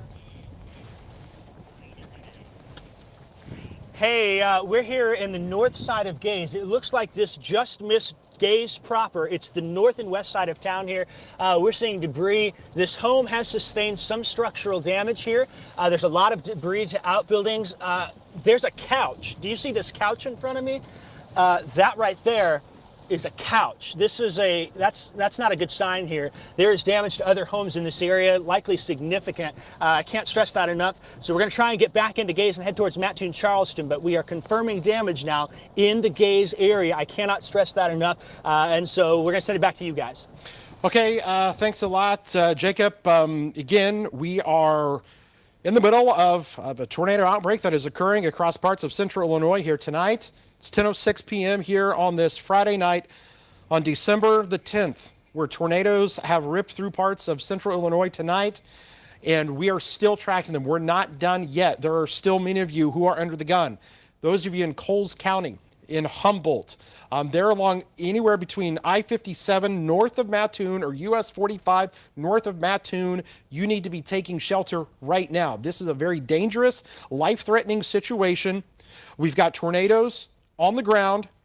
We still have rotation showing up with this here as well on our storms that are moving through that lofted debris between Humboldt and the Loxa area, just north and west of Charleston. Let me see if I can. I'm going to switch over to our Charleston camera here, and I'm going to pop it up to see what we've got over there and see if we're seeing anything. Because we're going to have a little bit of a view there, possibly to the north and west. Jacob, again, there is in the Gaze area. We're kind of north, on the north side of town. He was telling us that they may have taken a hit with some of the debris that he's already been seeing. I think north and east of there, that tornado probably did continue and probably did additional damage north and east of Gaze, and probably between Allenville and Mattoon along 121, there was probably potentially more damage there. But now the concern is between Humboldt, there along Highway 45. Let's see where we can see as far as any rotation. I will say this rotation has weakened a little bit on this. Yeah, it's weakened a little bit on this one. But wow, how quickly did that last one kind of kick up? Yeah, it's almost like the last one kicked up because its rear flank downdraft kind of spun itself, almost like it spun itself back up again. And, we just got to watch out for that because, again, we've been talking about it. This is the southern storm. There's nothing that's been off to our southeast or south to really impede any of the good moisture and the good conditions to have these storms continue to go on. So there's nothing that could stop this one except for itself, essentially. And so that's why we're still going to be looking at this one to maybe still potentially hold on to its strength and maybe do what it just did. Yeah, that's right, Jack. Okay, so I still want to make mention of what's going on up here in Champaign County because there's a very strong storm that we are still dealing with up here in Champaign County as well. Between Champaign, Urbana, St. Joe, very heavy rainfall. There's Savoy coming into Philo and Sidney, Tolono. You can see that. Maybe even some small hail showing up, but Pasodum along Highway 45. All of these, we still have several severe thunderstorm warnings. All the way up to Fort and Iroquois County. Yeah. All the way up to Shabans. We have severe thunderstorm warnings for 60-mile-per-hour winds up there, too. So we have warnings from the northern edge of our viewing area almost all the way down to I-70, and it just shows you that this is, again, a very conducive environment for these storms to continue to hold on to their strength for multiple hours. Okay, let's see here. We're gonna come back down. We're looking at some of the other storms. Is you want me to look at the storms on radar in Strasburg? Okay. Let's just bring Jacob up. Jacob, what do you got? Hey, okay, I'm on. There's some significant damage to the north and west of Gaze, and then eventually to the north and east. I'm going to get to Mattoon and go north towards Humboldt. I think the expressway, the industrial expressway, about 2 miles north, it's that little Business Parkway they put in years back. I think that area may be where there's some more damage, and so we're going to go that way. I want to stress for folks in Mattoon and Charleston, the lights are on in Mattoon right now. Do not head down towards Gaze. Let emergency crews go in there. We got out of there because of the smell of natural gas in that area, and so we're going to maneuver and try and watch the storm and see if we can't get some more damage up here north of Mattoon. I was looking at that storm also to the north of Strasburg, northwest of Stewartson, and it caught my eye a little bit. I just want to make sure there's nothing that's coming in behind it here, but clearly this has been a significant strike in the Gaze area. We saw the tornado. We brought it to you, and News is working on getting that video edited so we can re-air those power flashes for you. Reporting here now on the southwest side of Mattoon. Back to you in the studio. Okay, so that storm now between Humboldt, the Hinesboro area as well. The rotation not as strong as what it once was. But we're going to have to watch here. Okay, as this comes into Edgar County, into Douglas County here. I know Oakland, the Raritan area, the tornado sirens are probably going off there as well. There still is a little guy there. There's still a little bit of rotation that might be showing up there northeast of Mattoon. And that's the thing. These things are kind of, they're going through their cycles. Yeah. And, we've got, these little line segments here where there's a lot of shear out there. The storm just passed through Champaign, the St. Joe area, still dropping a lot of heavy rainfall. You're probably hearing the thunder and seeing the flashes of lightning. But the biggest concern continues to be with the tornado warned storm that is currently right on the Douglas and Coles County line. Let's see here. Yeah, so again, this was just the confirmation that we had.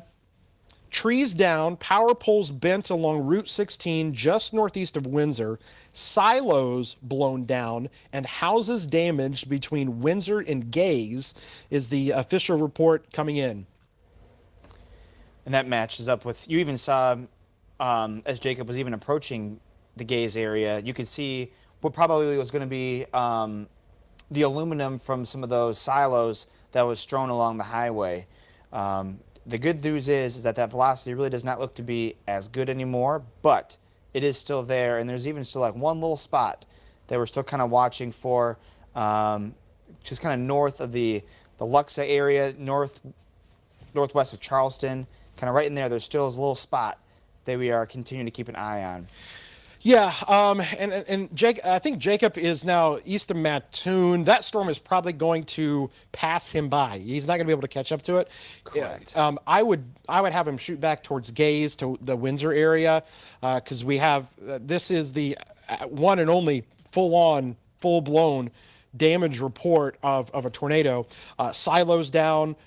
Poles down. Jacob, witnessed some of that as well. But I would head back that way because that storm is going to be racing off to the east now. So I would. We're going to probably send him back that way and check out some of the damage. Now that doesn't mean we're not going to keep following the storm here for you guys here on radar because we definitely are going to be doing that. But I think it's best that we just take it. We come back to Max 2 on this, and because there's still concern there. There's, Oakland there. We've still got some of that rotation.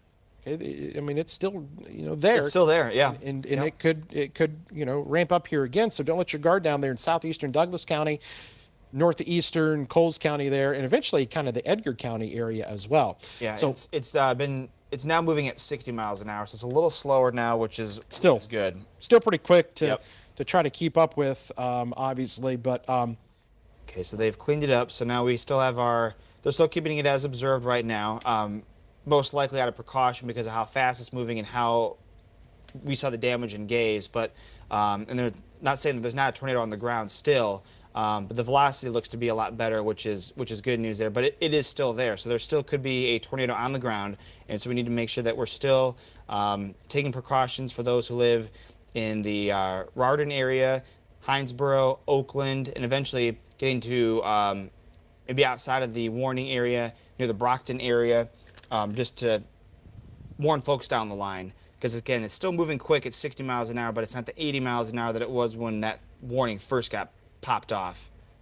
Sure. The storms here are still packing a punch. Still have some wind. I'm sure some of the radar indications here, from Gifford to Royal, St. Joe, kind of those orange colors there, that might indicate there might be some fairly strong winds even with these storms, which is why we had those severe thunderstorm warnings. But like you said, cleaning up these warnings quite a bit. But boy, I hate to see this. Look at that storm again down towards Edwardsville. It's got a tornado warning on it again. And we'll see, what those do. Here's, we definitely have had a tornado back here between Windsor and Gaze. We had the power flashes for you there. Jacob's going to head back there and see what he can see from the ground here in just a little bit, because that storm now that did prompt all this, it has weakened considerably from what it was. There is still some broad rotation in there. It is not as strong as what it once was. But if you are between Hinesboro and Oakland along Highway 133, those areas, you should still obviously be in your tornado safe spot just to make sure. But I want to keep watching this guy down here, south of Charleston, east of Lerna, Westfield. Okay. All right. We're just going to watch this guy because, starting to see, a little something trying to show up down there. So we got to watch that carefully.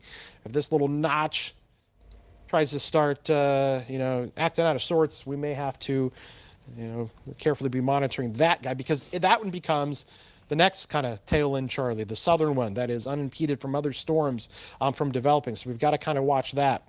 And we've got, it just shows you how good the atmosphere is on a December 10th night, where in northwest Indiana, there are now multiple tornado warnings up there. So right now in our viewing area, we have our big severe thunderstorm warning, which includes Coles, Cumberland, Douglas, Moultrie counties, amongst others.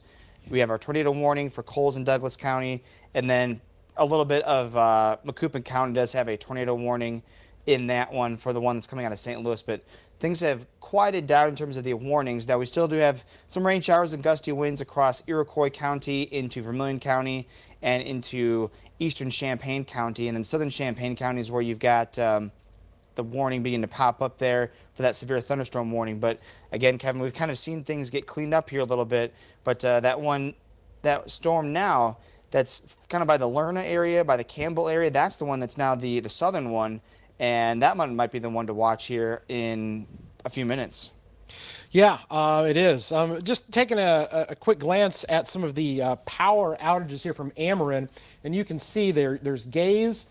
And so that little guy right there, that little blue triangle, you can see it up here. When you get to these blue triangles or orange, that means more customers that are without power. And so there's 170 people without power. Now, Gaze is a relatively small town there, so 170 customers, I should say. But you can see there's some outages there in Windsor. There's the Gaze, no surprise. But this 170 over here near Mattoon, that could encompass kind of this whole area that's right here, to be honest. So we've got still several other areas. You can see all of these little boxes, these little round guys here are indicating at least somebody that is currently without power across the area. Okay, let's see. I believe we just got something new in. What do we get? Ooh, Jacob's by some power lines. Okay. Oh yeah. Okay, so let's take Jacob's shot here. Jacob, you're coming upon something. What do you got? Is that looks like somebody maybe in front of a power line? Okay. Yeah, we're about a mile north on County Road 750 North. I wanted to jump to the north of Gaze and come in on the north side where I saw that damage earlier. It is clear that the tornado passed in front of me. You'll see a car in front of me. There's a line in front of me, and then there's definitely some power poles down just beyond that car. There appears to be a structure to the right of that, and I can't quite make out if there's damage to it.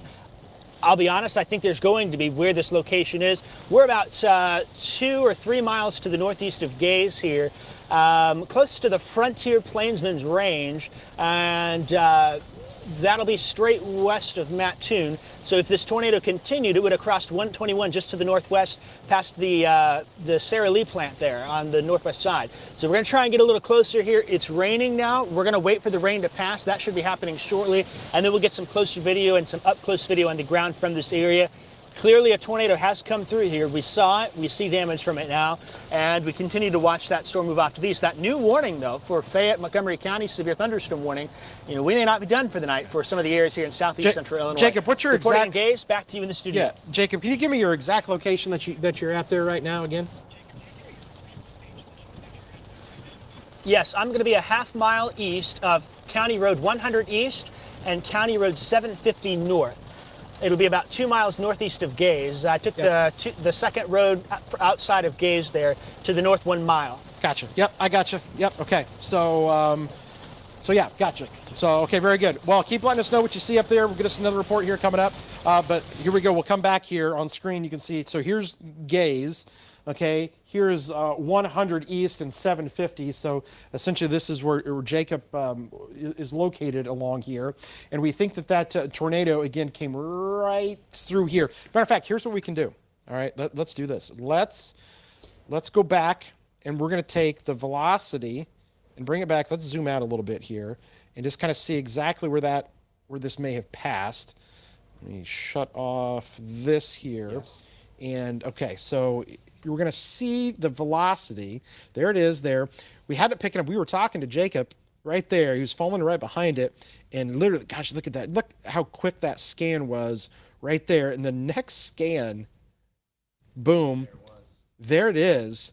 So maybe right there on the kind of southwest side of Gaze, and then it probably passed just there on the north side, as he was kind of talking about, and possibly along a track right along through here is what we think. It's possibly where that went through.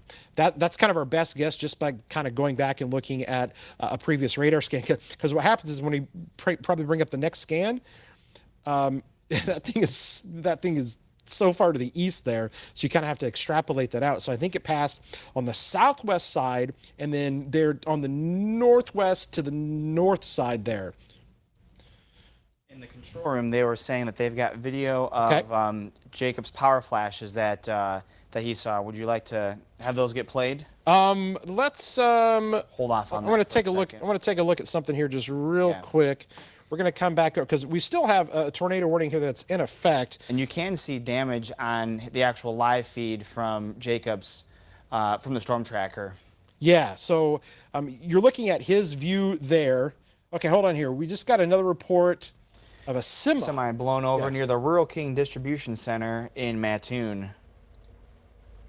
Okay, so that's what the storms that came through here just a moment ago. I want to watch the storm that's out here towards Oakland right now because well, it's got itself a nice little notch again. Yeah, it's getting a notch, and I think we got another tornado debris signature. Okay. I think there's another tornado debris signature. We might have another tornado over Oakland. Yep, over Oakland. Yep. There it is, right there. I think we've got another tornado here over Oakland right now. So here we go again. This thing is ramped back up. We've got rotation, and that thing is once again producing tornado, and I think we have damage in the Oakland area now, or possibly there on the south side of Oakland. There it is. You're looking at it. We've been watching this. I'm just going to take this scan back. So there it is between the Raritan area and boom. Here it comes. You're starting to see that debris signature. Definitely evident, I think, on the southeast side of town of Oakland. We've had yet again another tornado here crossing over 133. And now tornado warning. They have to carry this into Edgar County, I think. Yep. If you live in the Brockton area, you've only got a few minutes until that would get to you. If that continues to move off to it'll probably go right between Borton and Brockton, but right in that area. But we've got that coming in at 10:30, Garland 10:36, Chrisman 10:46, Raven 10:52. I mean, this is again going to be it's going to be a fast one. May not be 80 miles an hour, but it's going to be a fast one. Probably going to be at least 50 miles an hour with the movement and track of the of this storm. But yeah, you can definitely see it clearly with that debris tracker there. We got a little bit of the fallout over the Oakland area. So yeah, I think we are definitely seeing another one spawning. Yeah, possibly another tornado here right now between Oakland and the Borton area there. If you're in Brockton, you need to be taking shelter. Along Highway 49, absolutely be taking shelter. That's into Edgar County. You got to think that the Weather Service is going to pop a new tornado warning here for Edgar County because according to radar, we've got another tornado debris signature that might be showing up here. It looks like we've got that here. Let's go to Jacob. He's got some damage there of a house. Jacob, location, what do you got? Hey, Kevin, we're just a little bit to the west of that intersection I told you about. We kind of got through and around some power lines that were down. You can see the house here, some major damage to the trees. It looks like the top of the trees have been broken off. The house itself looks to have at least some damage here. This is the house on the south side. There's another house to my right that has damage too. We're going to go look at that one in a second, but we're surveying this area. I've seen plenty of tornadoes in my time. I know you have too, Kevin. Without radar, we could look at this and make the clear as day call that this was tornado damage based on what I'm seeing. There appears to be a silo hanging there to the left. I don't know if you see that to the left of the house. I can't make it out. It's still raining. We're going to try and get closer and see what we can find and check in some folks here as well in this area. And of course, that Oakland area. Boy, did that spin up quickly too. Didn't look too impressive on radar. It spun up real quick. So back to you in the studio. Yeah, and that's the thing. There you go. I think you're right. That does look like maybe kind of a silo there of some kind there. So he's going to keep kind of maneuvering around. Listen. So we got the new tornado warning for it. We got it for Coles, Douglas, Edgar, and even goes into a little bit of that southeastern corner of Vermilion County until 11 o'clock, and it's moving at 70 miles an hour. So it's fast again. So fast. It's fast. And so it's going to be hard for us to really, show you exactly where it is because our radar image will already be a couple minutes behind what it's actually doing. So fast. It's these tracks that we'll do here. We'll put a track on it, but again, this is all relative because of how fast it's going to go. It's quick. It's quick. So again, the Rardon area, 10:30. Oh, let me move it here a little bit. Let me start that over. Again, just to give it even a little bit of an extra heads up, just because of the fact that it's moving so fast. And they just popped another one back on that Fayette Montgomery. Yeah, they did. Yeah, this is. I mean, it's pretty interesting the fact that that's an area that's been worked over. Normally, you'd be like, okay, you're done. It's done. Yeah. So there it is. Just popped up. So yeah, I mean, if you live in the Chrisman area, Garland, Redmond, Sargent, the Hume area, Metcalf, Ridge Farm, Georgetown technically is on the northern edge of that warning into Vermilion County, the Woodyard area, Scotland, Burlett's Creek, Edgar, Wetzel, and then we've got a severe thunderstorm warning that goes around it for the tornado possible tag with that one, and that one goes until 11:15. So we're still going to be looking at this to be impacting locations in central Illinois for at least the next 45 minutes, despite the fact that it's moving as fast as it is. But that tornado warning back off to our southwest, again, it's just for December 10th. It just shows you that we were worried about the setup for tonight. Our temperatures right now are still extremely mild, and so there's just plenty of ingredients to work with. And it's 65 right now in Effingham, so that warning that's in Fayette and Montgomery County could very well go over the same counties that we've just been talking about already tonight. All right, here we go. We've got still a tornado warning here. We had that brief little ramp up of velocity that showed a tornado debris signature that occurred there near Oakland again.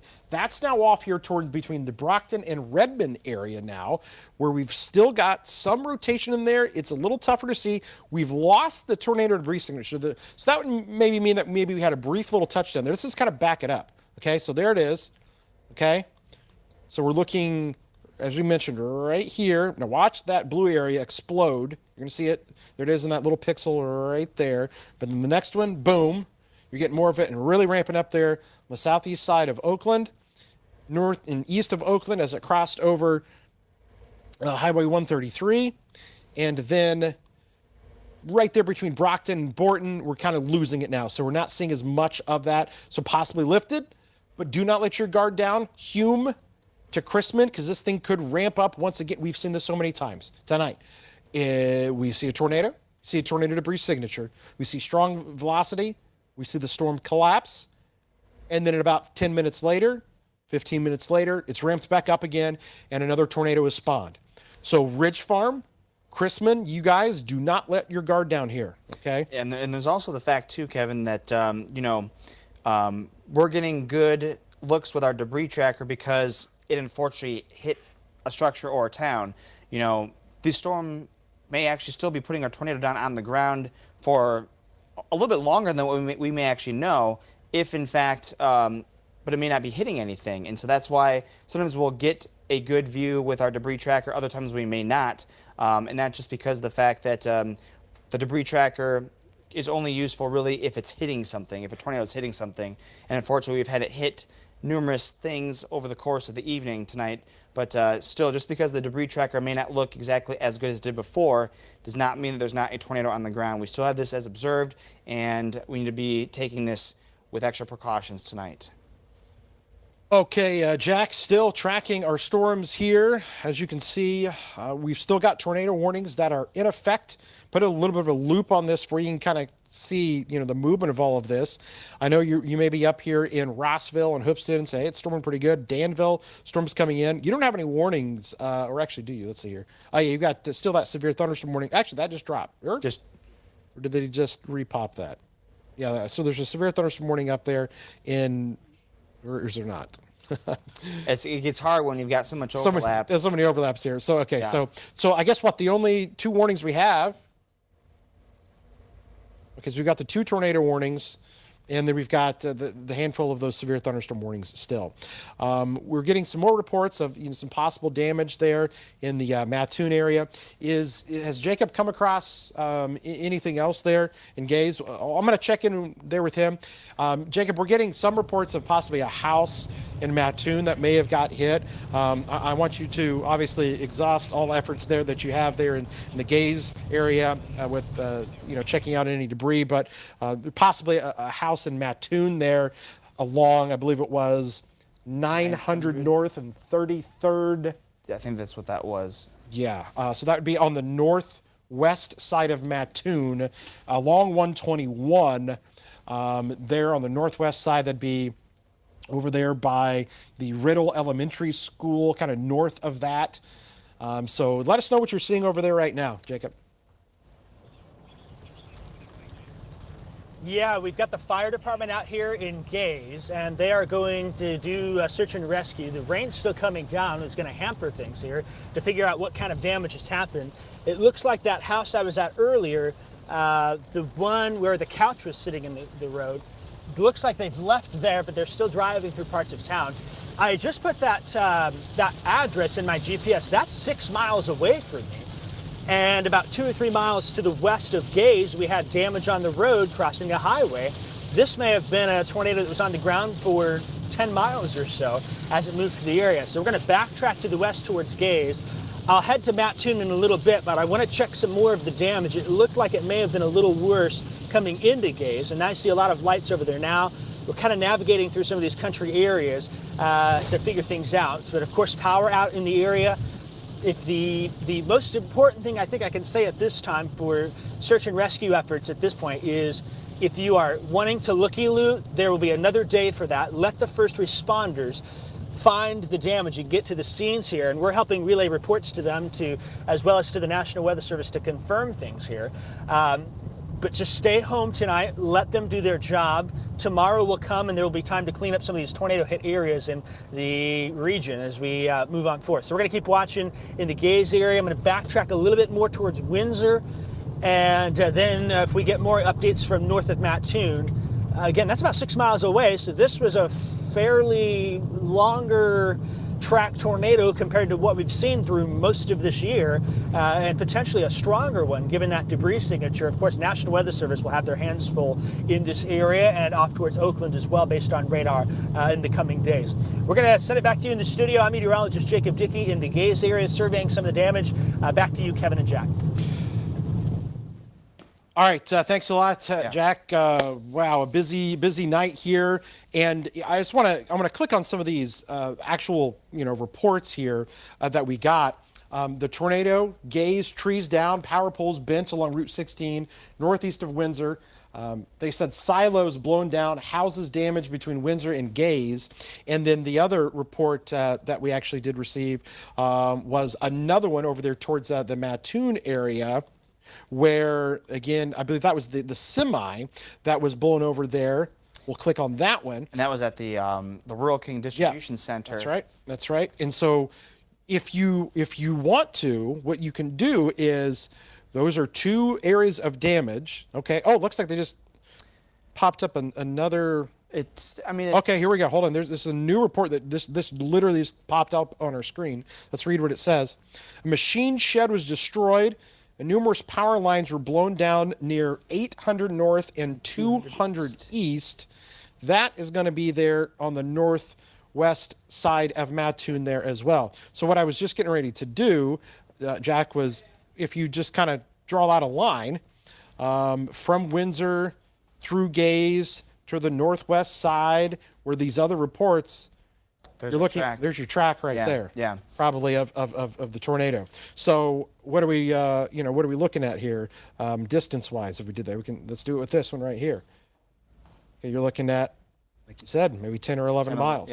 Yeah. 10 or 11 mile track there, possibly there from between Windsor and Gaze. And so, and that was moving at 80 miles an hour at that point. So it covered that very quick. It did. We've also have we still do have that tornado warning that's out there. It is still a confirmed tornado warning, and it's near the Hume area. Well, now it would be off to the east of there. Now it's really approaching 150 very quickly, because it's again the warning still has it for going 70 miles an hour. Strong storm between Ridge Farm, Chrisman, showing maybe some hail in there. That obviously. What's amazing is you know what, Jack? Tonight we've either had heavy rain, a lot of lightning, or tornadoes. Yeah. We have not had any other real wind damage. We think the damage we have had has been when we've had tornadoes tonight. Yeah. And typically that's, you have more hail reports and more wind damage reports. We have more tornado reports than anything else.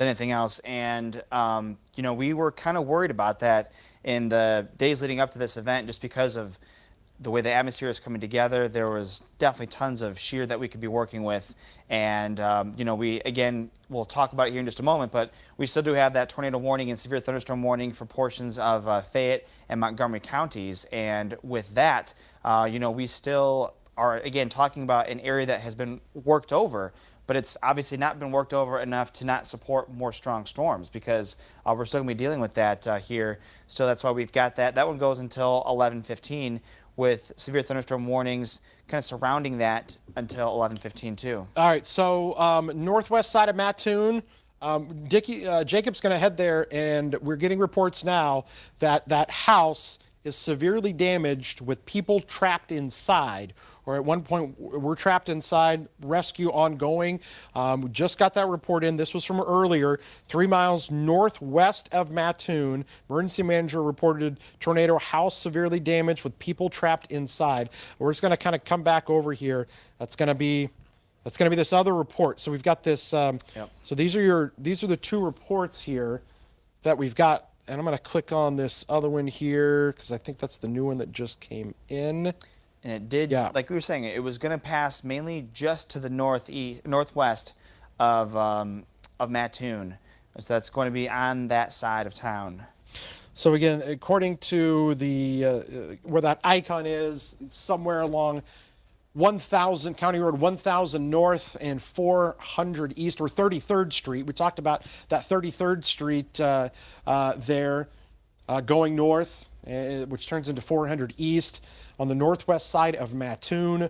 We talked about 121 there between Allenville and Mattoon. We said there's going to be a tornado there, and it looks like we've got multiple reports of damage on the northwest side of Mattoon. Jacob is going to be heading there, possibly people trapped in the house there. That's coming from the emergency manager. So we've got So we're going to be checking in with Jacob here. He's going to be on location in about 8 minutes, he tells us. So we'll see that. Let's go back to this other storm here, Jack, that we've been, Yeah, it's the second one. It's a Boeing segment. So with some of these Boeing segments, you can potentially have these go on for a little bit longer. Sometimes the Boeing segments can have a bit of a longer track, but the Coffeen area, that had been showing up on a lot of our warnings. The Ramsey area too. That was what, an hour ago when we were name dropping those locations. So, I mean, it's not that far behind. So there is, with these kind of line segments, these Boeing segments, you can get at times a little bit of a brief spin up tornado. This would probably not look as impressive on our velocity as what the other storms did, but we still do have a little bit here and there of some indentations within a line of stronger winds. And along that, you can typically get some sort of rotation that can pop up at times. Okay, so we've still got those storms here that we're watching. Still the tornado warned storm here between Georgetown and Ridge Farm. Going to be crossing over to Indiana here before too long, and then we will be rid of that cell finally. Yeah. I think that is the one that we've been watching, It's a long track. Since St. Louis here. Yeah. Other little individual cells that are still kind of out there. Severe thunderstorm warnings with them. Ashmore, Charleston, Mattoon, back towards north of Neoga. All of those have severe thunderstorm warnings, but yes, we're still watching this cell here, or this little line segment, I should say. I'm going to put the loop on it so you can kind of see the direction it's going. To the north and east, it's going to cross 51 again, possibly move over some areas that were hit by the tornado. You guys are going to get, some heavy rainfall and a lot of lightning here again soon. So if you're out there, trying to pick up damage, somebody's out there, just let them know.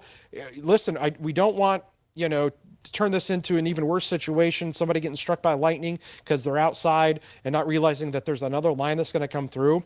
But, look at all the lightning with this storm back here. This eventually could kind of come down the same area. We were talking towards Herrick and Cowden and whatnot. And then that storm that's there near Gaze, there are some lightning strikes there as well. So just still please be careful if we're out there tonight. But these storms out here, we've had a time.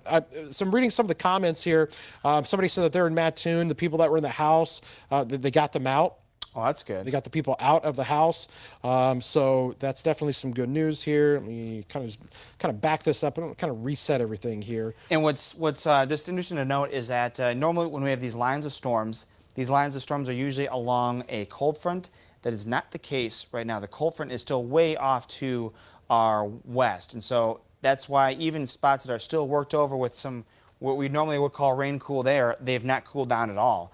You're still in the lower to middle 60s out there. So it is not exactly going to be a drastic drop-off of the temperatures just yet. Once the storms pass you by, the cold front has not passed you by. We've got actually snow showers being seen on the back side of that one. I'll turn on different radar. Back across portions of western Iowa. So this is a huge low-pressure center with multiple facets with it, and due to its track, we've been dealing with the severe weather aspect with it as we've gone through the evening hours. But this line segment that's coming in out of St. Louis, this Boeing segment, going to have some strong wind gusts with it, and the leading edge is the one that we're going to be kind of watching out for maybe the chance of a brief little spin-up tornado that sometimes can happen. Got a bunch of people asking about Vermilion County and Edgar County with the storms. And that's, there's a large severe thunderstorm warning for those counties, and it does still have the tornado possible tag along with that one too. In the Danville area, you've got an area of higher reflectivity right over Danville. Turn the lightning on. You're going to have lightning strikes, mainly with the warnings with them, with the tornado warnings, because that's kind of almost trying to bow itself out there too. Might be transitioning more of a wind threat once it goes into Indiana.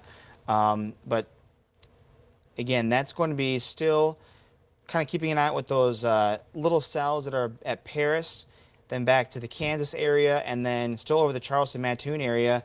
In fact, right over just south of Mattoon right now, we've got near the Paradise area, we do have an area of some higher reflectivity too. So that's also showing some strength there too.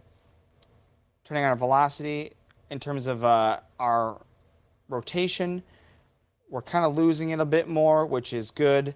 We're a little far away from the radar at that point, so it's going to be a little bit tougher to see. I'll turn on the Indianapolis one to see if that one would make it a little bit better. But even still, though, we are looking at things to still have that spin and that rotation. And so we turn on the velocity from Indianapolis. There still is some rotation there, and that's why the warning still does remain. Kind of right over the Chrisman area, too, is where that's being located right now. And we'll turn on our debris tracker, and I'll have to re-switch it back over to Indianapolis, and we'll see if we have anything there with that. Not as much, no, which is good. Storming pretty good there in the Danville area. We can take... Actually, we may have actually had a new debris just off to the east of the Ridge Farm area, the Woodyard and the Ridge Farm area. Check this out on Max 1, Kevin. We've got... oh, yeah, what do we got there? Yeah, we got... I think we might have something there, too. See if that... Does that all co-locate together? Or, let's see. We'll have to... Yeah, that definitely just kind of popped up. I'm gonna curious to see if it stays there. We got a tornado warning that goes into Indiana, so they may be picking up on that one too. Yeah, you might be right. It's an interesting little area there. Let's see. They're possibly there in the Ridge Farm area. Yeah, it's definitely not out of the question. Yeah, based on how things have been tonight, but we may have something there on the ground there too. Okay. Here we'll come back over to, well, let's see. We got Jacob coming up upon something right now. He's probably coming in there. He's probably going to be getting close to Mattoon. We'll let him get in position, and we'll come back to him here when he's got, some news to follow along here with us. But obviously, looks like some damage. Power pole, tree. What do we got there? Or just maybe some emergency vehicles blocking things off. I know he's driving right now. He's got to, he'll have to get out and, talk. Ask him, yep. Hey, So let's just come back. Can you bring me back to Max 2? Let's take Max 2. So there's Jacob out there. Jacob, go ahead. Hey, Kevin, I wanted to let you know we're about a mile or so to the north and west of the Rural King Distribution Center here. And what I've noticed is we're looking up the highway as you head to the north and west towards, I believe it's Sullivan. There's some big power lines that are down right here. There's some high tension lines that run here to the northwest side of Mattoon. Fire department has this blocked off. We can also see some tree damage. The interesting thing I've noticed now that the rain has stopped and crews are getting out, there's a solid line in the distance of emergency vehicles from over by Gaze to the north and west of Mattoon here and off towards, I think it's near the Dorans community in that general direction. So there's been quite a bit of damage in this area. They're still assessing the scene. We're going to head to that other house, which I could see rescue crews over there working on now. But this was a very close call for Mattoon Charleston. I want to mention that. I mean, I could see the town right there. If we had moved this a mile further to the south, you would have had this right down the middle of Gaze and right into the heart of Mattoon. It could have been a much different scene. Still, though, for many tonight, there's plenty of hurt, plenty of damage, and there'll be plenty of cleanup the days to come. The highway is blocked here. A lot of these roads are, and we continue to see some of those power lines down here. Lots of sheet metal, lots of trees down, quite a bit of damage. The nighttime really will mask that. And I think by tomorrow, Kevin, you'll probably be down in these areas with your drone, giving us an overhead view of the damage in that path that came on through here. We're going to keep looking through the night tonight and bringing you updates from Coles County and potentially off to the north and east. In the meantime, just to the northwest of Mattoon here, I'm meteorologist Jacob Dickey. We'll send it back to you. All right, Jacob, thanks a lot. Appreciate it. Continue to let us know what you're seeing down there. There has been damage tonight, okay? There has been damage.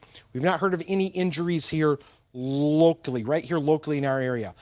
But I want to make mention of something that's happening down near Edwardsville at an Amazon facility down there where there are multiple reports of a lot of people that have been injured and were trapped after a building collapse as the storms rolled through down there. That's down closer to the St. Louis area, Edwardsville. You're going to be hearing a lot about that on the news over the next few days. Amazon Distribution Center down there took a very hard hit to some storms down there, probably a tornado. Whether it was or not doesn't really matter right now, but they got hit very, very hard, it looks like. So that is, fortunately, here locally in our area, we have not heard of any, major injuries or anything, but things are still new here. They're still going around checking, people in places there in Gaze and there in Mattoon. Some people were trapped in Mattoon at the house there. We did get reports of that. We didn't hear of any injuries from that.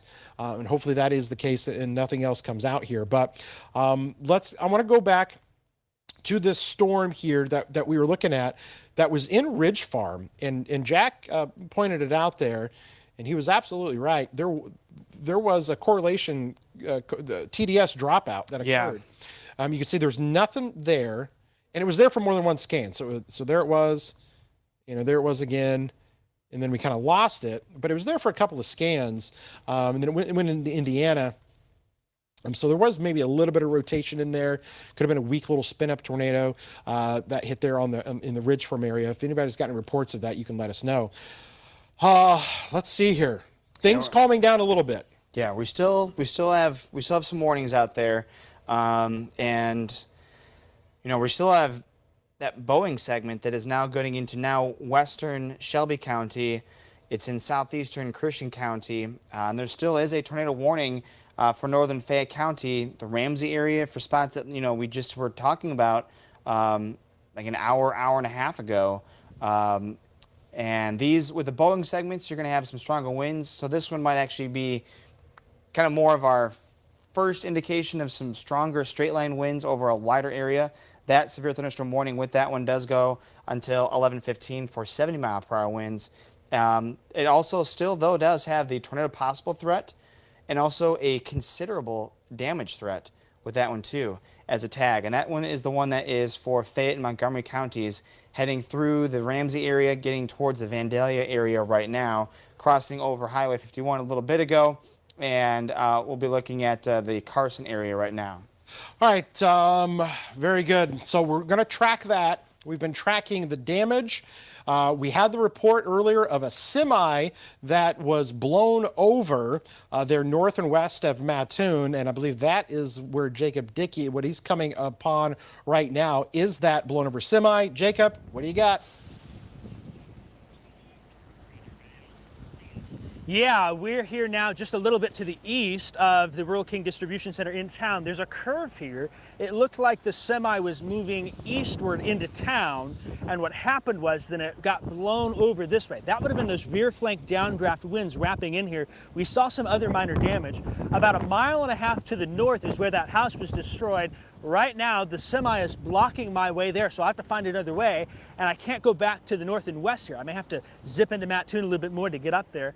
But very clearly now there's crews. They're getting ready to pull it up right now, and I'll move out of the way so you can see that here as we continue to watch. One thing that catches my eye, Kevin, as I look at the camera back to the south and west, I'm seeing a lot of lightning down there. And that concerns me, especially for these first responders that are in this area. Some of Mattoon is out of power. We saw some of those power outages in the area. Other areas do have it. But we got to watch this next storm, and there's quite a bit of lightning with that. So we're going to move and go check some other places out here in the northwest side of Mattoon, try and get to that house. I can see where the first responders are, where that house was reportedly damaged. So we're going to try and sneak through town and see if we can't get back over there.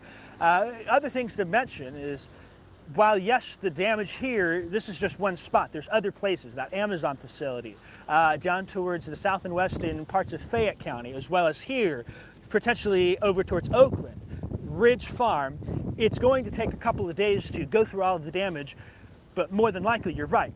What we saw here in the field, it's tornado damage, and we'll end up seeing potentially several tornadoes, a couple of which could be strong, confirmed from this by the National Weather Service. They'll have their hands full in the coming days. Our news team will have their hands full in the coming days as well. Reporting here in the northwest side of Mattoon, we're keeping an eye to the south and west as well. I'm going to send it back to you guys in the studio. Jacob, great job. Thank you so much getting us those reports out there tonight. Here's what I want to. Wow, look at that lightning. You were right. Look at that, right on cue. Those first responders definitely, and they're down there. I know they've got those storms. I just want to show this lightning again here real quick because they've still got some lightning strikes around there. So definitely be careful over there, guys. But that next line is coming in here from the north and west, okay? There's lightning with that, and that's a Boeing segment there. There's severe thunderstorm warnings. Here's what I want to do here before I hand it over to Jack. I want to tell people that are watching us in Iroquois County, in Ford County, in Champaign County, you're all clear. Piatt County, Moultrie County. We'll hold off on the Moultrie County. We'll watch that little edge come through there. But Macon, so Springfield, Decatur, Lincoln, Clinton, Illiopolis, Taylorville, you guys are all good. We're going to be done with the severe weather with you guys, but we're still going to watch this down here. So it's still basically Shelby County. We're going to watch into Effingham County, back into Cumberland and Coles. Still Edgar County here with the storms, and maybe even we'll say maybe Eastern Vermilion County there. But there are a lot of you tonight that you're going to be in the clear of things. But we're still watching that, and there's still a lot of lightning on that southern storm there, Jack, and we'll watch that and see those storms that are going into Indiana now. That's the thing. We've got things kind of cleaning up here with our radar. We have our severe thunderstorm warning that still goes until 11:15, so the next 20 minutes for Edgar and Vermilion counties. The tornado warning that we've been tracking, that cell that has produced all these tornado reports and the confirmed damage, is now into Indiana. So the cell itself is over into Indiana now. It's crossed the line.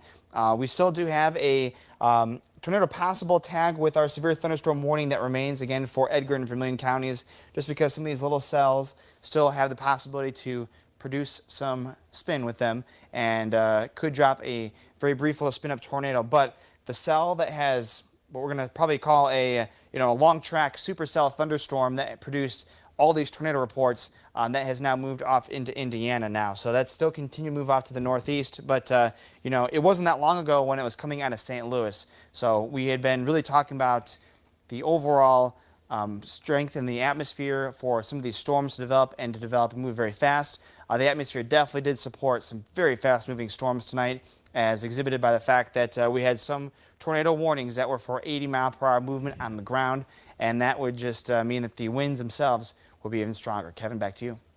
All right, so the tornado watch continues to get kind of trimmed back here, and will probably continue to do so. But you already mentioned how, you're all clear in Monticello and Decatur and Springfield and Lincoln and Taylorville. You're all good. But we're still kind of watching this kind of southern end of things here. And it's still technically kind of southern, Champaign, Vermilion County here because of that line of storms that's still coming through. But there are so many areas here that really can be in the clear because we're just not seeing as much going on. But listen, we got to watch this line. Yeah. I mean, there's still a lot of lightning along that line there, and there's Cowden. Let's see what the winds are doing with that. And they put a new warning out for it. Oh, did they? So, yeah, they did. Yeah. Yep. Okay, so that goes for Coles, Cumberland, Effingham, and Shelby counties, and that one does go until 11:45 tonight. Still for 60-mile-per-hour winds. The hail, not really much of a concern. The nice thing, though, is that this is for a severe thunderstorm warning, so there's no tornado possible tag with it, unlike the one that's still left over for Edgar and Vermilion counties.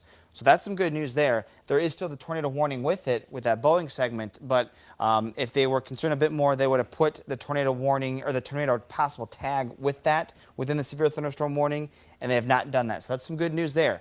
We can still get some widespread, very strong winds and straight line wind damage, which in some times can actually end up being worse than tornadoes because our tornadoes usually are very small, very localized, but you get an area that has a large swath of strong winds, that will do a lot of damage over a wider area. But we'll keep an eye on things with that one because as of right now, that is our tail end Charlie, and it again has nothing down to the south. The thing that's interesting about it, though, is that it is moving over air that has been worked over, and it's been worked over not that long ago either. These storms that the supercell thunderstorm that produced all those tornado reports, it wasn't that long ago when it was over this same location. So we'll see how this goes with it, but a line segment like this, the Boeing segment, is going to be a little bit different than the actual supercell thunderstorm with the tight rotation that it had before. It'll be a little bit different, so we'll keep on watching it. And, we've got a number of hours still, we're thinking, before we're all in the clear. Some of you, though, are in the clear as of now, which is at least good to hear. And I got a lot of people asking about Danville, and we got a lot of great, awesome fans and followers that watch us out in Vermilion County and Danville. Saw a lot of you out at the Christmas parade, and a lot of people asking, are we in the clear? You pretty much are here. You're technically still under that warning that's going to get lifted here, but it looks like you're going to be okay here. And then that would even include Champaign County. This was an interesting report we got in. 65 mile per hour wind gust that occurred in Sydney, in southern Champaign County. At 10:16. Yes, that was when stuff was coming through. So some strong winds there. Haven't heard reports of any damage or anything, but 65 mile per hour winds there. Still obviously very strong. Still a strong line here that we're tracking here that's coming through the Cowden area, and it's going to skirt right there through Shelbyville and eventually towards Neoga. And if that thing, kind of keeps on track, it could, kind of come up towards Windsor and Gaze. Can we show some video here? Earlier near Gaze, we had some power flashes that did occur. Jacob was out there tracking, and did you see it there off in the distance? See him? You're going to see this green kind of flash that's there. It's going to be it'll be small there, but it's off in the distance. And if we re-rack it, if we can do that again from the top, you're going to see it there. There it was. Do you see it? It was on the left, kind of center part of your screen. Those were the power flashes indicating where the tornado was. This was right when he was coming upon some of the debris there, but you see just ahead of him would have been where the tornado is. And that's where he was, where the damage was occurring, just there kind of on the north side of Gaze. This was earlier tonight when we were right on that storm. And listen, he was right there with it, right behind it. And he said, I don't know. I don't think we're done with this storm yet. And sure enough, boom, that next radar scan, and we said, there's some velocity. There it is again. See the power flash that occurred? You could definitely see it on that one right there. Very bright there on the left. You get that green. It's a green. If you've ever seen a transformer blow, it's got an eerie kind of greenish color to it a lot of times. And that's what we were seeing. And that's what we have to use at nighttime because you can't see these things a lot of times. Tornadoes at night, very difficult to see. But that's the damage. So the tornado would have passed right in front of him. Okay. And this was earlier as he was coming across, and you'll see more of those power flashes every now and again. But you can see some of the, possibly, some of the debris, some of the insulation, possibly. And so this was earlier. This was just video of some of the damage. This is kind of on the outskirts there between Windsor and Gaze. And those are power flashes again. So Jacob is now, he was coming into the Mattoon area. We're going to be checking in with him here in just a little bit to see where he's at. But just want to come back to the radar here real quick, kind of show you what's going on. Jacob's actually going to try to make his way down to Oakland, what we're being told, to see if he can find some damage down there. And we got a new tornado warning for Fayette County. Oh, okay. Okay, so we're going to let us talk about this new tornado warning here real quick, Jack. Yeah, we got a new tornado warning for Fayette County. We've got it as radar indicated still, moving to the east at 65 miles an hour. And this one would be, the tornado warning is technically a little farther south than the one earlier on. So this is definitely kind of more impacting the Vandalia area, but we've got it located over the Mulberry Grove area, moving into the Fayette County area, moving to the east at 65 miles an hour. So this is going to be another fast mover. It's basically on the highway right now, so it's going to be crossing over into Fayette County here very quickly, and it'll be moving through the area very quickly thanks to its speed of 65 miles an hour. They're kind of cleaning up some of our warnings too. We've lost the warnings for Vermilion and Edgar counties, so that's all good there. So really just watching these southern storms, that Boeing segment now, for the severe thunderstorm and the tornado warnings that we do have. But we can go to Jacob when you're ready to go, Kevin. Okay, so Jacob is coming in. Are you around the Oakland area, seeing some flashing lights there? Jacob, what do you got? Hey, Kevin, we're coming up to Highway 45 it's going to be where all those factories are at the Industrial Expressway, the loop they built. That I can't remember. It's County Road 1000. It's that first exit before you get to the Mattoon Charleston exit there, and we've got some serious damage here to the left. We're going to try and either stop and pull in. This may have been where the house was, just to the east there, and it looks like I think it's the Dorrance community is a little bit to the north. So this is going to be south of Dorrance, north of Mattoon. And I'm going to try and turn that camera a little bit to give you a little bit better of a vantage point here and see what we can come up with. It looks like the roof has been removed from the house, the shed destroyed into the back there. And I think you can kind of catch the edge of it there. While we've got this up, I do want to say that I have heard from my friend Nick Turner in Oakland. He says the mayor and the city engineer are out. They have no damage in the immediate city limits, but they are heading out to check surrounding areas, and they'll report back to us when they know. So the actual city of Oakland did not have damage in the city limits from what we've been told. But this is going to be between Dorrance and Mattoon on that 1000 Road North. It's that industrial exit, and somebody's going to correct me online because I keep butchering it there, but it does appear that there's a house that has lost its roof here. And what I'm going to do is I'm going to back into this road real quick and see if we can't give you a vantage point in between the fire trucks here.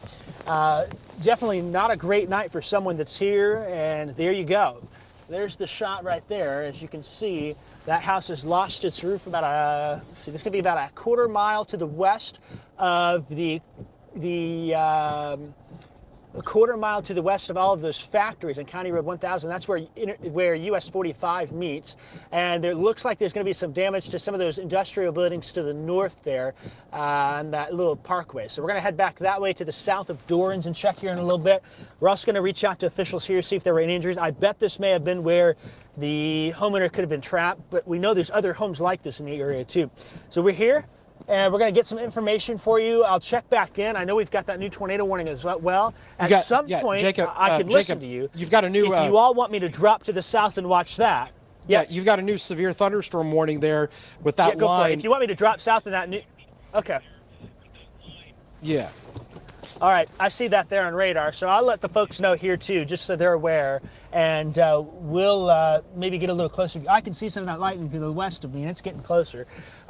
So we will watch that and keep you updated, and we'll get another report coming here in a little bit. Yeah, I just wanted to make mention of that storm. There's a line of storms right behind you, and so those first responders definitely need to watch out because that lightning is going to be coming in there. I know they're going to be out there, and that's probably going to be there in the next 15 minutes or so with how fast these are moving. That they just popped a severe thunderstorm warning on that whole line. It's more of a Boeing segment, but that could be kind of coming into your area there. So just kind of be on the lookout. Again, yeah, that clearly looks like that house there. You can see the roof there that has been taken off. Jacob is out there right now and giving us those reports. He is going to go out there and kind of maybe talk to some people, maybe also inform them, let them know, hey, you got another severe storm that's right behind you that's producing some lightning, and so to be careful out there. I want to make mention there's a lot of you that have been watching here with us online. And we appreciate everybody here who've been watching throughout the night from all across parts of Central Illinois. People even down in the St. Louis area that have family and whatnot, concerned about what's happened down there. That Amazon facility, bad weather down in Arkansas, St. Charles. It's been a really active night out there, and we're still not quite done. The southern part of our viewing area still have got a lot of warnings here that are in effect and just kind of a mess there still on the radar, Jack. Yeah, we have our velocity pulled up. I have the velocity pulled up off the St. Louis radar once again because the tornado warning that we have for Fayette County, that would still be underneath their jurisdiction. But again, we've got a very good rotation couplet once again out of this. This is going to be kind of right along and south of I-70. So that's also a dangerous idea to think about too, is having a tornado track along the highway. And the way that it's moving, it'd be very close to the interstate, moving in about the same direction too. So we're going to keep an eye on that. This technically is in our far southern portions of our viewing area, technically just outside of it. It gets a little bit fuzzy south of I-70, but we're going to watch this one because, again, this is moving off to the northeast, still about 60 miles an hour. That could put it into the Effingham area in not that much time, maybe about a half hour or so. So we'll be looking at things to be still developing here with this storm. This is going to be, and you've been showing the Boeing segment, Kevin. This is the southern end of the Boeing segment. The actual northern end of the Boeing segment, where it kind of pushes out a bit more. That's where your strong straight line winds are. But on the southern end of it, as is typically the case, you get the rotation, and that's what we have right here. Well, we're just getting in some devastating news out of Missouri, in St. Charles County, Missouri, near Defiance. Report of 2 injuries and 1 fatal. So a death that has occurred from the storms tonight. That is down in the St. Charles area, on the west side there, western suburb there of St. Louis. It's going to be west of kind of the Chesterfield area, right there along the Missouri River. Defiance, that is a report coming into us, just came in. Defiance, 1 fatal, 2 injured, significant structure damage in Defiance, 1 confirmed fatality, 2 injuries. So these things tend to come out, after a good amount of time. And unfortunately, I think there could be more with the storms we've had here tonight. We've not heard of anything here locally. Okay. And that, I mean, that could be this storm that we have the warning for, tornado warning for right now. That could have been that storm. Yeah. Or the earlier ones that we had. It's hard to tell here, now, but, here's the thing. We've still got storms that I've got Vandalia right now. That's a heck of a storm that's on them right now, that's still got some rotation showing up with it. So, down there into Vandalia, it's just kind of, they're just south is where some of that rotation is. But right there along I-70, that thing's kind of tracking there to the north. You're going to have to watch out there. Effingham County, Altamont, right? St. Elmo. This thing's going to come into. We didn't really talk about Effingham County much because that storm kind of turned. It turned a little bit more northeast. So, it didn't really get into Effingham County. So, you guys could be next. Have your round of severe weather here. And that Boeing segment looks like it's. I mean, it looks healthy right now. And for it to again go over spots that just got damaged, and now you're talking about more of a straight line wind event. That's just another. It's almost like the double whammy with maybe even getting more damage across portions of spots that just got hit. Yeah, winds are down to Strasburg. There's Highway 32 and some strong storms there. There's Gaze, where we just had the tornado come through, and where Jacob was at. Where they're cleaning up some of that debris and where the roof was off of the house. That is... Yeah, they're in line to get another round of storms. And for that to be happening in December, usually it's going to be your one and done. But for us to get a repeat is just fascinating in terms of just the overall setup that we've had for today. Yeah, again, all is clear. Champaign, you're good. Gibson City and Watseka and Decatur and Taylorville and Springfield and Lincoln and Clinton and Monticello and Argenta, all clear. St. Joe, Tolono, Villa Grove, you're good. Newman, Arcola, you're good. We're still watching southern portions of Coles County, Edgar County, Clark County, into Cumberland, obviously Effingham County down here, Fayette County, where we've still got the potential for some severe weather to occur.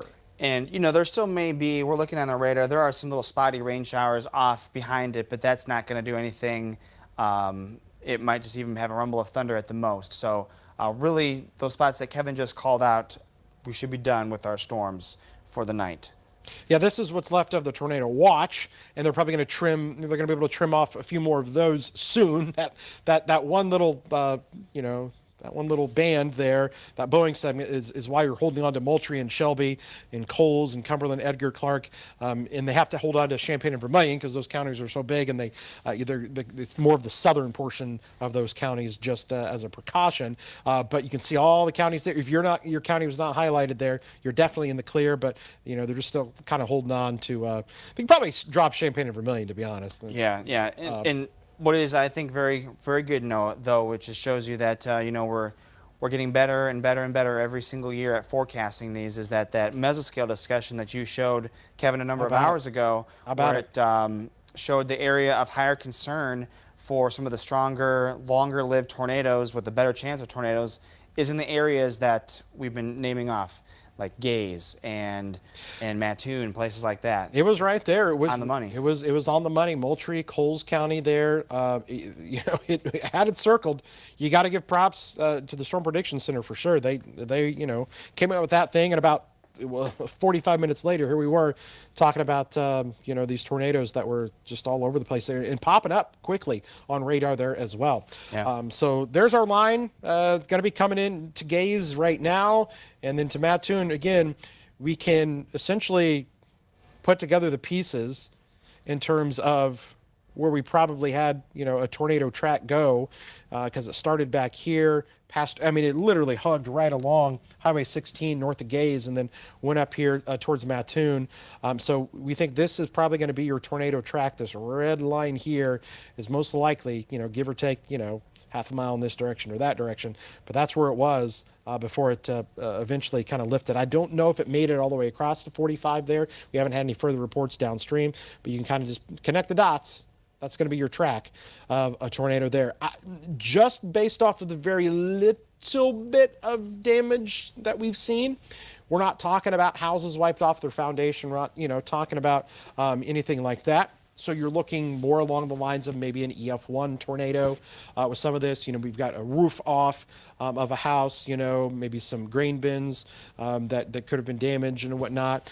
So, you know, you're more in that EF1 range, unless other reports have not come in that we don't know about. But that's what we're looking at. And unfortunately, some of the stuff down towards St. Louis, that could be a different story. Obviously, the building collapse in the Amazon facility is something that we've been talking about here. You're going to hear that'll be the big national story. You know, with it going, you know, we've got 15 days until Christmas. Oh, you know, my goodness. Everyone ordering their stuff and it's stuck there. So yeah, we'll be hearing about that one for quite a bit. You know, there are more storms that have tornado warnings just south of our viewing area too, that have come out and south of the St. Louis area. So it's still going to be, especially for southern Illinois, still going to be a late night for them. Our night should not be as late. That being said, though, we still have to wait a little bit. We've got our severe thunderstorm warnings that still continue for Coles, Cumberland, Effingham, Jasper counties until 11:45, and then our tornado warning for it on the backside of it that does go until also 11:45 too. So that's still another half hour, and again, it's got good rotation on it at times. It's kind of cycling here and there. The rotation looks a lot more broad now than what it was when the warning first popped for it. But, you know, like we've seen, it will go through your cycles where it will weaken and then boom, the next frame or two, it's back up like we had as it went over the Gaze area. All right, so Jacob is back here with us. Jacob, you're north of Mattoon right now. What do you got? Yeah, hey Kevin, this is one of those factories, and I can't get the name on my phone. I'm uploading some video to Latitude. It should be on the way and finished uploading very shortly. But this tornado did, in fact, cross Highway 45. If you look on the map where the County Road 1000 is, just to the north of that, there's a mobile home park. That park got missed by this tornado by no more than a quarter to half a mile, if that. That video that we're coming in here, and it should be darn close to being uploaded, is going to show you as well. There was a mobile home that was pushed off its foundation. It stayed upright, but it had significant damage, and a shed was blown to the ground. I also want to mention in this area here, behind me is 45. We're looking at this factory where there's some roof damage here, and we're working on more information. I'm going to go talk to some folks in a minute. But there is damage now to the east of 45 that we can confirm. How far to the east? I don't see a whole lot more lights over there at this point. You've been seeing those lights all through the area. We'll go back over and look a little bit and head to the east here. We're about half mile south of Dorrance. It's a small little community. 45 is open at this time. You'll see some debris there in this area, but they're still working in surrounding areas. I want to mention the video should be uploaded so Jack can get that here shortly, hopefully. I was told by firefighters in the scene that everyone was okay. There were people home. They took shelter. They were listening to us. They were listening to the warnings. They got to shelter and they're okay. So that's good news. There's no injuries to report at that scene. We don't know about other areas, but that lightning is getting closer and closer now. I think you may have saw the edge of that flash there as this next warning comes on in. Something else I'm thinking about doing, and if y'all want to let me know if you think it's a good idea, I'm thinking about dropping south to Effingham because I have some concerns for that southern storm for Effingham, Watson, Altamont, the Alton Warehouse, that's what it is, yeah. That's this facility we're at. But I want to talk more about that southern area and head down south to Effingham because I'm really concerned about that storm there too. So we're going to make a decision. If you get that video, I can narrate you through it. It's about 40, 50 seconds showing up close some of the damage there. But we're going to keep you updated here in parts of Coles County and make a decision on if we're going to drop south to Effingham County for that next storm.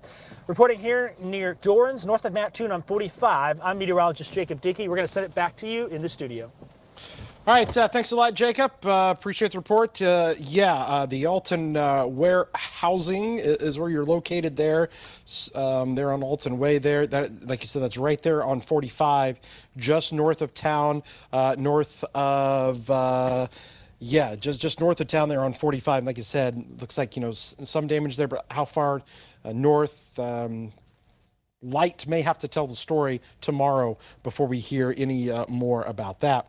I can tell you right now, as we kind of look at the radar, we are still watching our storm down here in Fayette and Effingham County. That storm just getting ready to cross I-57 and I-70 to US 45. All of those areas are going to see a pretty strong storm there with lots of lightning. You can see there's your lightning strikes. I will say, as I look at the velocity, the strong winds, I'm not seeing, this is, kind of a Boeing segment, but I'm not seeing just outrageous winds with any of this. Still a very strong storm coming through, and you just got to look really close to try to see if there's any rotation. I was looking at that same area, just southwest of Neoga. Yeah. There's a little bit of some rotation there. You got the Stewartson area again there, that Strasburg kind of right there. We're looking at that just off to the west of I-57 where there's a little bit more in the way of some velocity, showing a little bit of rotation. So that's the reason why it's a severe thunderstorm warning with a tornado possible tag with it. There very well could be the possibility of a brief little spin-up tornado that would occur within this line of storms. But it does not have the rotation like the tornado warning has down to the southwest from there.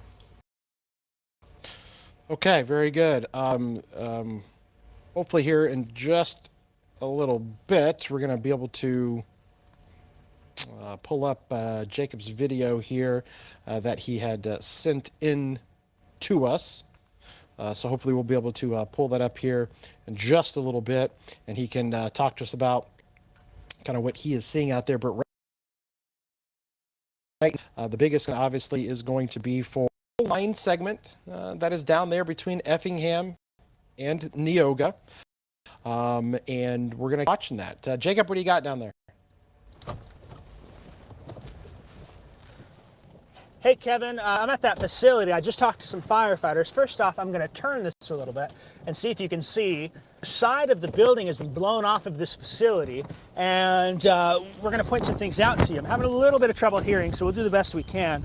You can see the side here has been blown out. The tornado passed through here. There's a tower or something right here that has debris hanging from it, and the tornado continued to the north and east. I just spoke to firefighters. So far they have no injuries, but they did tell me that there is damage extending far past Interstate 57, and we were told that there is significant damage in the east side of Dorrance. I don't want to use the words he said until I get there to see it myself, but we're going to head to Dorrance, the east side, get some more images there, and I really hope you'll stick with me here for a little bit, as now the rain from that thunderstorm warning now coming on into the area.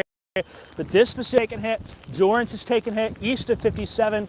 That's going to be to the north of Sarah Bush Medical Center. There is a supposed there from what I've been told by firefighters. So I want to send it back to you guys in the studio. We're going to go check the Dorrance area out and get more information. Thankfully, they're reporting no injuries at this time. Out in Coles County, I'm meteorologist Jacob Dickey. We'll send it back to you. Jacob, I do have your video up here from that house there. I've got your video up if you want to talk about it. It looks like pretty good house there with the roof that's off, that white house? Yeah, you are right about that. There was some pretty substantial damage to that house. The house itself was a brick house. Behind it was a mobile home, and then behind that was a shed, and that shed was leveled. The mobile home was pushed. It looked like it had been turned. I can't tell if it was facing east-west or north-south, but it ended up sitting northwest-southeast in that orientation. And so there'll be some cleanup there. There's going to be some cleanup here as well. And we're going to continue into the Dorrans area where we've been told there's more damage off to the east. If that's the case, this tornado from Gaze to east of 57 here, in fact, I'm passing by some power lines, a lot of insulation from that building now. There's going to be a large swath of damage to investigate here over the next several days. Kevin? All right, thanks a lot, Jacob. So it looks like a possible tornado on the ground, maybe 10 to 15 miles, okay? That's what we can tell from our early estimates here. That started from between Windsor and Gaze, stretched through Mattoon, and then past 45 and 57, it sounds like. And we're going to see where Jacob's headed next. He did hear some reports there, possibly some damage up there. We'll see what here as he heads. He's not too far away from there, so he'll be there here pretty soon. He's in the Dorrans area. Yeah, in the Dorrans area. Yeah. So he's going to be there pretty, but you can see the damage the way that we've had. Okay, just briefly want to come back here to the radar because pretty little storm there from Effingham right along 57 between Neoga down towards north of east of Paradise, and they're between Mattoon. So he's going, I'll show you where he's going. He's right there. There's the Dorrans area. That's where Jacob is heading. Okay, so that's going to be kind of north, let's just say that, the track again here, we're just doing this kind of loosely, kind of up here. But if you remember, we were talking about, that storm seems to be like going a little bit northeast. It kind of turned a little bit. So if there is some damage up there, it could have kind of made a little bit of a left turn and it was turning a little bit more to the northeast if he's going to go out there and find some more of that damage. So that was earlier. Tonight, let's back that off.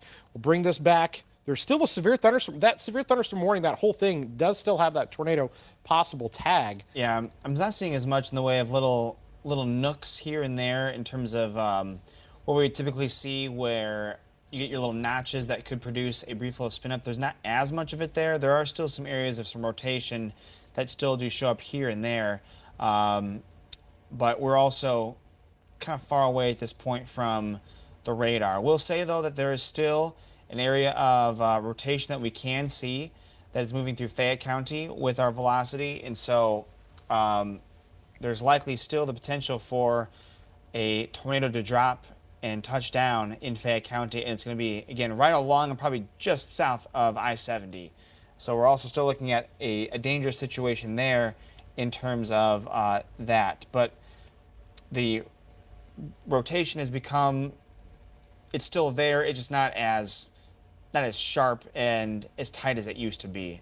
So hopefully that will still continue to weaken there. Still, though, looking at the severe thunderstorm warning box, again, brief little spin up is possible within that initial leading edge of those stronger winds.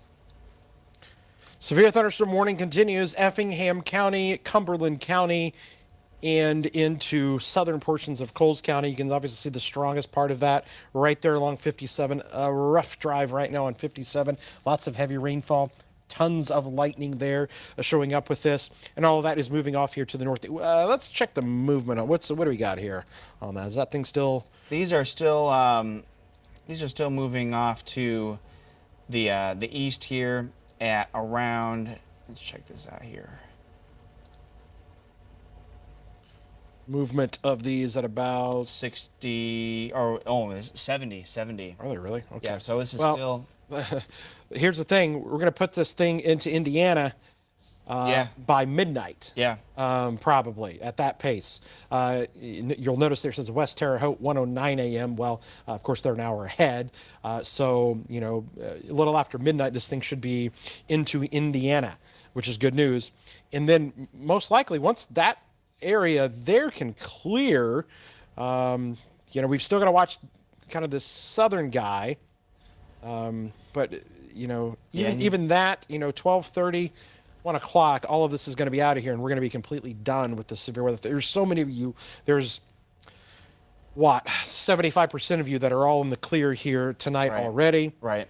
We're just looking at this last little corridor of storms currently crossing I-57 and US 45 into Coles, Cumberland County right now. Going to be storming pretty good there into Green up here before too long. And coming into the northwest side of Effingham as we speak. They had, a tornado warning with that in Fayette County. They've clearly opted not to carry that into Effingham County. So they're probably just going to stick with that, which, from what we can see, lines up pretty good. But we're getting close here, Jack, to where things are going to be wrapping up here. And more of the counties have been pulled from the tornado watch. So we've got it as basically kind of our southeastern corner. And again, Champaign, Vermilion County is probably would be the next one pulled, to be quite honest. But Montgomery and Macoupin counties, those counties which were quite active this evening with tornado warnings, have now been pulled from that tornado watch. So we do have a all clear for those who are not in the tornado watch anymore. And again, keep in mind, the entire viewing area was once underneath this tornado watch. So a number of counties have been pulled. That just shows that their chances for storms, and especially severe storms, is now over. Maybe some rain showers pop in tonight, but at this point, Kevin, most of the rain is going to come from the storms that we have out there. And for those of you in the clear, it's pretty dry behind that. It's still very warm. We still do have winds that are very strong out of the south, and so our winds, even though you've seen the storms pass by, a lot of middle and upper 60s are still out there for our temperatures, and our winds are still coming in out of the south direction, more out of the southwest at this point, up to around 30 miles an hour. All right, Jack, appreciate it here. There's our line of storms that continue to move across here tonight. Again, appreciate everybody here. It's just a little past 11:30 on this Friday night. It's been a long night for many here. Still, we're not over yet. I just want to thank everybody who has been here with us online, whether it's WCA.com and our news or weather app, on Facebook or Twitter, wherever you have found us here tonight. Thanks for sticking here with us. We try to pass along as much information as we can as it comes in and do our best to track the storms. Jacob's been out there tonight as well. Jacob, you were trying to make your way up towards the Dorrans area. Did you find anything up there? Yeah, Kevin, so there is more damage to the north and east from that factory approaching Interstate 57. I came across some lines down on 1100 North Road. That's 1 mile north of the factory that got hit here. And there's a lot of insulation in this field here and a lot of debris in this area from that area. I'm going to flip this around and show you real quick. The railroad crossing lights, because of the power is out, they're actually half down, half up in this area, and so we've had to work with local law enforcement and get around it. There's folks with lines down now towards Interstate 57, and it seems like the damage maybe tapers off to the east of there. They're still looking in those areas, but the worst of the damage is going to be just to the north and west of Mattoon, right where that debris signature picked on up. What I want to do real quick is I kind of want to hash out a little plan with you guys. We've gotten some reports from this area, but I'm wondering if I need to head to the south a little bit and head down towards Effingham County at this point. I've got a quick escape to the interstate, and Effingham isn't that far, and if that's what we need to do, let me know. Otherwise, we can keep looking for more damage in this area from what was the tornado here. So we'll watch it. We're going to keep you updated. Just let me know your thoughts, and we can kind of chat about that a little bit here on TV. Kevin? Okay. Yeah, I mean, here's the thing, these storms, we haven't had anything come out of any of the other storms here into Effingham County. There's nothing down there yet. They're not looking as impressive as we had earlier, that's for sure. The reports that we've gotten in have all really been confined to the area that you've been tracking here tonight. Did you say that you did hear that in Oakland over there that there wasn't any damage over there in northeastern Coles County? Yeah, let me just double check that text for you real quick. This is from my friend Nick Turner. He and I went to school together at U of I. He's from there. The Oakland town is good, a little debris. The mayor and engineer are with him. They have not made it past city limits, but it does not appear that there's major damage to town there. So I'm going to text it back and see if I get some more information. And I'm sure we maybe have some viewers in that area too that can let us know if they've heard things. But by and large, it really seems like tonight the hammer has come down on Coles County where most of this damage is. In fact, right here, I'll turn the camera around. More first responders responding to the scenes now here from surrounding departments now, moving on in. That's going to be Humboldt Fire now heading back to the south and west because of power lines and some of the damage to structures in this area. So we'll keep looking a little bit. We may make the drive to the south and we'll check back with you. I'd lost radar data here, and so I wanted to check in with you. You got eyes on it. I know that first line has come through and we should hopefully be done here in this area for the night, but I'll let you guys make the final say on that. Yeah, you're good right now. I'm not seeing anything. Maybe just kind of hang around there just for a little bit longer, and we're probably going to be wrapping up coverage here before too long. We want to stay. We know we've got some viewers that are down in Effingham, that are down that way into Cumberland County, so we want to stick with those guys here. Obviously, we've still got these severe thunderstorm warnings in effect with the tornado possible tag, but we'll check back in here within just a little bit and see if you've come across anything else. I want to say this to our viewers that have been watching us online and on TV and everything.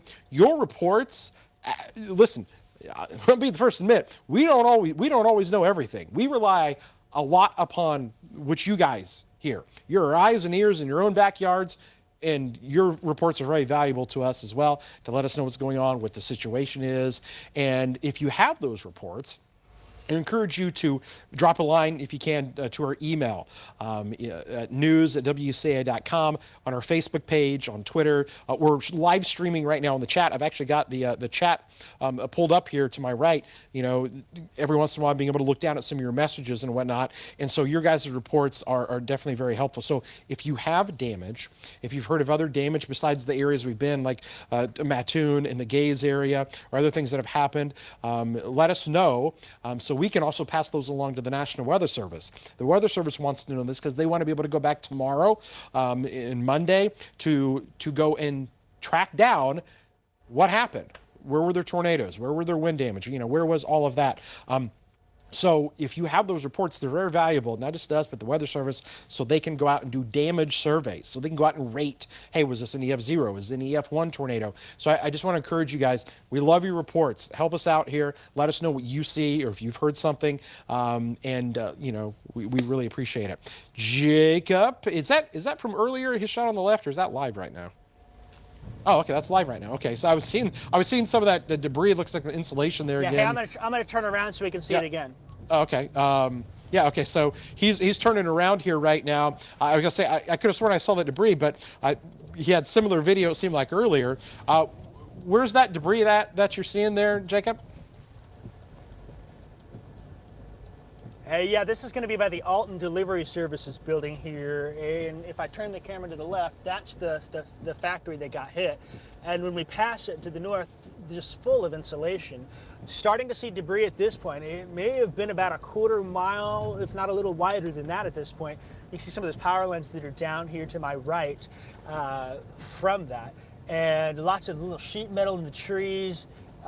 More fire departments looking like they're coming into this area here to my left on one of the county roads. And so you're going to see here, now we're starting to get to that center part of the debris field with a lot of this insulation on the side of the road on Highway 45. The road is clear, but it's still something you want to stay home tonight if you can and let those crews get to the scenes and assess things and whatnot. And see if you can turn to the right a little bit. All along here, a lot of this roofing material, a lot of this insulation. And I look at the building and it looks like the building to my left now, it looks like the north and east sides are pretty heavily damaged here. That large open span metal building from the Alton Delivery Services here north of Mattoon. We've just exited that debris field now, so we gave you a view of that. I think I'm gonna drop south, Kevin, and at least get into the Mattoon-Charleston area just to kind of reset, take care of some things, and be ready if I need to get down to Cumberland County. You're right, we're watching downstream for those folks, and we're keeping an eye on it, and we'll continue to do so here throughout the rest of the night. Live north of Mattoon, I'm meteorologist Jacob Dickey. We'll send it back to you. Okay, so you're down there. That all of it, because that debris that's down there, it's pretty extensive. That's down there, and that's that Alton warehouse. You were showing all of the the insulation there. What I want to do, I'm just going to show you. It's dark, but this is the normal view there of what that building would look like. We just got this pulled up here on the Google Maps there. So obviously the building there that you see, obviously, you know, part of the side of that, and I think this is where Jacob was in this view, right? He was about right there, right? And so, and it was this side of the building, right? I think that was ripped off there. So the insulation, all the insulation you were seeing was from that right there, that Alton warehousing that is there north of Mattoon. So that's the building that has sustained some of the damage and has, where Jacob was just driving, all of that debris. You can see it right there again on his screen. Look at that. Take a look at it if we can take his shot. I mean, he's trying to adjust his camera, but all of that insulation from that Alton warehousing there, you can see all of the first responders that are out there. We'll just make mention too, you know, there's a reason why we're still on here and we're doing this tonight, and there's a reason why we send Jacob or Jack, you know, or any of us that go out and do this is to bring you guys the coverage the best that we can, so that you guys don't go out, people don't go out and interfere with the first responders, what they're trying to do. And, you know, we're able to reach, obviously, a larger audience here. So we encourage people, please, let the first responders, you know, do their job. Don't go out there gawking, trying to, you know, see what's going on. You know, we're bringing you these pictures and reports for you. And so we just want to just kind of reiterate that, because we appreciate all those first responders on a Friday night here in December, out there doing their jobs. Obviously, many areas have sustained damage here tonight, and we're bringing you those pictures here, the live coverage of severe weather that's moved through parts of central Illinois. Coles County hit pretty hard here, there between Windsor and the Gaze area and up towards Mattoon. So many of those reports coming into us here.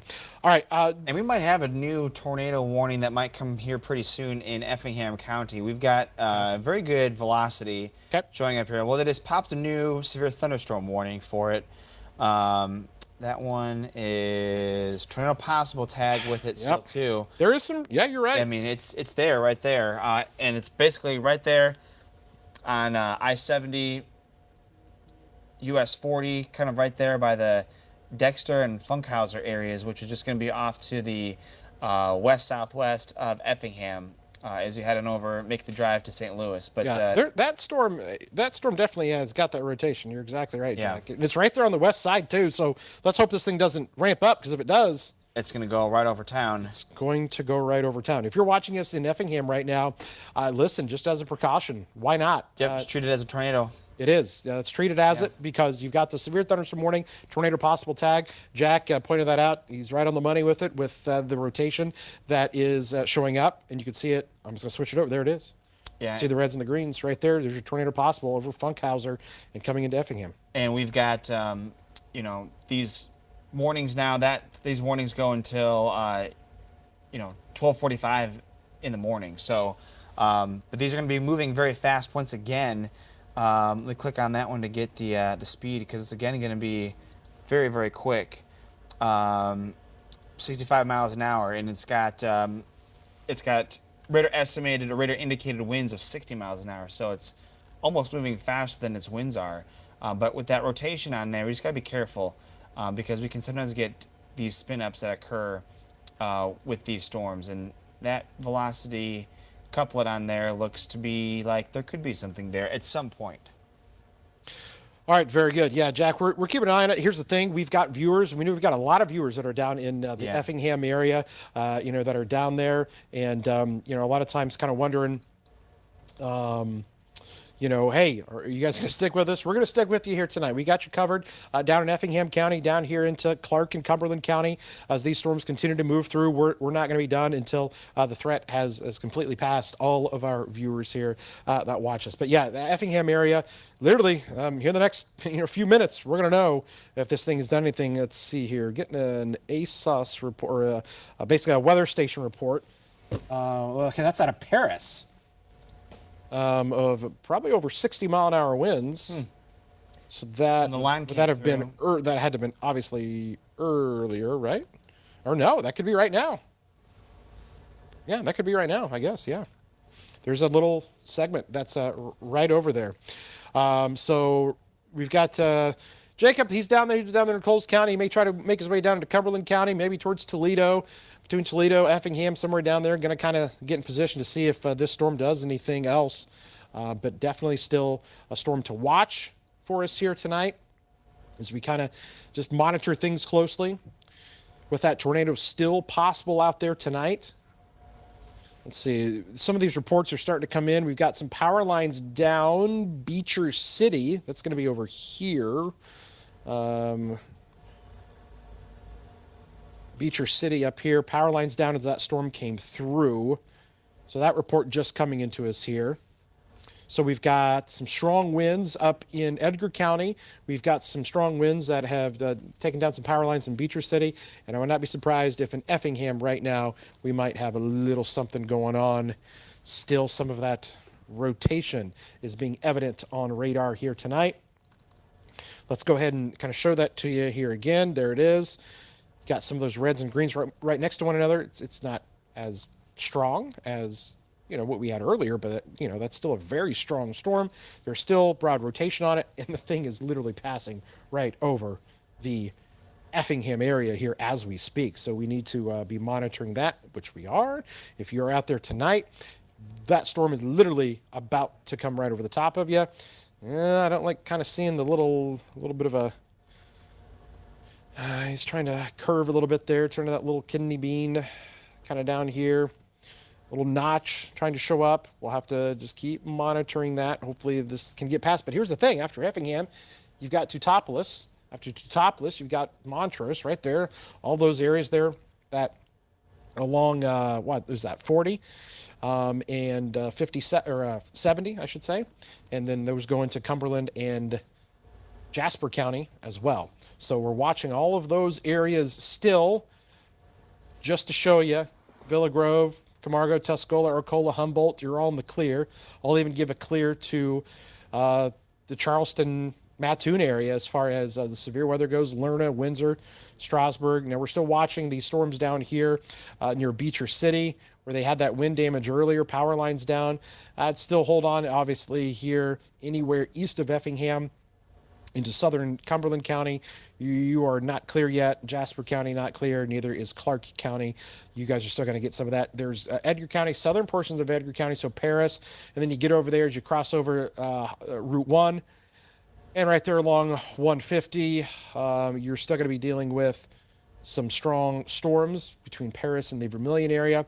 But if you're in northern Vermilion or northern Edgar County, you're in the clear. You should be good. Georgetown, Danville is all good as well. Oakland is good. We'll hold tight there in Kansas. But still a strong storm coming into Westfield, about to come into Casey, about to come into the Jewett Greenup area, about to roll through Teutopolis and Montrose and north of Dietrich. Right now, the strongest storm is over Effingham. There's rotation literally right over Effingham. It is broad, but it is definitely showing up. If you were seeing this in the daytime, I bet you would be seeing a wall cloud, possibly a rotating wall cloud with that, or at least some rotation within the storm. So that's kind of what we're looking at here. That's kind of where we stand here as we come up on 11:47 p.m. here tonight. We're really hoping to be done with these storms. Well, let's just kind of look at it here, and we'll draw the path along into the west, and we'll put that at that 58 miles an hour. So we're still looking at these storms really getting into Indiana in the next 30 minutes or so.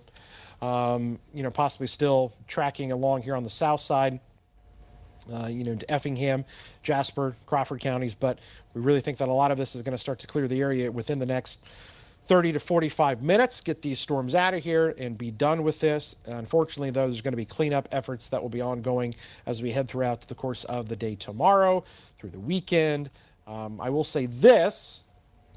Jack, if you could confirm with me the weather this weekend, the rest of it looks pretty calm, right? Looks pretty calm. Yeah, I was going through social media to see, with it being late at night, we didn't really get a whole lot. We did get one video. I'm trying to confirm where it was from, because it actually does show a tornado develop and touch down. It's pretty cool, but I don't know I don't want to post it yet until I know where it's from and when it was from. So Yeah, there were a lot of storms tonight. There were storms in Missouri. There were storms, down in St. Louis area. There was, anything tonight would have been tough. Listen, we had our own out. Jacob was on the tornado, probably a mile behind it, and all he could get were power flashes. You would have had to be, So these are rain wrapped. These things were moving at 70 miles an hour. Yeah. So yeah, video, possibly, probably a better chance of that maybe down near St. Louis. But so yeah. And then definitely, when you wake up tomorrow and you have the light of day, and you have our WCI3 weather app, send us a picture. If you do have some damage and you can safely take a picture of some of your damage, send it through the WCI3 weather app. It's a great tool to use and to share that. In terms of getting a lot of pictures, sometimes we do, sometimes we don't. And this time was not one of those cases, just because it's late at night. These things are moving fast. And hopefully, too, people just stayed inside and just were listening, because these had the potential for damage, and that's exactly what has happened. Okay, got a new report that came in 2 miles southwest of Gaze. Fire Department Rescue reports the FS plant. Yeah, I just got that too. The FS was plant destroyed along Route 16 west of Gaze. So the FS plant west of Gaze. Let's see if we can pull that. Oh, and let's go to Jacob. That FS plant there, right along 16, just southwest of Gaze. Jacob, you would have drove by that, right? You would have drove by that. So, Jacob, tell us about Oakland, and then tell us about that FS plant that got hit. Yeah, so let's start with Oakland first. We got a confirmation from the mayor and a city engineer there. The town itself has minor damage. There is some structural damage outside of town, but they're not reporting major problems there. So that's good news to hear. They're going to go out and survey more at daylight, and so that tells me everyone's okay there. And then the FS plant, if you remember when we were on air with the power flashes in front of me, that was where the FS plant was. There was about 1.5 miles or so stretch of the highway with power lines down that we had to snake around to get to the east there. And I tell you what, I remember seeing that on the side of the highway, the shadow of something, but in the thick of the battle, the tornado's in front of you, and that's what we're more looking at, and seeing the power lines and trying to drive. So yeah, very familiar with that, and I'm not surprised by that, because when I came across it and then saw the tornado, definitely was a very sizable tornado, and definitely would have done some fairly significant damage in that area. Did a little more investigating past to the east of 57 as well on the eastern extent with that tornado, and I didn't see a whole lot of activity beyond Interstate 57, so there may be some minor damage over there, but the core of the damage will be from to the east side of Windsor, where that FS plant is, to Gaze, to the northwest side of Mattoon past the Rural King plant, the Rural King Distribution Center, and then up to the north there near the Mattoon Business Park, the County Road 1000 exit for the Mattoon Enterprise Parkway there. So that's where the core of that damage is for our area. I'll tell you what, Kevin, I have a feeling that you might be heading out with your drone video tomorrow to check out some of these areas, and we'll be able to bring some viewers some more video, and of course viewers sending us photos on the app is very helpful as well. So we're going to watch, we're going to keep an updates on those areas. We're going to drive south a little bit just to watch for our friends in Cumberland County here. I'm now near Lerna. Lerna Road is where I'm just passing there, heading south on Lincoln Highway Road. So we're about 13 miles from Toledo itself. I can see quite a bit of lightning in front of us, a lot of damage. You've mentioned that mass casualty incident at the Amazon plant. There also was another one of those mass casualty incidents in northeast Arkansas. I don't know if you saw an email come from that from some of our sister stations, a nursing home that had injuries and fatalities reported in that area there. So we were not the only ones to be hit tonight. The damage is far and wide. Arkansas, Missouri, Illinois, and through the night, at one point I think I saw flash by a tornado emergency in Kentucky. there are several states that are going to be seeing damage, and we're going to learn a lot more throughout the weekend of the damage, the injuries, and unfortunately some of the fatalities that have come from this weekend, this nighttime event here across the Mid-South and the Midwest here, the Mid-Mississippi River Valley. We're going to keep snaking our way towards Toledo. We'll have another update coming up soon on that. In the meantime, Kevin, you said thank you to a lot of viewers. I want to thank you guys as well for helping get myself and get the viewers as well. You and Jack and the phenomenal job keeping people safe, guys, to help keep me safe with that severe storm. So hats off to you guys in the studio, and hats off to our production folks too for sticking around late with us as we continue to watch these storms for those folks here in Central Illinois. We're going to send it back to you in the studio now here to near Lerna. I'm meteorologist Jacob Dickey. Back to you. Yeah, Jacob, no, thank you for being out there. I know a lot of people, look at us sometimes when we go out and we're out there and we're chasing the storms, we're tracking the storms. What are you doing? We do it for a reason. We do it for a purpose. Pass along this information, get you the best coverage we can. Pass along information. We love our jobs, love what we do, and we love to be able to provide this service to everyone out there. And I just wanted to show you this here as well on the storm tracker. When we kind of look at this map here, so that's Gaze right there. That FS plant, we can see it when I zoom in. We're going to zoom in. That's right along 16. That FS plant is right there. Okay, that's the FS plant. It's right along 16. And then when we look at it, here's what it actually looks like from the roadway before there was any damage. I'm going to pull that up here, and you're going to see what it is. If you just bear with me here for a second, as I've lost my view of that. It's coming up here in a second. Here is the normal view of that plant there. So that's 16 there. So that has sustained damage. That FS plant right there, south and west of Gaze, is where there's also been damage here tonight. That has been confirmed, a storm report that's coming here. Okay, let's go back to the radar here because we just want to get another update of what's going on. Yeah, Jack, what do you got over there? We still got until 12:45 here for Clark, Cumberland, Edgar, Effingham counties. Still has the tornado possible tag with it. Still trying to see at times some of that velocity, and over the Effingham area, it did look like, again, we had, that little bit of rotation like I saw. It's still there, kind of right there along I-70, kind of right by the St. Francis area there too. Would have just passed over the Two Topless area just a few moments ago. It's a broad area of rotation, but that's the reason why we still have an area of severe thunderstorms that can still produce a tornado possible with it, and that's why we have this type of warning out there for it. They keep on looking at that rotation down there, right there, coming into the St. Francis area. Looks like Montrose is a pretty good little rotation there, right?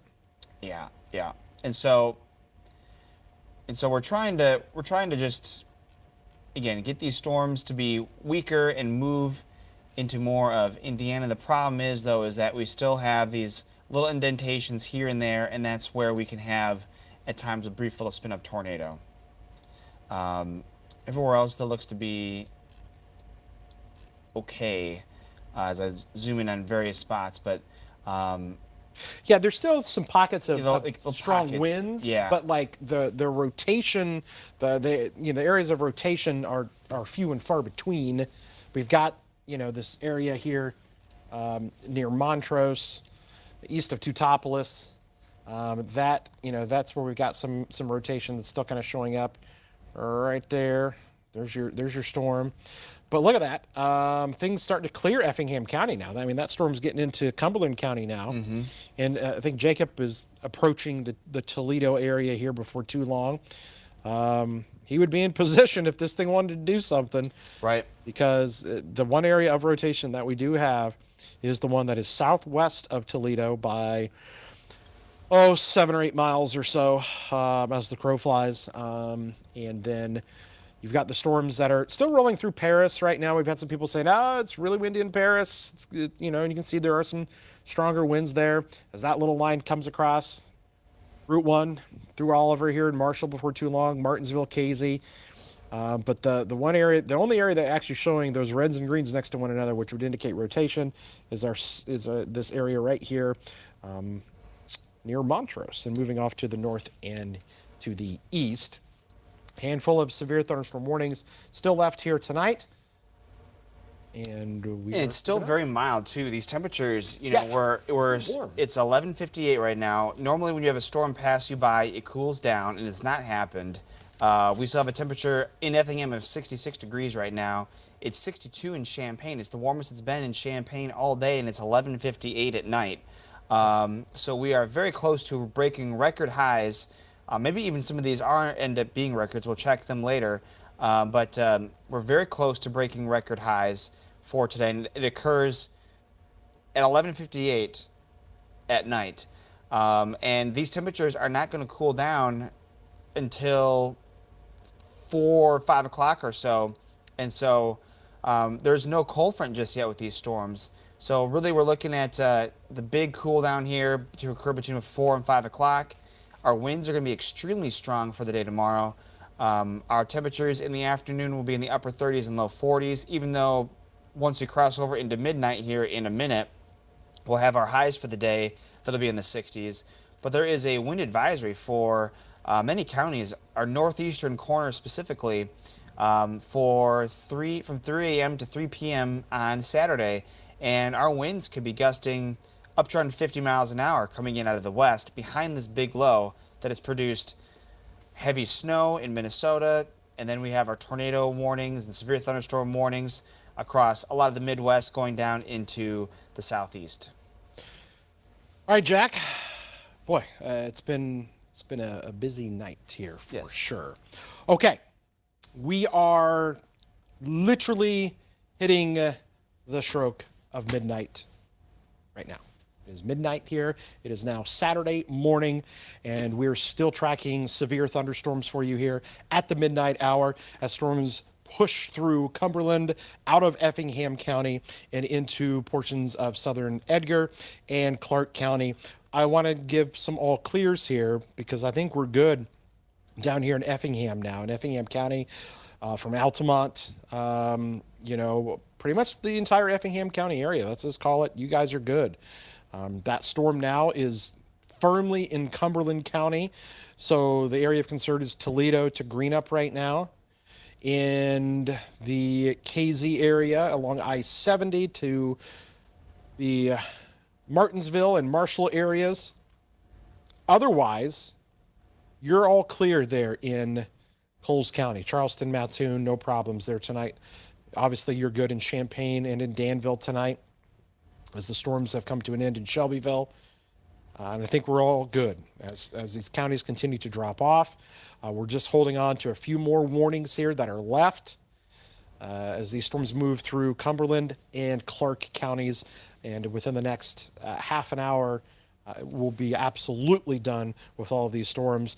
We're just keeping an eye on this last little bit that is rolling through. There was some rotation that was trying to show up, very weak, albeit rotation, but something that we were monitoring there that was near Toledo, where there were potentially are some stronger winds, if nothing else, showing up. But other than that, that is going to be kind of the brunt of what we're looking at, and even that is not looking too impressive other than just some strong winds there. So hopefully we're going to be done here before too long. Still severe thunderstorm warnings for portions of Clark, Cumberland, and Edgar counties. Dropping off, that is going to be Effingham, and hopefully we're going to be done here before too long. Yeah, I just was checking on social media, Kevin. I was talking about that one video that looked impressive. It actually ended up being the Edwardsville tornado, and so that would be the one that we've talked about earlier, where it hit the Amazon fulfillment center, and where you also reported that there was people trapped inside there. So I think that's a good point to make is, you know, we've been tracking storms tonight. We've had damage tonight. Yep. But we've not heard of any injuries or deaths here in central Illinois. That is not the case in parts of Missouri. We were talking about some areas near Defiance of a fatality there, and some at that Amazon facility there in Arkansas. Well, in Arkansas, with yeah. that The nursing home. Nursing home. Oh my Yeah, goodness. Yeah. And it just, when you get a setup like this in December, you know just from experience that it's just not going to end up good, you know. And it was, you know, we have what we call busts where sometimes we think there's going to be a lot of active weather and then it doesn't end up showing up. This was definitely not a bust. Had the today, feel. for sure. What did I tell you when I came in today? Yeah, we had the feeling. I mean, said- it was yeah. it was that fog that we had this Yeah. morning. Something just didn't feel right, and we'll have to see the full extent of the damage tomorrow. It will have our weekend crews trying to get as much of that as possible. Yeah, it'll be some spots unfortunately have to clean up, and especially it's hard at any point in the year, but especially hard in the holidays. It's tough. It's tough. Well, it is, and I mean, obviously, hopefully people are going to understand. An Amazon facility got taken out. There may be some gifts that may not make it there for Christmas, and hopefully people understand. And that's a big thing down there to get hit, and people trapped and injured and possibly killed. So yeah, definitely a bad situation. Again, that was down near Edwardsville, and the activity there in Missouri and in Arkansas. Let's hope we've been spared from any injuries or fatalities here. We've not heard of any, and a lot of times that information does lag behind a little bit, but we've had some time here where the storms have really kind of passed through, and hopefully we've gotten the reports here locally, and we've not heard anything, so that's some good news. Lots of property damage that people will be picking up through the weekend here, but let's hope that, again, you can always replace property and valuables. For the most part. Just to tell you about the the delay in some of the reports. A new report just came down from the Sangamon County Capital Airport of a 60-mile-per-hour wind gust at 8:33. Which was almost 4 hours ago. So we do sometimes get these reports come in very much delayed, but as of right now, we have not heard anything involving any serious injuries. Well, we got Jacob. We're still putting him through the paces down there with the storms. He's in the thick of it. He's in the big red mark on the radar that says Toledo. Jacob.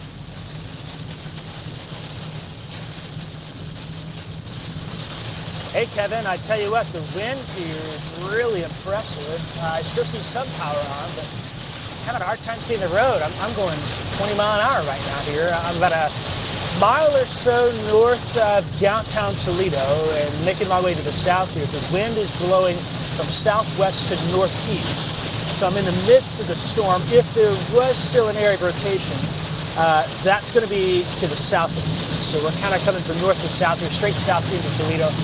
And the road curves here, I've got to watch that. So here we go. We're now into the city limits. Still have power here. A lot of heavy rain with this storm, though. The wind blowing pretty good. I guess we probably got some gusts of 30 to 40. The rainfall rates are very impressive with this too. It's a good thing as well that these storms are moving quickly, because they were putting down some heavy rain in a short period of time. That fast motion has really kept us not even from having to worry about a flooding threat here. So definitely still quite a storm in Cumberland County. We're here, we're monitoring, and we're here with you through the night in Cumberland County and Toledo. I'll make my way over towards Greenup and then down on Interstate 70, perhaps sneak on over to Casey before I head back to the north there to push these storms to the state line, get them out of the way so we can refresh and get a couple of hours of sleep before the morning show tomorrow at 8 a.m. with more updates for you there. So just wanted to share that update now. It's weird. When I was down in Mississippi, we chased severe weather during the winter months all of the time, and seeing Christmas lights up makes me feel like I'm more in the south than anything. This event really was a southern type of severe weather event for the winter months as well. Of course, it's Illinois. You guys talked about how anomalous it was, and that's very much been the case here as we've watched through the night. The rain's still coming down good here in Cumberland County. Check out this nice view, Kevin. You'll need to make your way down here for weather on the roads at the lights here. Yeah, look at that. It's a very nice view here in Toledo. Yeah, look at Wanted Toledo. to share that with you guys. Look at that Toledo all lit up. Yeah, listen, we've been covering all around there. There's Jacob with the lightning flashing with the Christmas lights on. That's Illinois right there yeah, for you. Look at that, the lights flashing there in Toledo.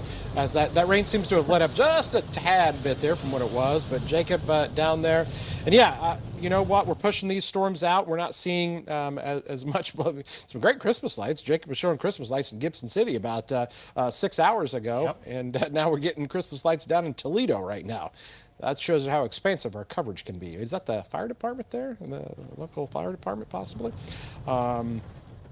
So yeah, here we are. Yeah, that's the fire department. Yep. So there you go. Confirming. I thought it looked like the garages there from the fire department. Yeah, that's the fire department. So. Yeah, there we go.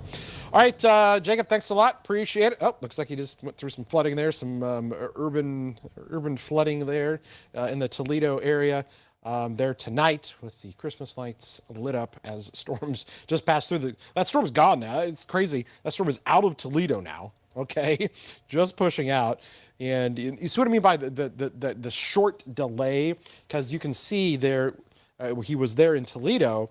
The radar still kind of shows that heavy rain, but there again, see that sweep just came across. So sometimes you get that little delay because of how fast these are moving. You can see now how that rain has begun to let up. I can tell you also letting up just the overall look of the storms there. Not as strong still, some gusty winds, but we're getting close here, with these storms to kind of wrap things up. Yeah, I'm just checking. We've not had any counties be dropped from the tornado watch just yet. It's been a little bit of time since we've seen a drop in counties, but I think it's going to be, once this line gets out of here, it's going to be, they'll drop that pretty quickly after that. But we still just have to go a little bit longer here. These warnings that we have go until 12:45. The strongest storm itself, though, is almost to the Indiana line currently. So that's one thing that we're going to be, having this thing push out of here pretty quickly. All right. So how about I make you a deal? Yeah. We're going to relieve Jack of his duties for tonight because he's got to be back in. You got to be back in for the morning show? Yeah, my alarm goes off at 4 o'clock. So I've got, at the most, if I go to sleep right now, I've got 3 hours and 50 minutes of sleep on the way. We're gonna let Jack get out of here. Relieve him of his duties because he's back on the morning show. Jacob is back on the morning show. Yeah. Well, Jack has to help produce the morning show. Yeah.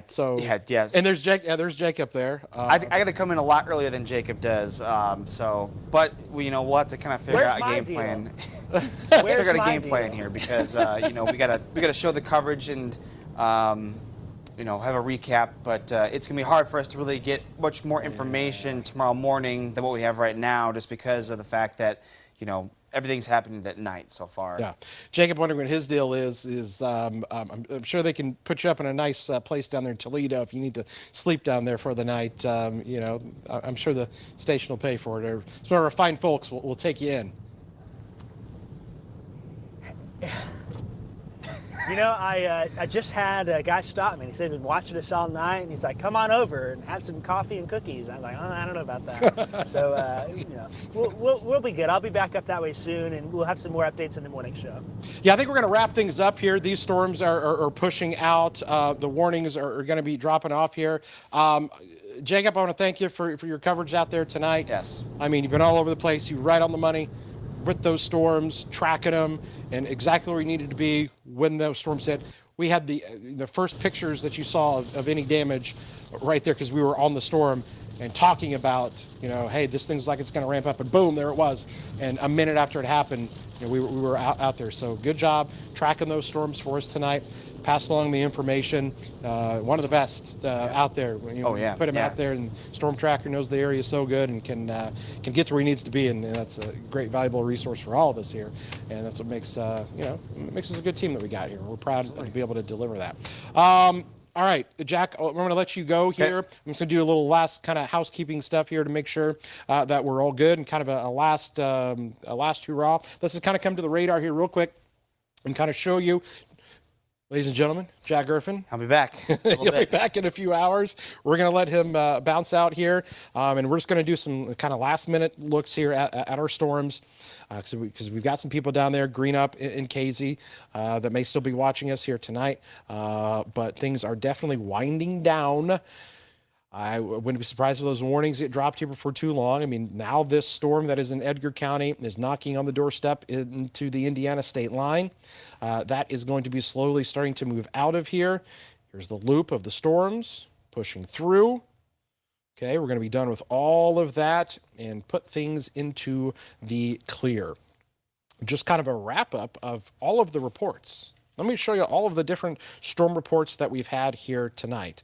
And you can see, look how far back they stretch into Missouri, but a ton of them here across the St. Louis area into, you even up here, I forgot about the one, this is what started it all up here into Cass County. They had a tornado up there, some wind gusts down there into, the Beecher City area. We talked about that in Effingham, obviously Shelby County there, right there in the Moultrie County area in Gaze, into Coles County, and then the storms up here. We didn't have much up here into Champaign, not much up into Vermilion County as far as any damage reports go.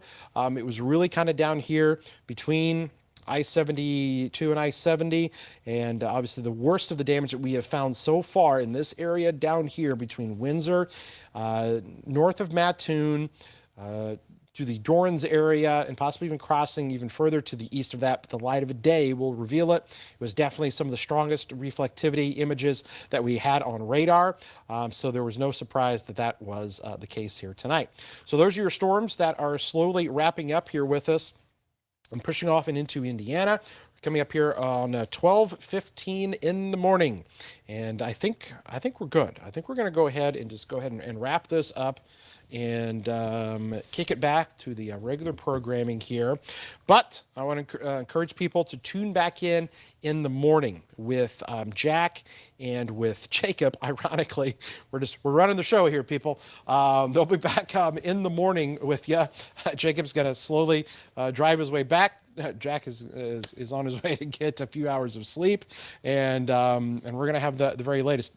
Jacob, do you have one last thing there? Or is he popping open his? What's he got? Got my little Christmas tree cake. Christmas tree cake. Got some snacks for the road here. Can't not have them. Here we go. Well, listen, buddy. Christmas tree cake. Hopefully, get you back home. We appreciate you out there. Be safe driving back. And to everybody who's been joining us here tonight, we appreciate you guys that have been here with us. Hopefully we were able to pass along as much information as we could to you so that we could get through this all together. Unfortunately, the light of day tomorrow could reveal even more damage. People that may have been asleep tonight and even realized they've had damage. But we're going to do our best efforts to gather up as much information as we can, have full coverage tomorrow morning on the morning show. 8 a.m., Jack? Is that when that thing kicks off? Yep. 8 a.m. tomorrow morning. And then, of course, tomorrow evening, as long as we don't have football, we'll have some newscasts tomorrow night. We hope everybody stayed safe out there. If you've heard of any reports, pass those back along to us. We talked about via our email, news@wca.com. We check our Facebook and Twitters and all the social media pages there as well. Okay, guys, thank you so much for joining us. And we will send things back to regular programming. Stay safe out there.